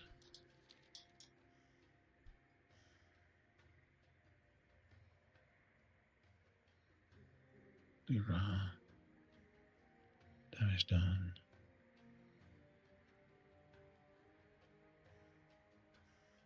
That doesn't make any sense.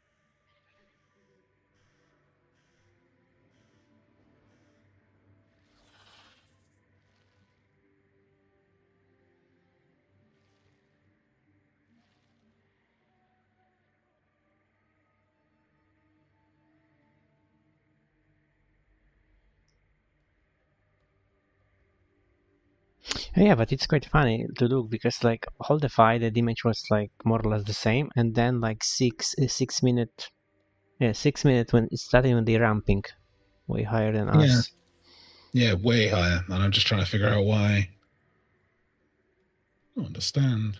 But wow, it was exactly the same. It was exactly the same. Like DPS was almost the same here and there, and then the 6 minute happened, and something happened. But what? Wait, let's check. Again, back to the keyboard. No, it's wild. They do way more damage there. Like crazy damage.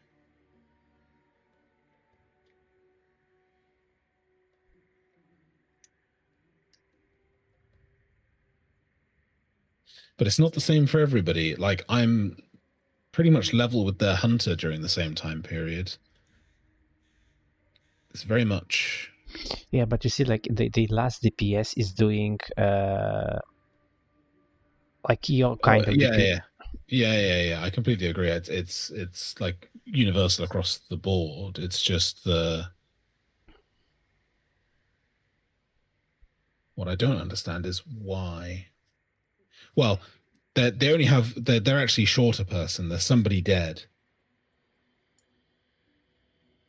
But then the phase should be longer for them. But the phase should be longer. It's then the question of basically the it doesn't make any sense. It just doesn't make any sense. Because see, if someone was dead, look, an hour was longer because we are getting later. We are getting like, what is the time here? Like 7 minute 19, no, 21, and they are 7:17. Yeah. I don't understand. If you don't understand, then who I should ask, not you. This doesn't make any sense.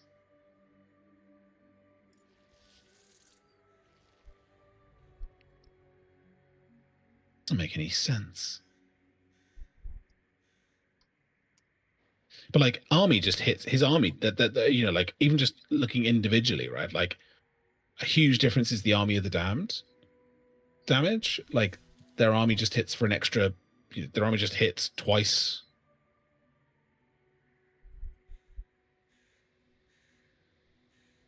Their army just hits like 30% more, and that is too high a variance to be like just RNG, right? Like. Yeah, I mean, for army, it's not. If you be like, you know, like the necrotic coil or something, then yes, it's RNG here. But army, no. Yeah, exactly. And like their army is just hitting. Their army just hits 30 times more. That's crazy. What is happening? Well, I will get it as I didn't fuck up, but I still, when you show me these logs now, I'm also like bothered why they ramp up like in the 6 minutes. Like, what happened there?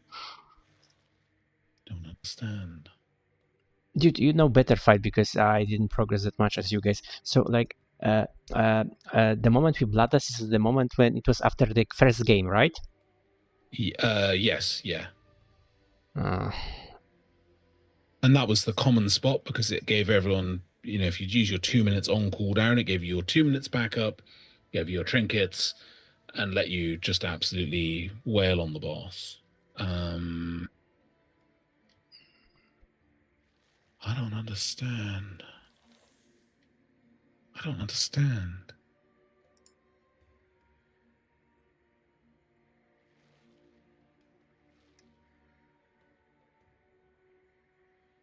Shame you cannot see replay comparing side to side one and second group. Yeah. This makes my head hurt. This shouldn't be like this. There's too much variance for it to be a simple.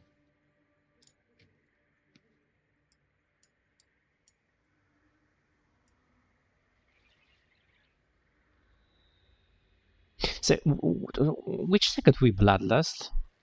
6 minutes. 6:0.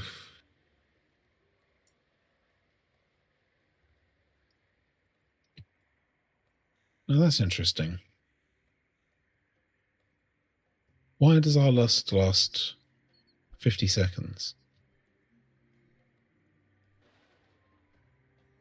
Is our lust desynced?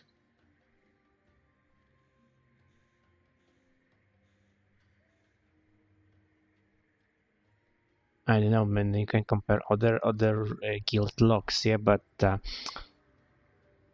think it will be the same.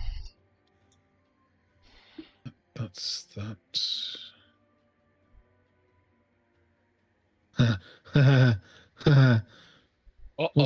What side were you on?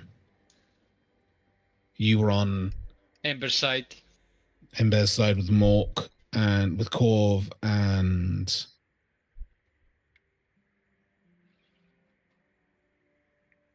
They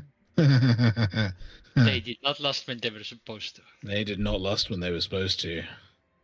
They lasted 20 seconds later. Yeah, they did. Are you kidding me? I am not, no. Does it look like we're joking? The log shows lust being cast on the left-hand side, and then there is lust again on the right-hand side as you're gathering up for the first crystal press at 6:28. And then lust lasts for the remainder of that phase, pretty much. So you have lust long after you've pressed army.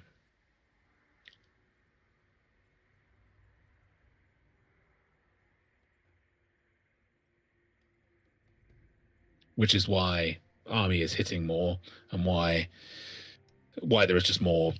Your army isn't hasted, basically. Yeah, that's pretty much it.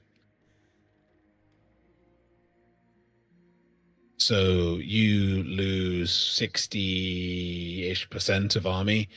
You've used 60-ish% of army by the time lust is active. Yeah, pretty much. So we lost, like, I mean, compared to them, we lost, like, how many millions there? Wait.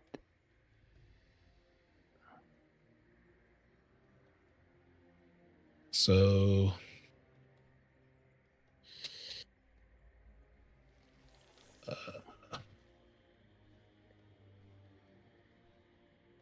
at 25 million across the raid. Jesus.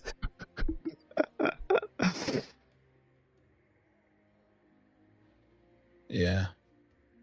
I see a strong gathering coming to the Canada channel.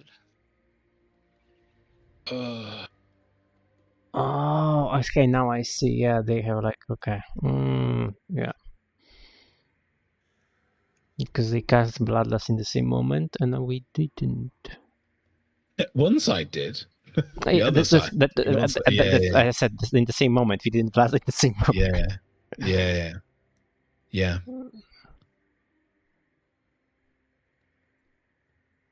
I didn't even. Oh my god. I wouldn't. It's not something I would look at because it was so large. It was so large on the note. How could I not? I mean, I don't know. I was a little bit bothered because it was the kill. I got the shitty log. I was like, okay, I fucked up my rotation, but I didn't fuck up my rotation. And then I was thinking, I was like, just drop it, but I couldn't drop it yet. So I just asked you, maybe you could help. Okay, now that's solved. Okay.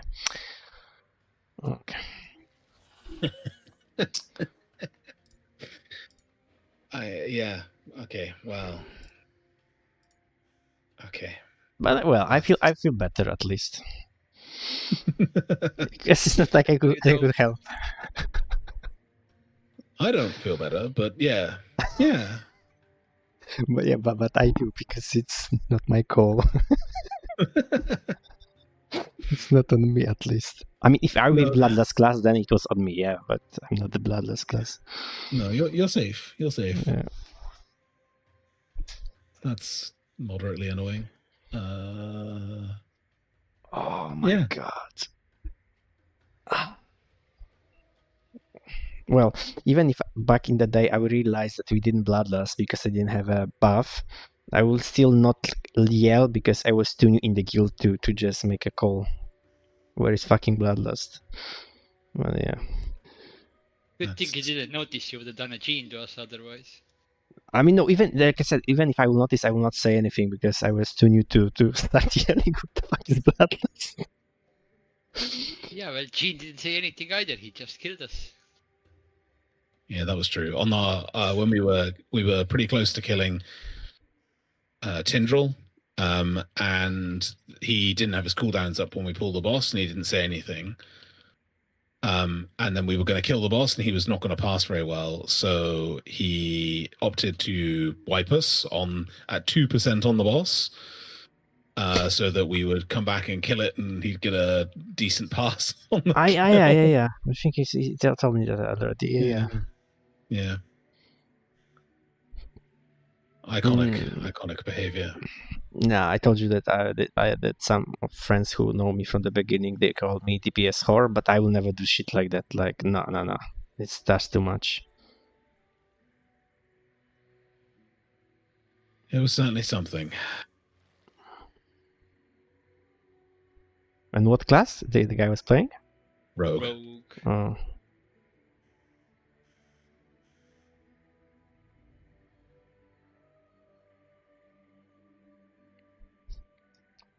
Oh well. Reap legendary logs. Now I will stay with that forever.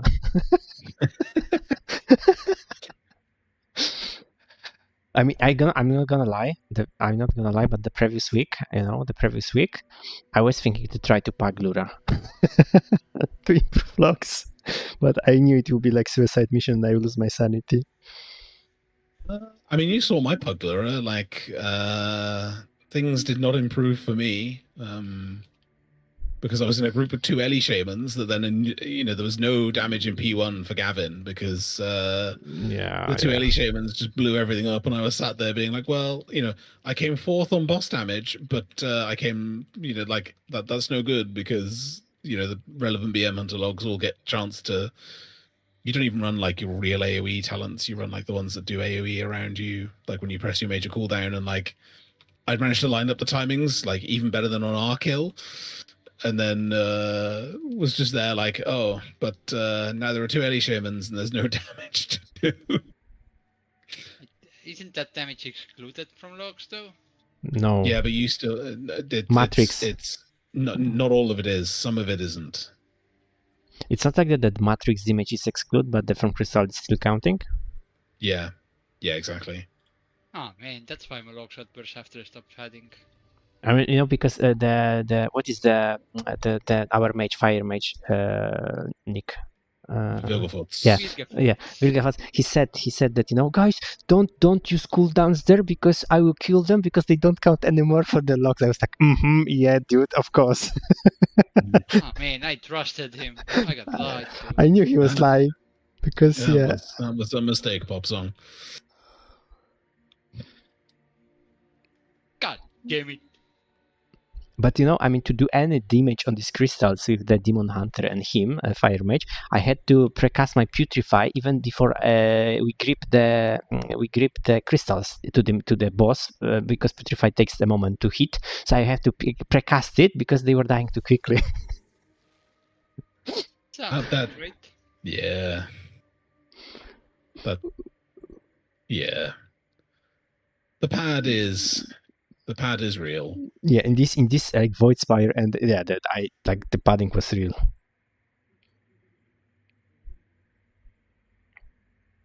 And I'm not a fan of it.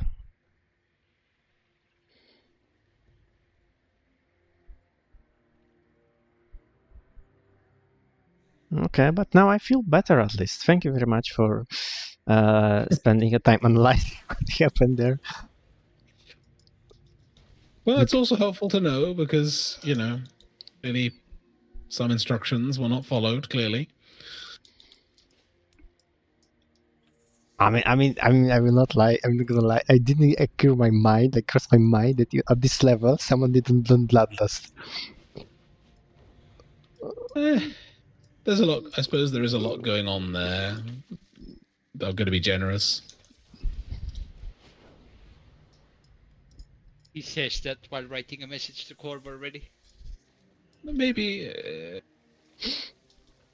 I will be generous and will assume that there was just a lot going on,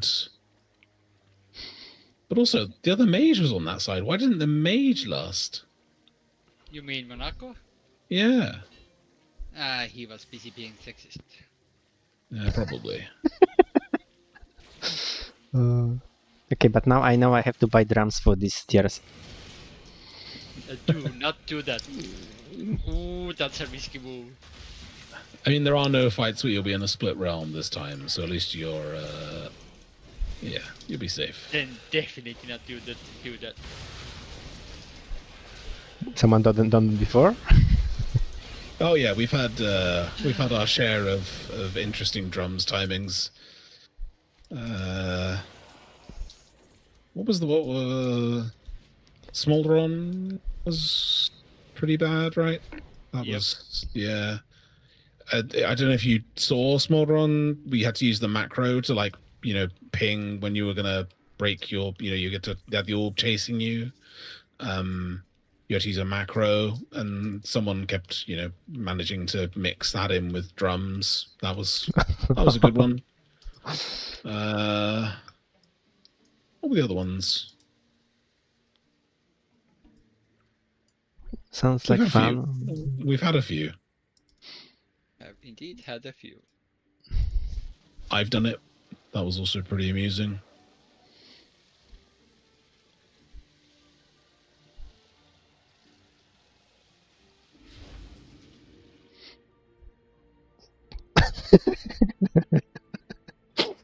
How long did you spend looking at the logs before you asked us to look? I mean, I wish. Feels like that's a question we don't want to know. Okay. I mean, I do want to know, but I feel like. No, I mean, okay. No. I mean, I like analyzing logs, not much, because I just compared to others, and I was like, okay, something is very off here. But because my knowledge about this boss, it's not like yours, because I didn't spend so much time on this boss. I was assuming that maybe you could do some things different, especially it was end of the season. Maybe they find a way to cheese it. I don't know, something that I'm missing here. But then I was thinking about, I spent way more time thinking if I done my rotation correctly in this boss. Maybe I fucked up something like very obvious, but it's not obvious, when you're doing that. I was like, nah, but it didn't keep me I can notice already, it didn't give me like the peace until today. I was thinking about it. Yeah, it's already like 2-3 weeks, and I still was thinking about it. Yeah. So like analyzing logs, I know maybe like a half hour or something, comparing other logs. Okay. Half an hour a day, you mean? No. After kill, because when I saw the logs, I was happy that we killed the boss, and I saw the logs, I wasn't that happy anymore. And I was like, what the fuck I done wrongly there, And then I was watching my video from the kill and trying to understand what I done wrong, but I know. I just realized maybe I'm just shitty. So that's it. That's the answer. But okay, now I at least know it's not on me at least, so that's good. That's yeah.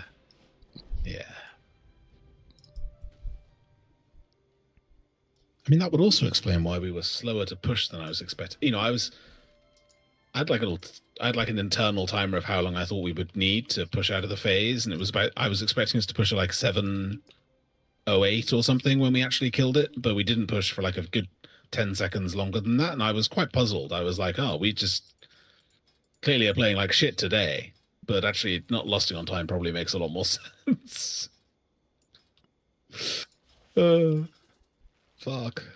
I mean, yeah, but that's what I mean, because when I have also like a lot of pulls on the boss, I know exactly in which time, like what health boss should have when I have like cooldowns, like next cooldown and stuff like that. Yeah, So that's exactly my point. Like, that on this boss, I was like, I don't say clueless, because it's not true. Yeah, I knew what to do, but like DPS wise, I was like not so sure about things.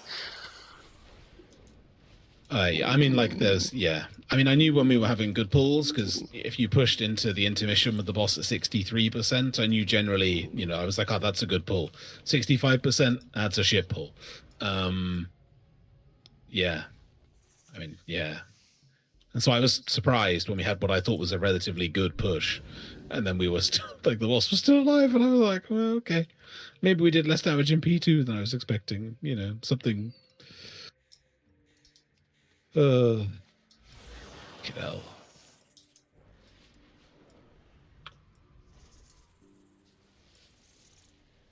Okay, but then I have to admit something now. How little Like it's not like important, I guess, for me as a Death Knight, but I will not find out what was the problem looking at the logs, because when I saw, even right now when you send me the log, and I saw when we bloodlust and when they bloodlust, I was thinking when you bloodlust one, it's covering like the whole rate, not the half rate on the right or left. I didn't know about it, so I will not be able to catch this thing anyway if I will not ask you. Fair enough. Yeah, so it might be shame to admit, but I didn't know that bloodlust will not it's not covering their like hold rate. Yeah, it's. I mean, I imagine most of our raid probably don't know that anyway, so I wouldn't worry too much.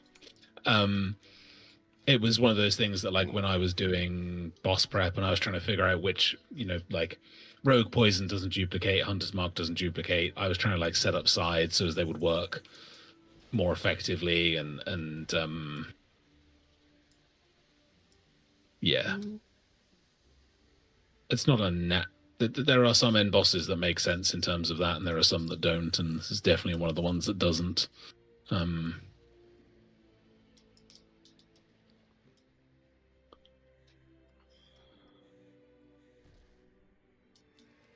mean, that also caught a lot of people out, even, when they were progging it, like the fact that rogue poison doesn't duplicate, and people were putting the wrong healers to go with the wrong side then, because rogue poison was like, they were missing rogue poison, and yeah.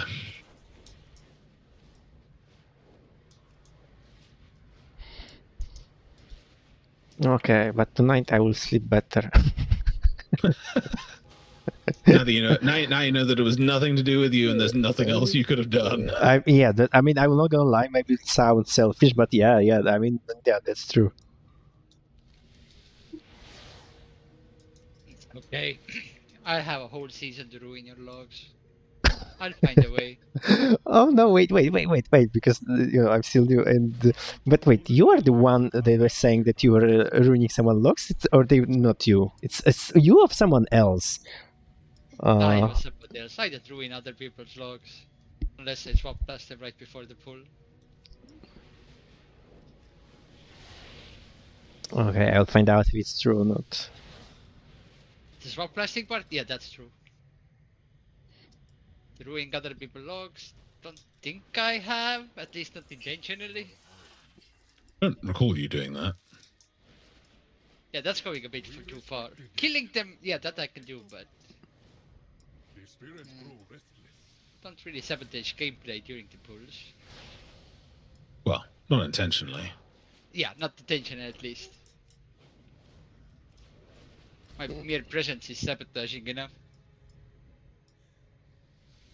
Man, I lost another Hearthstone game. What is this?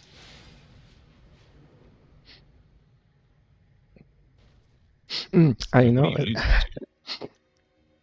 It was before I joined here, and then I was still in the previous guild, and someone reached me even before I was looking for the new guild, and the guy was checking my logs and asked me, dude, why you have such a good logs overall, but why? Because I had like below 90 on the second boss, on the Godzilla boss, yeah, on the Void Spire. And he asked me, why do you have such a bad logs there? Because compared to others, I was like 80 or something, not 90.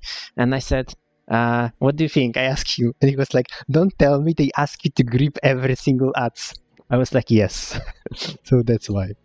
Because, they didn't use like push Typhoon from Druid or something. And my guild was just forcing me to run and grip them to the wall. I don't know. So yeah. What the fuck? Okay, but that's cooked. Yeah, you had green logs there, buddy. I mean, I was still doing like 80, but yeah, I mean, I couldn't pull higher because I was have such a bad uptime. Well, yeah.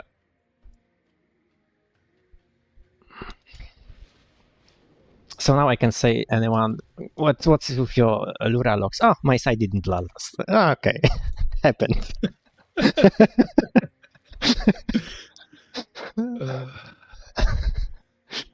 Can't. Well, yeah. I want to say I can't believe it, but It's not the stupidest thing I've seen us do, so...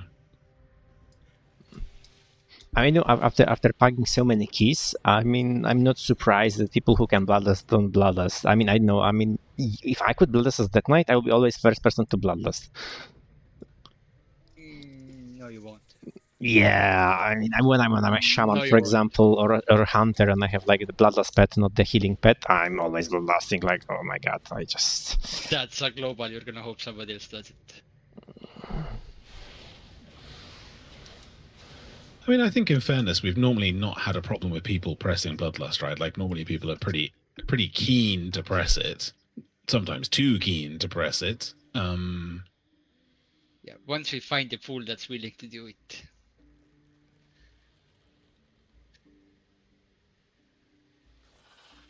Which is usually Yorli by the looks of it. Normally.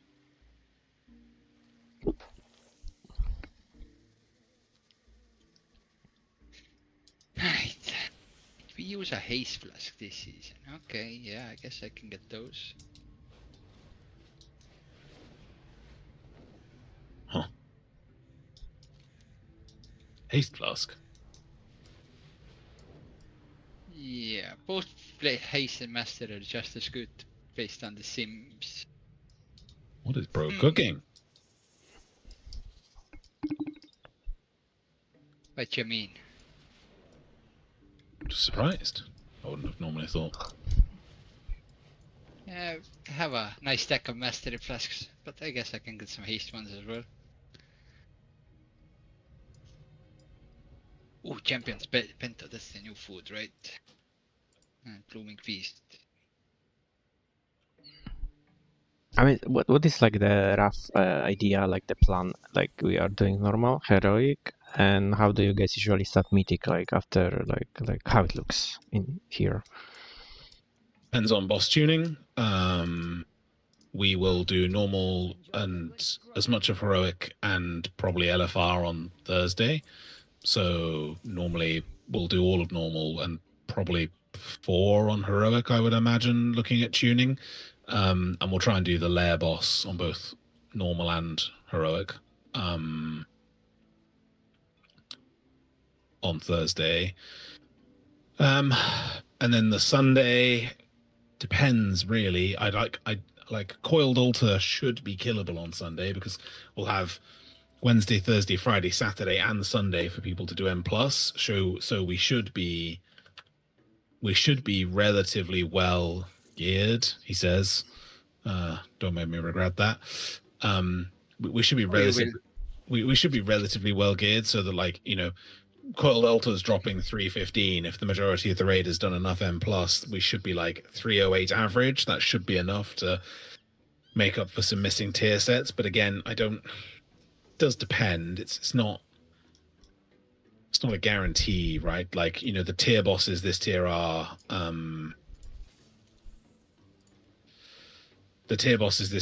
boss 2, 3, 4, 5, and 6. So, you know, I'd be hoping that we can at least kill the...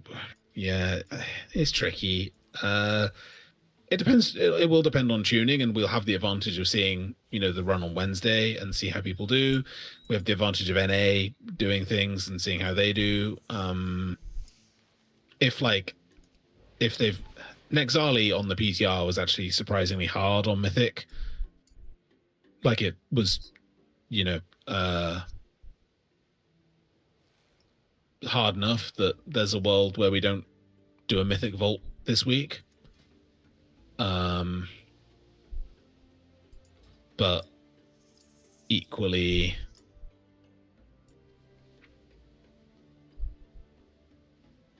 we'll try and do whatever we can. What did we do last year? We did Aversian, and then we wiped to Enrage on Voracious, didn't we? Yes. We had not enough 4 sets. I'm trying to think how many 4 sets we had when we pulled Voracious.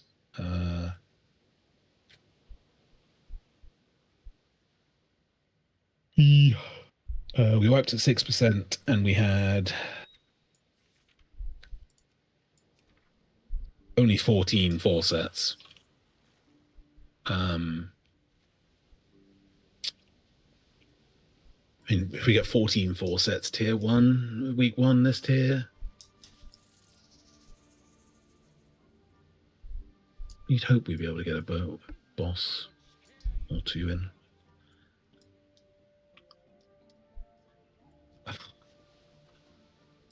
A lot of it's going to come down to tuning, is the honest answer. It's very hard to predict. If I go based off the PTR, I imagine we might kill Coiled Altar, but it will require people to play well.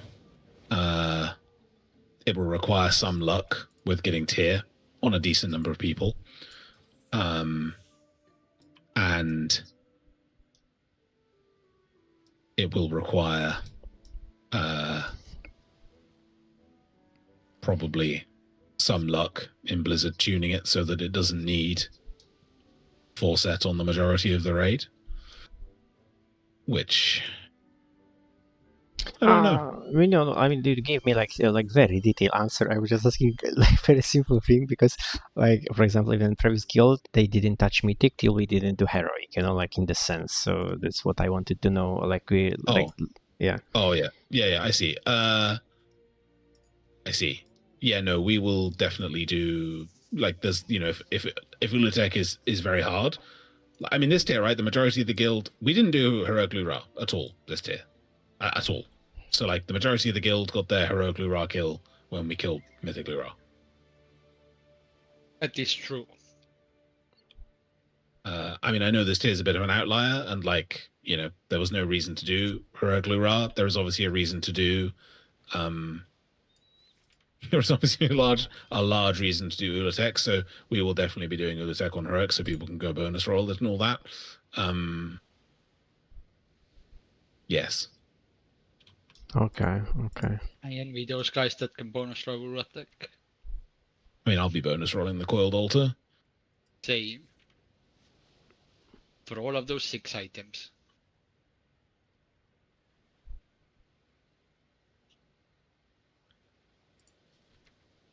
I mean, certainly I'm hoping the week 1. I'm hoping week 1 that we're finishing 7 out of 8 heroic. But as with everything, the best laid plans of mice and men. I wouldn't be surprised if we end up on 6 out of 8 heroic. And has to be 7 over the time it is.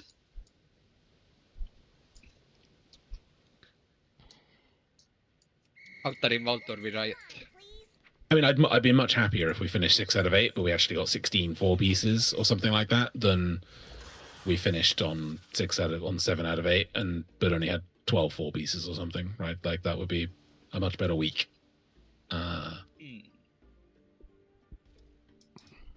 It just would.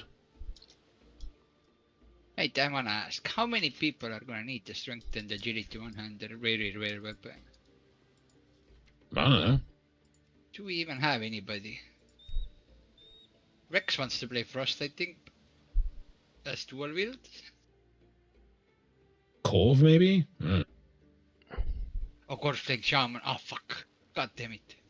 And me. And blood. I'm gonna have to send you all to the hospital by the looks of it.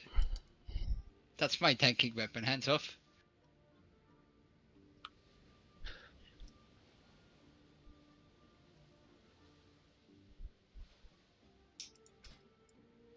I mean, now for me it's too soon to say. I have to see exactly after like first week or maybe even after 2 weeks when they finish with the tuning if Frost is really the thing or it will end up not so much. But yeah, it's just too soon because for what I saw, it's like 50-50. Like really, I will not be so excited that Frost will beat Unholy that much that it's like you have to play Frost. Yeah. Ah, so what you're saying is we don't try a one-hander to you for the first few weeks. Got it. Good. I mean, I will probably know like for us like after first week if I wanna go this shit because I will check how America is doing. So I will know already.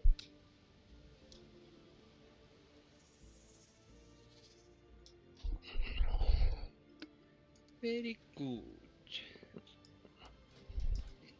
Catalyst having different stats is gonna screw me over so hard if I wanna play different specs. Huh.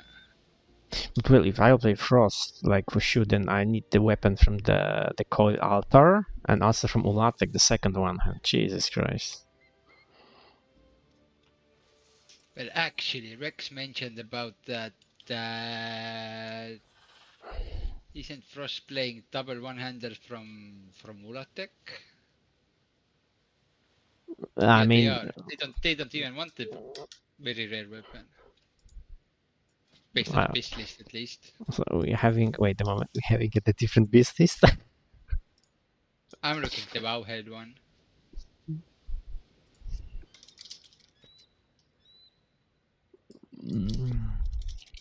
I didn't visit Wowhead for a very for a long time because it's like, I mean, till I came back to midnight, it's just shitty. Let me check. Which one are you looking for then? Let me check. No, okay. Here it's by Pasha. I mean, by Spamp. He's using the both. I mean, the unique one. Dude, wait a moment. What he said to you? Wait. I just check on Wowhead then because it's something off. You know why? Because you need this rare weapon to trinket proc. Well, for the improved trinket proc, yes. Exactly. But Wowhead tells you to use the Ulatek weapons, 2 of them. In base gear.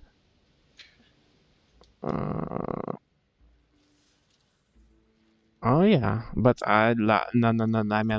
It's just another Death Knight I checked because I'm not only following one person, just few. Then it's also saying about this unique weapon.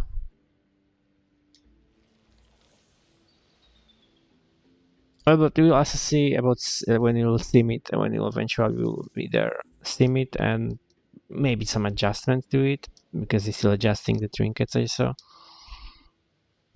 Because frankly speaking, when I was playing on BTR, I was surprised that this trinket, which is recommended right now, it's so good because I was using different trinket. Because for me, trinket which is like having like damage on it, for me it's shitty. I mean, I didn't like these trinkets never. I prefer the stats, but apparently it's so good. So yeah. Because you know when you said that on Wowhead they don't want you to get this unique weapon, then I assumed that also not trinket. They were using different trinket. But for me, using this trinket without the weapon is like misunderstanding. Yeah, Icy Veins has that weapon. But I guess the biggest issue with that is that you don't want the heroic version, you only want the mythic one. Because it's main hand only. You want about the guillotine technique thing? Yeah. They fucked the tuning on it, so at the moment it's base even without using the other weapon. It's like, for most classes, it's way too strong. The execute just like ramps infinitely. So there is a world, like, you know, for example, for Hunter, we want that trinket and the gun from Turtles.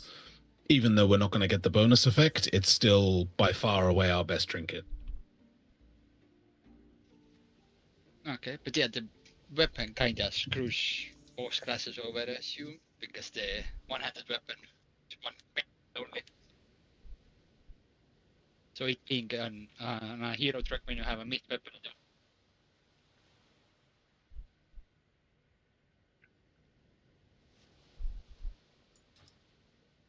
But it's okay, I'll take the weapon for my tanking spec. It's fine. Thanks, guys. But also the weapon, like the last one, is giving haste. I mean, haste is not so duper good. It's crit master. So I mean, of course, when you have like, this one of I'm double this weapon, like nah. So I will not. Icy Vein says one of each. But I will not disagree with Sims. So let's see. Because I also don't trust Sims anymore. I spent like hours on Damin in Silver Moon testing things by myself when I have them already in my bag. Because sometimes what's showing Sim is totally fuck off. Fuck up. Not fuck off. But yeah, I mean, it relies, you know, the sim relies on the APL being accurate, and that's not always the case.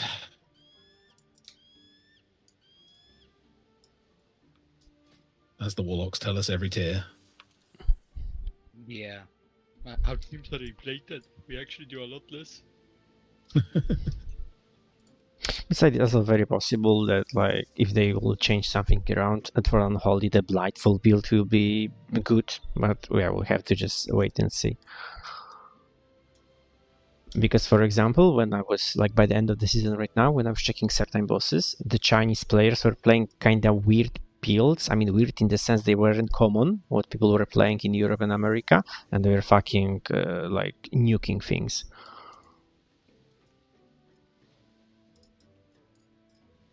Like, already on Sporefall, they were playing with Blightfall build, and the guy was, like doubling Death Knight damage on this fight.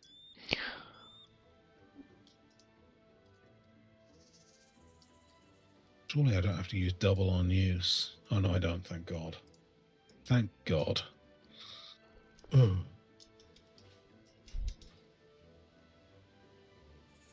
I know Rogue is running double on use this tier probably, which sounds cooked. Don't like double on use. No.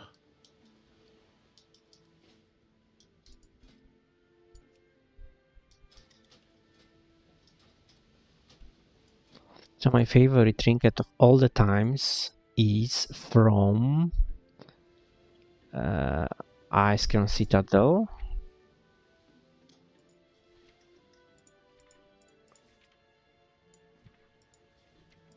Where you are? 25.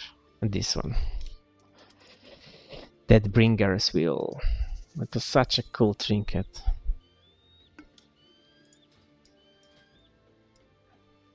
It will transform you. Ah, that was nice.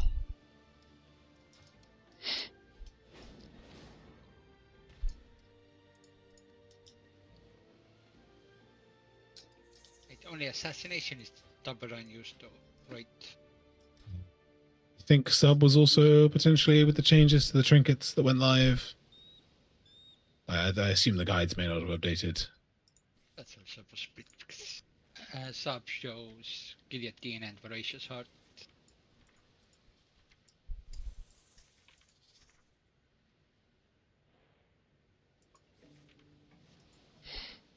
Well, but we are riding because, you know, I mean, if I'm playing like dual wield or main hand, it's also important here regarding loot. But we are riding on Thursday, so will be data from America, and Wednesday from Europe. So yeah, that will do. So then I will know. Yeah, so it pops on. I haven't got the link to it, but I was speaking to someone earlier, and they were saying that the Subro may end up playing the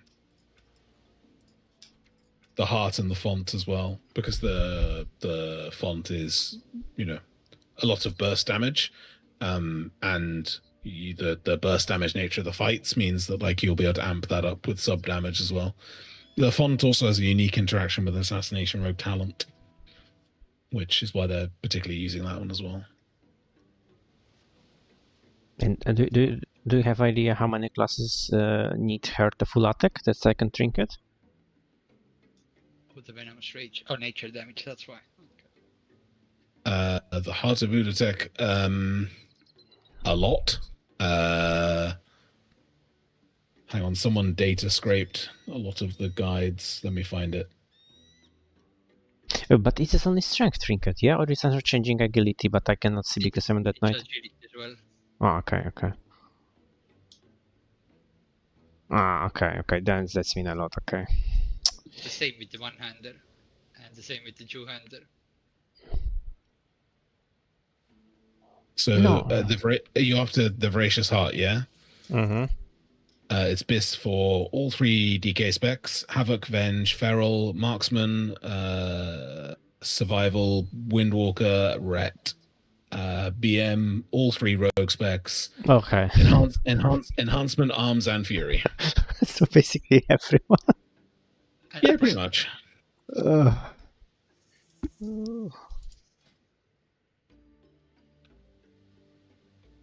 Yeah, but it's not BIS of BM Hunter, so you've got that going for you. Yeah, I wanted to say, but okay, like last boss is one trinket, legs, neck, and weapon. Jesus Christ, 4 items from one boss. This is crazy. And this last boss. Yeah, this is what I mean. Like, this is what I mean. We may have to genuinely like spend the first couple of weeks of the raid doing the last 2 bosses on heroic, like during main raid time, just to keep people's like bonus rolls ticking over, because otherwise, like, you know, pugging those 2 may be really, really hard. Do you know already where is the skip? It will be to last 2 bosses, or I don't remember actually. The skip quest wasn't live on the PTR. yeah, because you were teleporting straight to the boss. Yeah, and even in the full run of when normal was up, there wasn't a quest giver.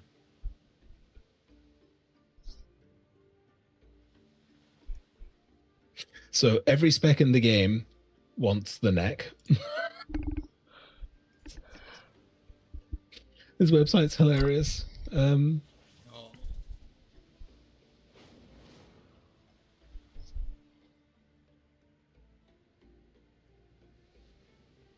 Yeah, Bob Song, you can.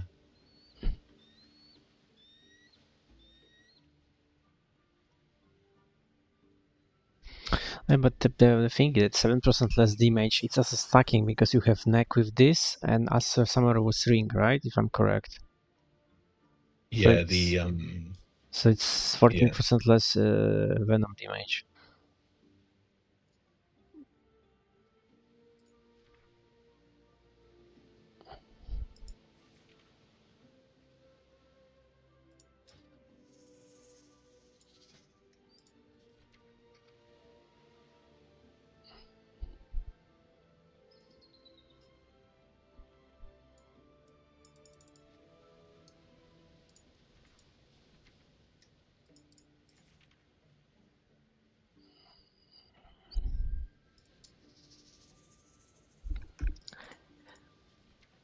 Okay, but also like first boss is dropping one hand with good stats, but then like it is not best in slot, so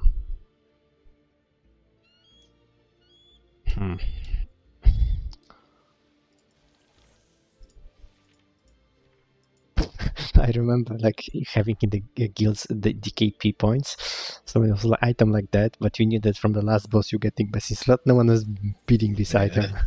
Yeah. I hated DKP with a passion for exactly that reason. It was so stupid.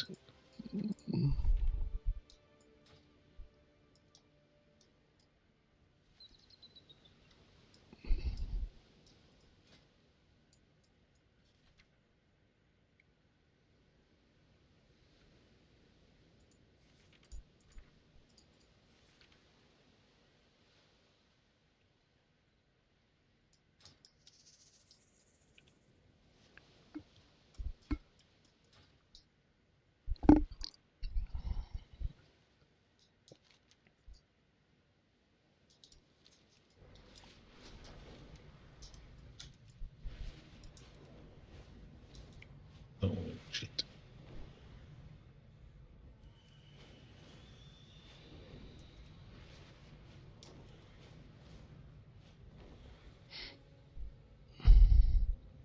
But wait, what was the score you need to get a catalyst? I think it's 2K. What? Yeah. It wasn't 3,000? No, I think it's only 2K, the same as it was last season.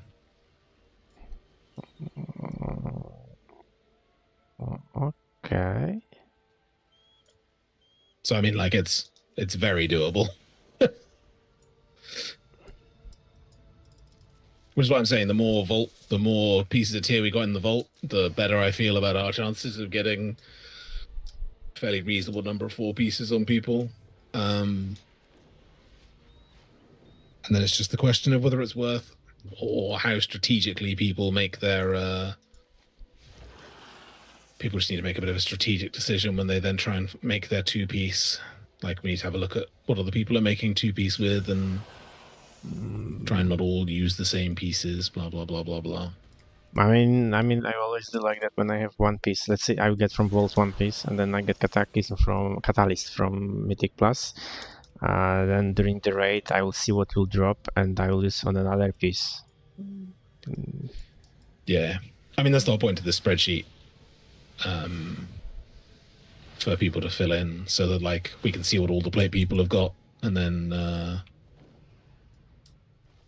make it a nice, easy way to look and see like, oh, well, all my other plate friends have got a plate chest, so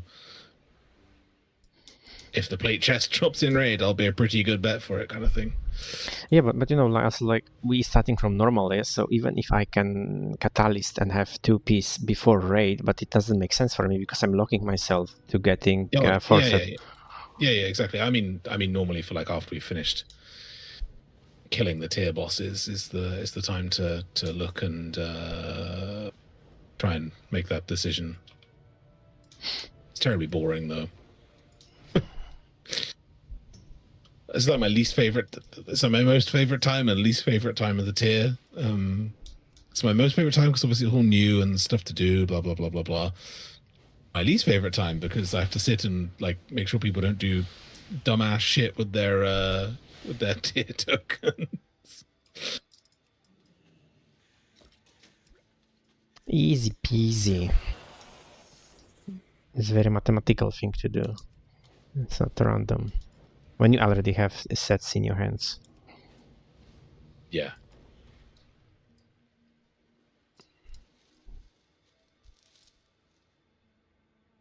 Oh, yeah, I didn't. Like I should catalyst the first pair of mythic legs I get. I will. Especially that started from the last boss. I will remove your legs. But why? Because I won't have any bonus roll for that boss anyway.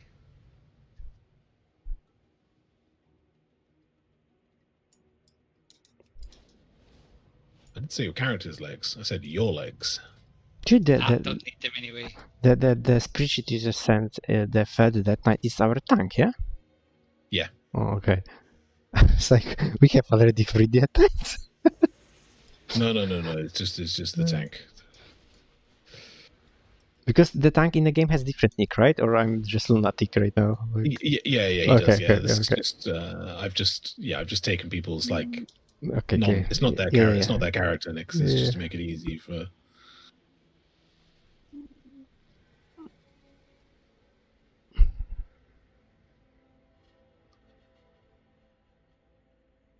Wait, where's spreadsheet? I'm doing a post for the channel. Don't worry. I have already privileges, you know. But you know, Blood hasn't been here before, so he's not used to the way we do things. Pop Song. He'll get used to it soon enough. We'll make sure of that. And also, I'm not sure how organized other guilds are with this kind of stuff. I never know. I never know if we overcook or undercook. Based on my previous experience, over, definitely not under. But my previous experience is kind of like lobsters and stuff. Yes, I mean, compared to them, you know, even turning the toaster on is overcooking.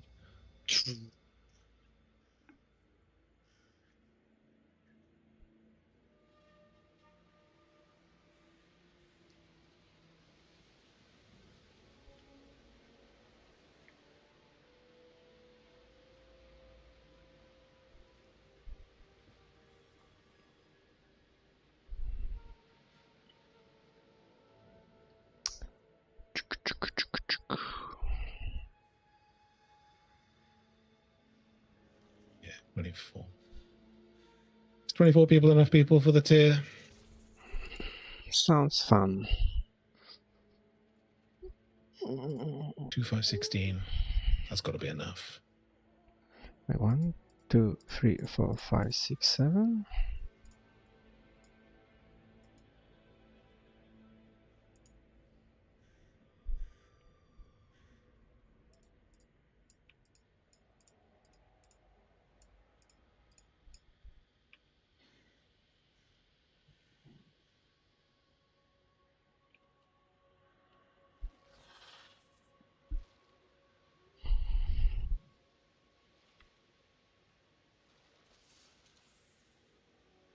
Well, if the first week goes anything like last year, we didn't get a single cloth tier piece last week in the first week, which was quite sad.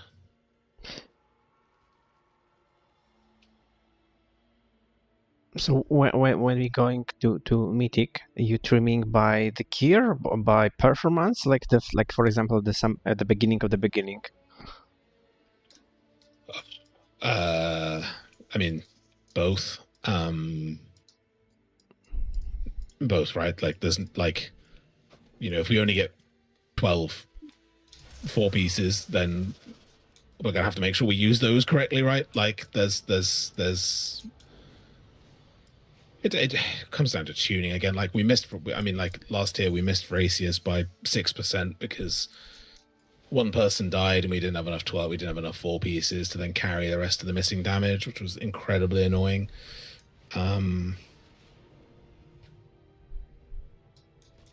But then performance obviously factors massively, right? Like, no good taking people just because they've got gear. Like, you have to execute really well in the first couple of weeks. So don't forget there's 3 people away the first week. So Chad, Draber, and Monkeloid are away the first week. I probably won't play. And so that leaves you with a roster of 20 quite naturally. So so the shit you send me, it's including these people that are not in the first week. Yeah. Oh, okay. Well, because they should still be able to log in on the Tuesday and see what's in their vault, which then lets people make an informed, like, if you were waiting until, if hypothetically you were waiting to make your 2-piece or whatever, you may see that. Okay, let's say 3 plate pieces drop and they overlap with what you've got in your vault, for example. Say you've got a, I don't know, plate chest or whatever in your vault, and we get 3 plate chests and that's all we get in terms of plate tier tokens, then at least we can make a sensible decision about, we will probably get 2 curios from normal. One of those maybe, or maybe it's LFR time and hope that we get something useful from LFR. We've been in that position before.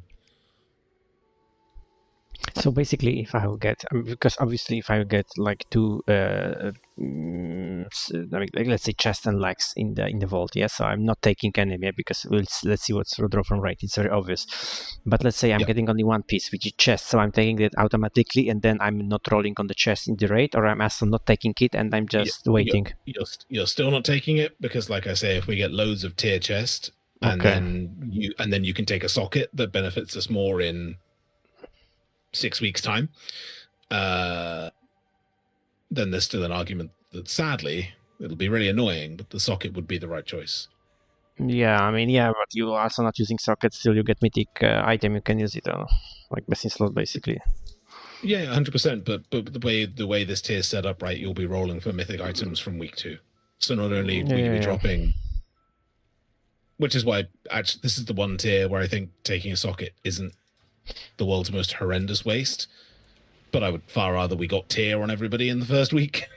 Oh well, also, frankly speaking, because like for that night, the still like the thing about that night guide and what you're supposed to do, because like I never craft the weapon. I'm just getting what I can get because it's a heroic weapon, so it's not sense for me to craft. But anyway, what I'm trying to say, like, because I think it didn't change it, right? When I have crafted bracers, yeah, and they have socket right now. When I upgrade them with the current expansion, the socket disappear, right? Yes. Okay, so then I can use socket in the first week also on my bracers when I will upgrade them to the current. Okay. Because crafted bracers are best in slot for the night still. So okay.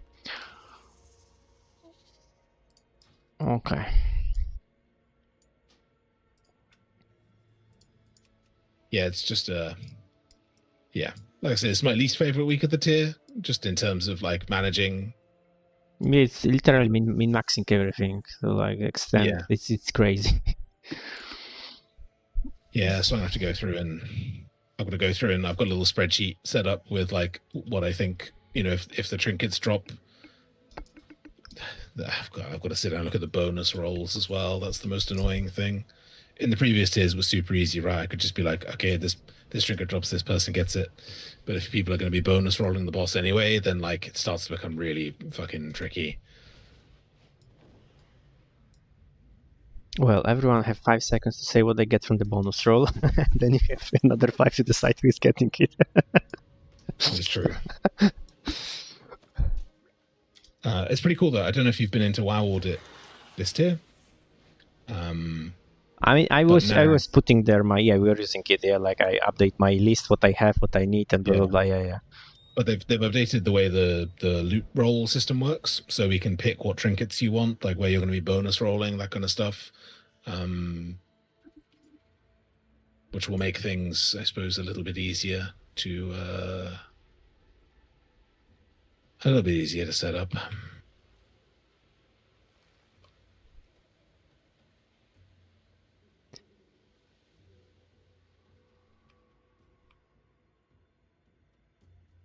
Wait, so okay, it's the priority, okay, and bonus roll targets. So I'm choosing the boss. No, wait, like. So I'm choosing what is my like main bonus roll, or I'm like on every boss I'm setting what is my bonus roll and like priority in order. So you'll be setting what is your bonus roll, and then like, you know, if you had a free choice, what would be your trinket priority?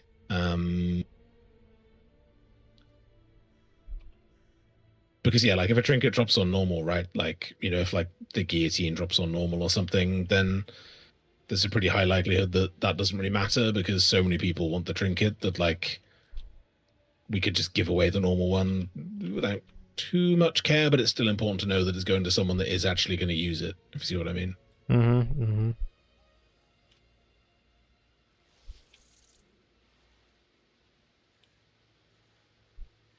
What level is Valera? Can I be bothered to keep doing this? 65. Oh. I mean, dude, today it's not like the shitty. Yeah, today's shitty to do. The open night or something like that is the best one to do that. Because then you can just go and you will not aggro mobs. It's the one scenario when you have the clean the floor. So it's like only 4 or 5 groups of ads, and basically you can run around and you will not even aggro them, basically. That should be tomorrow's. Yeah. Because I have this one, the minions, yeah, like the animals, like small animals to pick up. Yeah, but that's a lot of mobs. Yeah, this one's tedious, but I'm running camo. Okay, you're a raw hunter. Yeah. I just spec prot and run through them all. I mean, I was blood. I was also go through them all, but yeah, but it's like still more annoying than just go around. Like you would have a better chance with Bruce side thing. Actually, I'm not sure how fast you would die on the monk. Pretty fast. I mean, I clear all but 2 bags whilst camo's still going, and then I just pop turtle and run out. Like,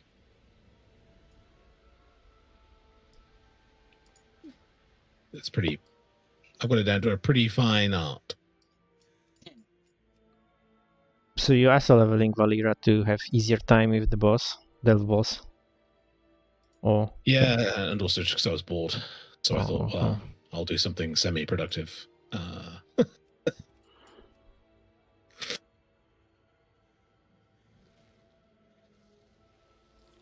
I do need to finish writing the post for people to tell them what to do, but I wonder if I don't remember. Delves are also new for me.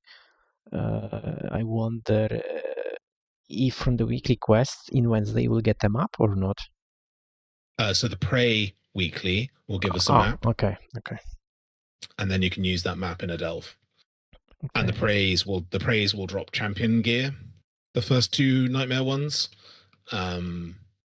So you'll get a couple of bits of champion gear before you know, basically my order of priority, I think, is to do, well, it depends how early the servers are up. But my basic thinking was to try and do my quick 2 praise, a delve, then do keys, and then see where things finish before my work calls start in the afternoon. Yeah, Wednesday will be busy. I'm tempted to start with the Nemesis boss. But why? I know I have a full week, but I just want to get it done. I mean, surely you want. Yeah, go. Surely, I was going to say, surely you want to do a bit of gear before you do a pop song, right? Like, I mean, I would probably do what you do, like to praise, then the delve boss, because I have to do this as soon as possible to make a content out from it. So, yeah, okay. But the boss isn't a killing issue. Like nothing kills you, or well, anything that kills you there is one shot anyway. Unless that has too much HP. Yeah, but I mean that's the only thing, right? Like, maybe I would like a little bit better gear, then you do more DPS, then you will kill it faster, so it'll be easier overall. But also it's important because in the harder version, during the intermission, when you're avoiding doing memory games, then it's the mini boss. I mean the copy of the boss, and you have to interrupt and do this shit. So the more DPS you have, it's better for you. And also people say already that you should save cooldowns on this phase, even that you don't cleave the boss, because the boss is immune. You should as soon as possible kill the mini boss. Yeah, boss takes 99% reduced damage. Yeah, so it's only about like using cooldowns just to kill the mini boss. Yeah, just deal. But I noticed, because like I said, I already done this boss this week like overall 10 times on each character, and I see the annoying pattern that depends how much DPS you have, you ending overlapping waves on the boss with his memory game, and it's fucking annoying. Because it's one thing is annoying, because you have waves and memory game, it's more things to avoid, and it's also another overlap. Depends when you kill the boss, I mean face the boss, how fast you face the boss, because sometimes when you unlucky and face him in the wrong moment, then the moment when intermission ends, memory games ends, boss is immediately casting the frontal and leaving shit on the ground. So then you have like a quarter of the room full of the shit. And it's nothing you can do, because even if you are already standing on the edge, boss will not run to you. It's just immediately casting when intermission ends. But it depends how fast you kill boss before intermission. Like, kill, the reduce his health. This is also annoying because so much RNG there. I mean, RNG, you can plan all of that, but how much damage does that even do? Because as a tank, you don't feel it in one question mark at least. Are you going to you're doing as a tank? Okay. Oh yeah. You do everything as a tank. I mean, I know when I was doing like the season first boss, when it was released as a tank, I was struggling. But Blood That Night, it was annoying, very annoying to do this shit, because I couldn't deal with the every second tank buster. I was just dying. And then as Unholy, the next day after they release, they reverted nerfs, I one-shot it on DPS. So. If I was going to gamble, I'd probably do it as a healer, but and Valira's DPS? Yeah. Okay. I guess. That was the cheesy way of doing the season 1 was he did it as a healer, because, and I think it's the same this time. I think the boss has less mechanics from memory. When you're in healer spec, it's not very well coded.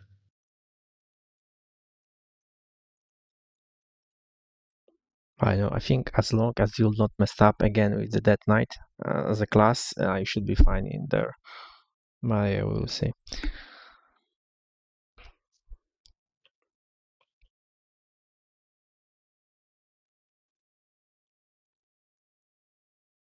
Yeah, ever since the first Nemesis boss, I think as a warrior, it's so much easier as prot, because you can either spell reflect half the abilities or just deflect them. Ooh, the BOE list's updated. What is updated? The list of BOEs in the raid. Fake shoulders. Yeah, all random stat. Oh yeah, it's here.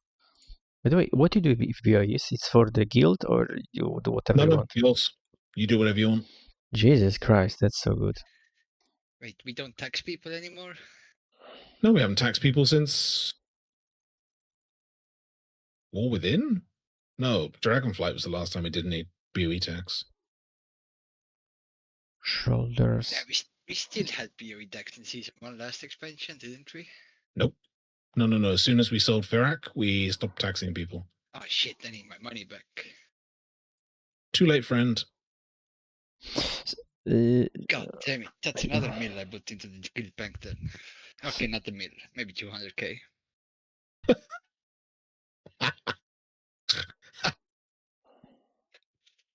Two very different numbers. I've earned enough for the guild bank, it's fine. I mean, we'll get to the end of this expansion pub song and your friends can bring their begging bowl out again. Yeah, they already started, as you can see. But still, yeah, I mean, I was very reluctant to sell it because I was waiting to hear what the RMT outcome was going to be, and I was right. Mythics are still Bob.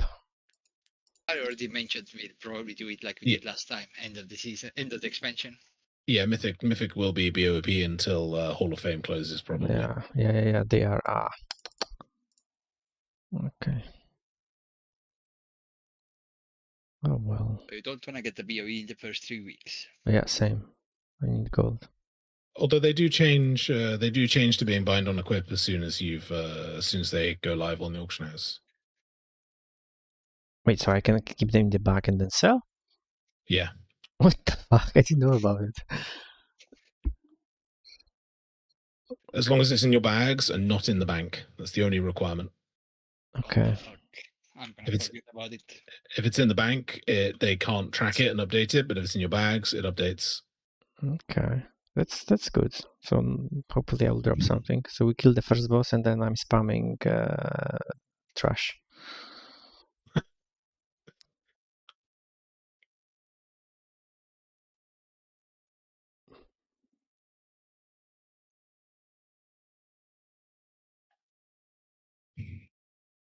Like in the previous guild, I was farming mythic with the packs and I got 0, but then when with my guild it was dropping, but in my guild they were taking it from you, so no gold. There's a good fix for that. Upload it, let it go into your mailbox. I know, but I didn't say that. No, but you know, I was surprised because they were taking this, but they didn't cover repairs, you know. And they were taking a lot of golds because we drop like at the beginning. I don't want to lie to you, but like 6 or 7. Like, fuck, we normally see like 1 BOE a month.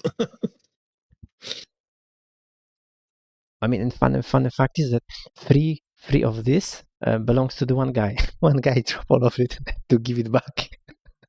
Christ. Yeah, lucky bastard. I mean, not lucky because he didn't get nothing from that, but.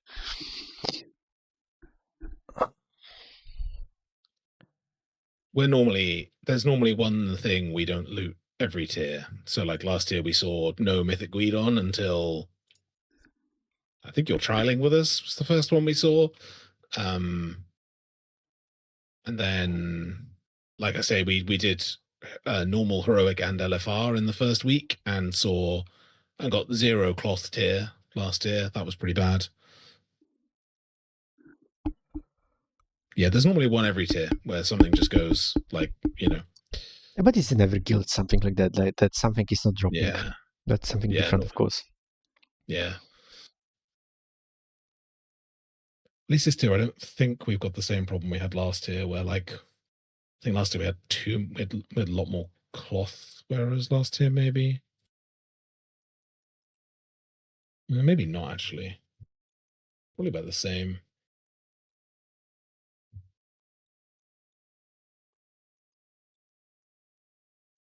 We had more plate last year. I think we had 10 plate. What did you say? 10 plates? Like plate? Yeah, I think last year we had 10 plate, which was bad. Well, maybe I should look for the new guild. Hey, but this tier, look, there's only 6 coming the first week this time, so, you know. Your Warlock is also pretty geared.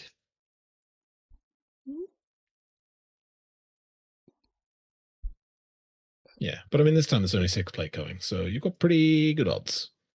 I mean, I still cannot get used because tiers before were different. Yeah, it wasn't the plate leather, but it was like what that night, mage. What was in this? That I don't remember, but you know what I mean. Like you just split between Demon Hunter, Death Knight, and Warlock, I think. yeah, something like that. I still cannot like when I think about tier, I don't think about like who I share that with. Like when I don't think about other warriors, like latest warrior or paladin. I think about other classes like it used to be. Yeah,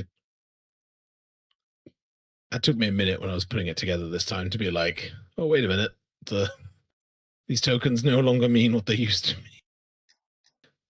Like rogue, monk, and evoker or whatever it was when we only had one of each. It was like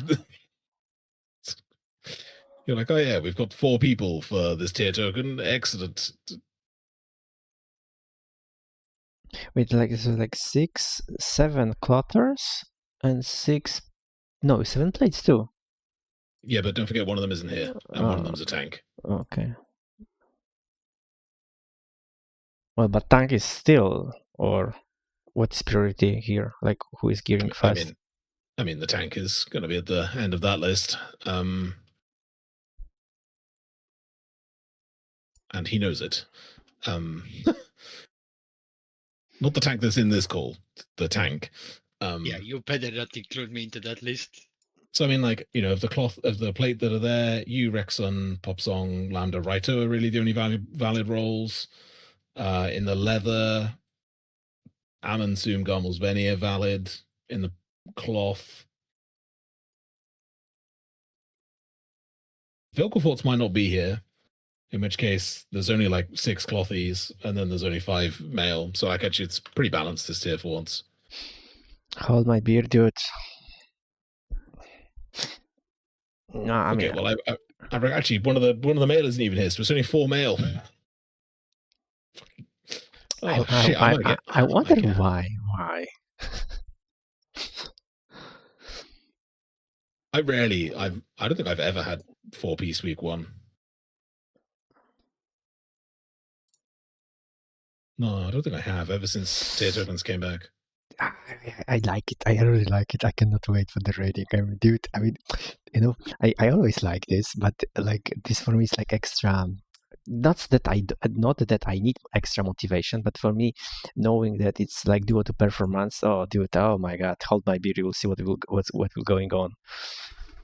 Oh, I just love it. Calm down, Mr. Trial. Hang on, he passed his trial. Calm down. Oh fuck, that's not good.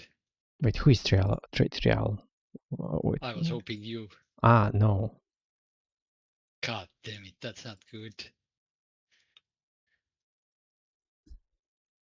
Yeah, but I'm waiting for Tuesday. Then I will spend like probably half of the night analyzing logs from USA, that night logs, to see what is best. And maybe some. Yeah, pity the Chinese are not playing. They have crazy ideas about how to push the limits. That would be I'll fun. have to open the video game sent me half an hour before the raid. Above the guides. You really don't want that tier token, do you? Oops.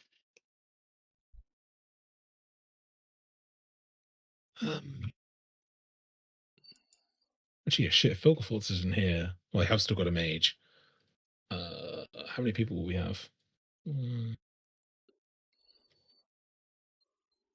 20?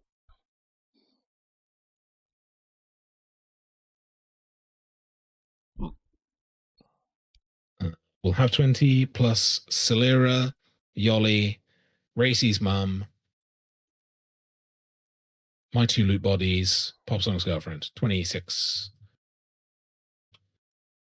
So you're getting extra normal, yeah, on heroic 2 or just normal? As long as we can take them in heroic, they'll be there. I just have 2. I have 2 other accounts that have got 2.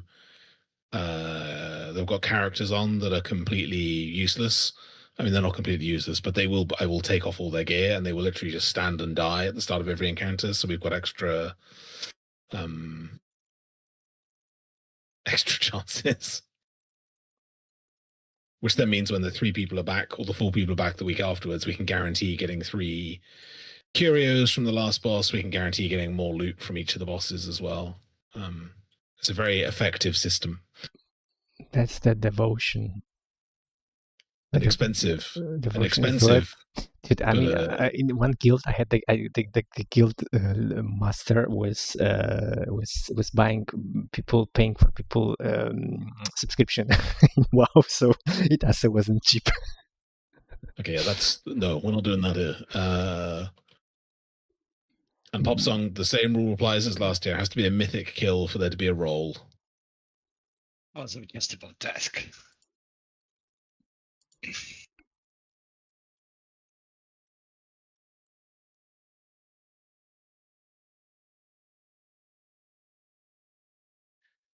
You're not getting a roll for a normal and heroic kill. Does the new mount also count? Is it the price of 1 WoW token or less in the shop? How much is a WoW token? 20, right? I didn't even the mounts don't count, but I think the transmorphable mount was $30. What are you talking about? You should have a look. The first time we kill a boss on Mythic, whoever's in, and I do a roll of whoever's name's in there, and they get the value of up to 1 WoW token's worth of stuff from the shop. But what you have to do to okay, I got you. Okay, just late.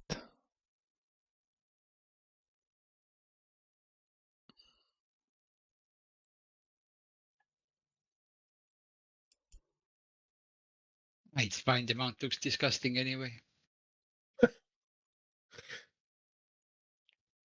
I mean, this mythic, like from the last boss, the mount looks like nothing special, really, considering that it's mythic. You mean the 3-headed snake? God damn. Wait, was it the 3-headed snake? But when you compare every new mount from this zone, it looks like very, very similar. Like it's nothing, at least, I mean, for me, the Lura mount is ugly as hell, but at least has unique model. Oh yeah, it's not the 3-headed snake. Yeah, fuck that. Shujara has the cool mount.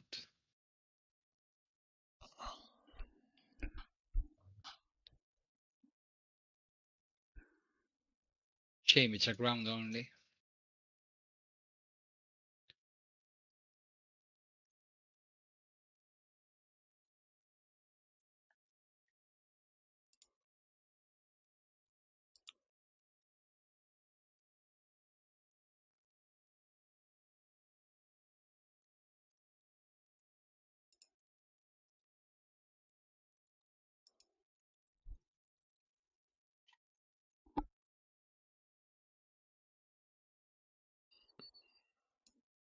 Okay, guys, nice talking, but I think it's time for me. See you tomorrow. You have a good evening. Yeah. Night. Okay, guys, that's it. Greetings to Gaff and Pope. Light hand. It's right. It has to be. Light hand.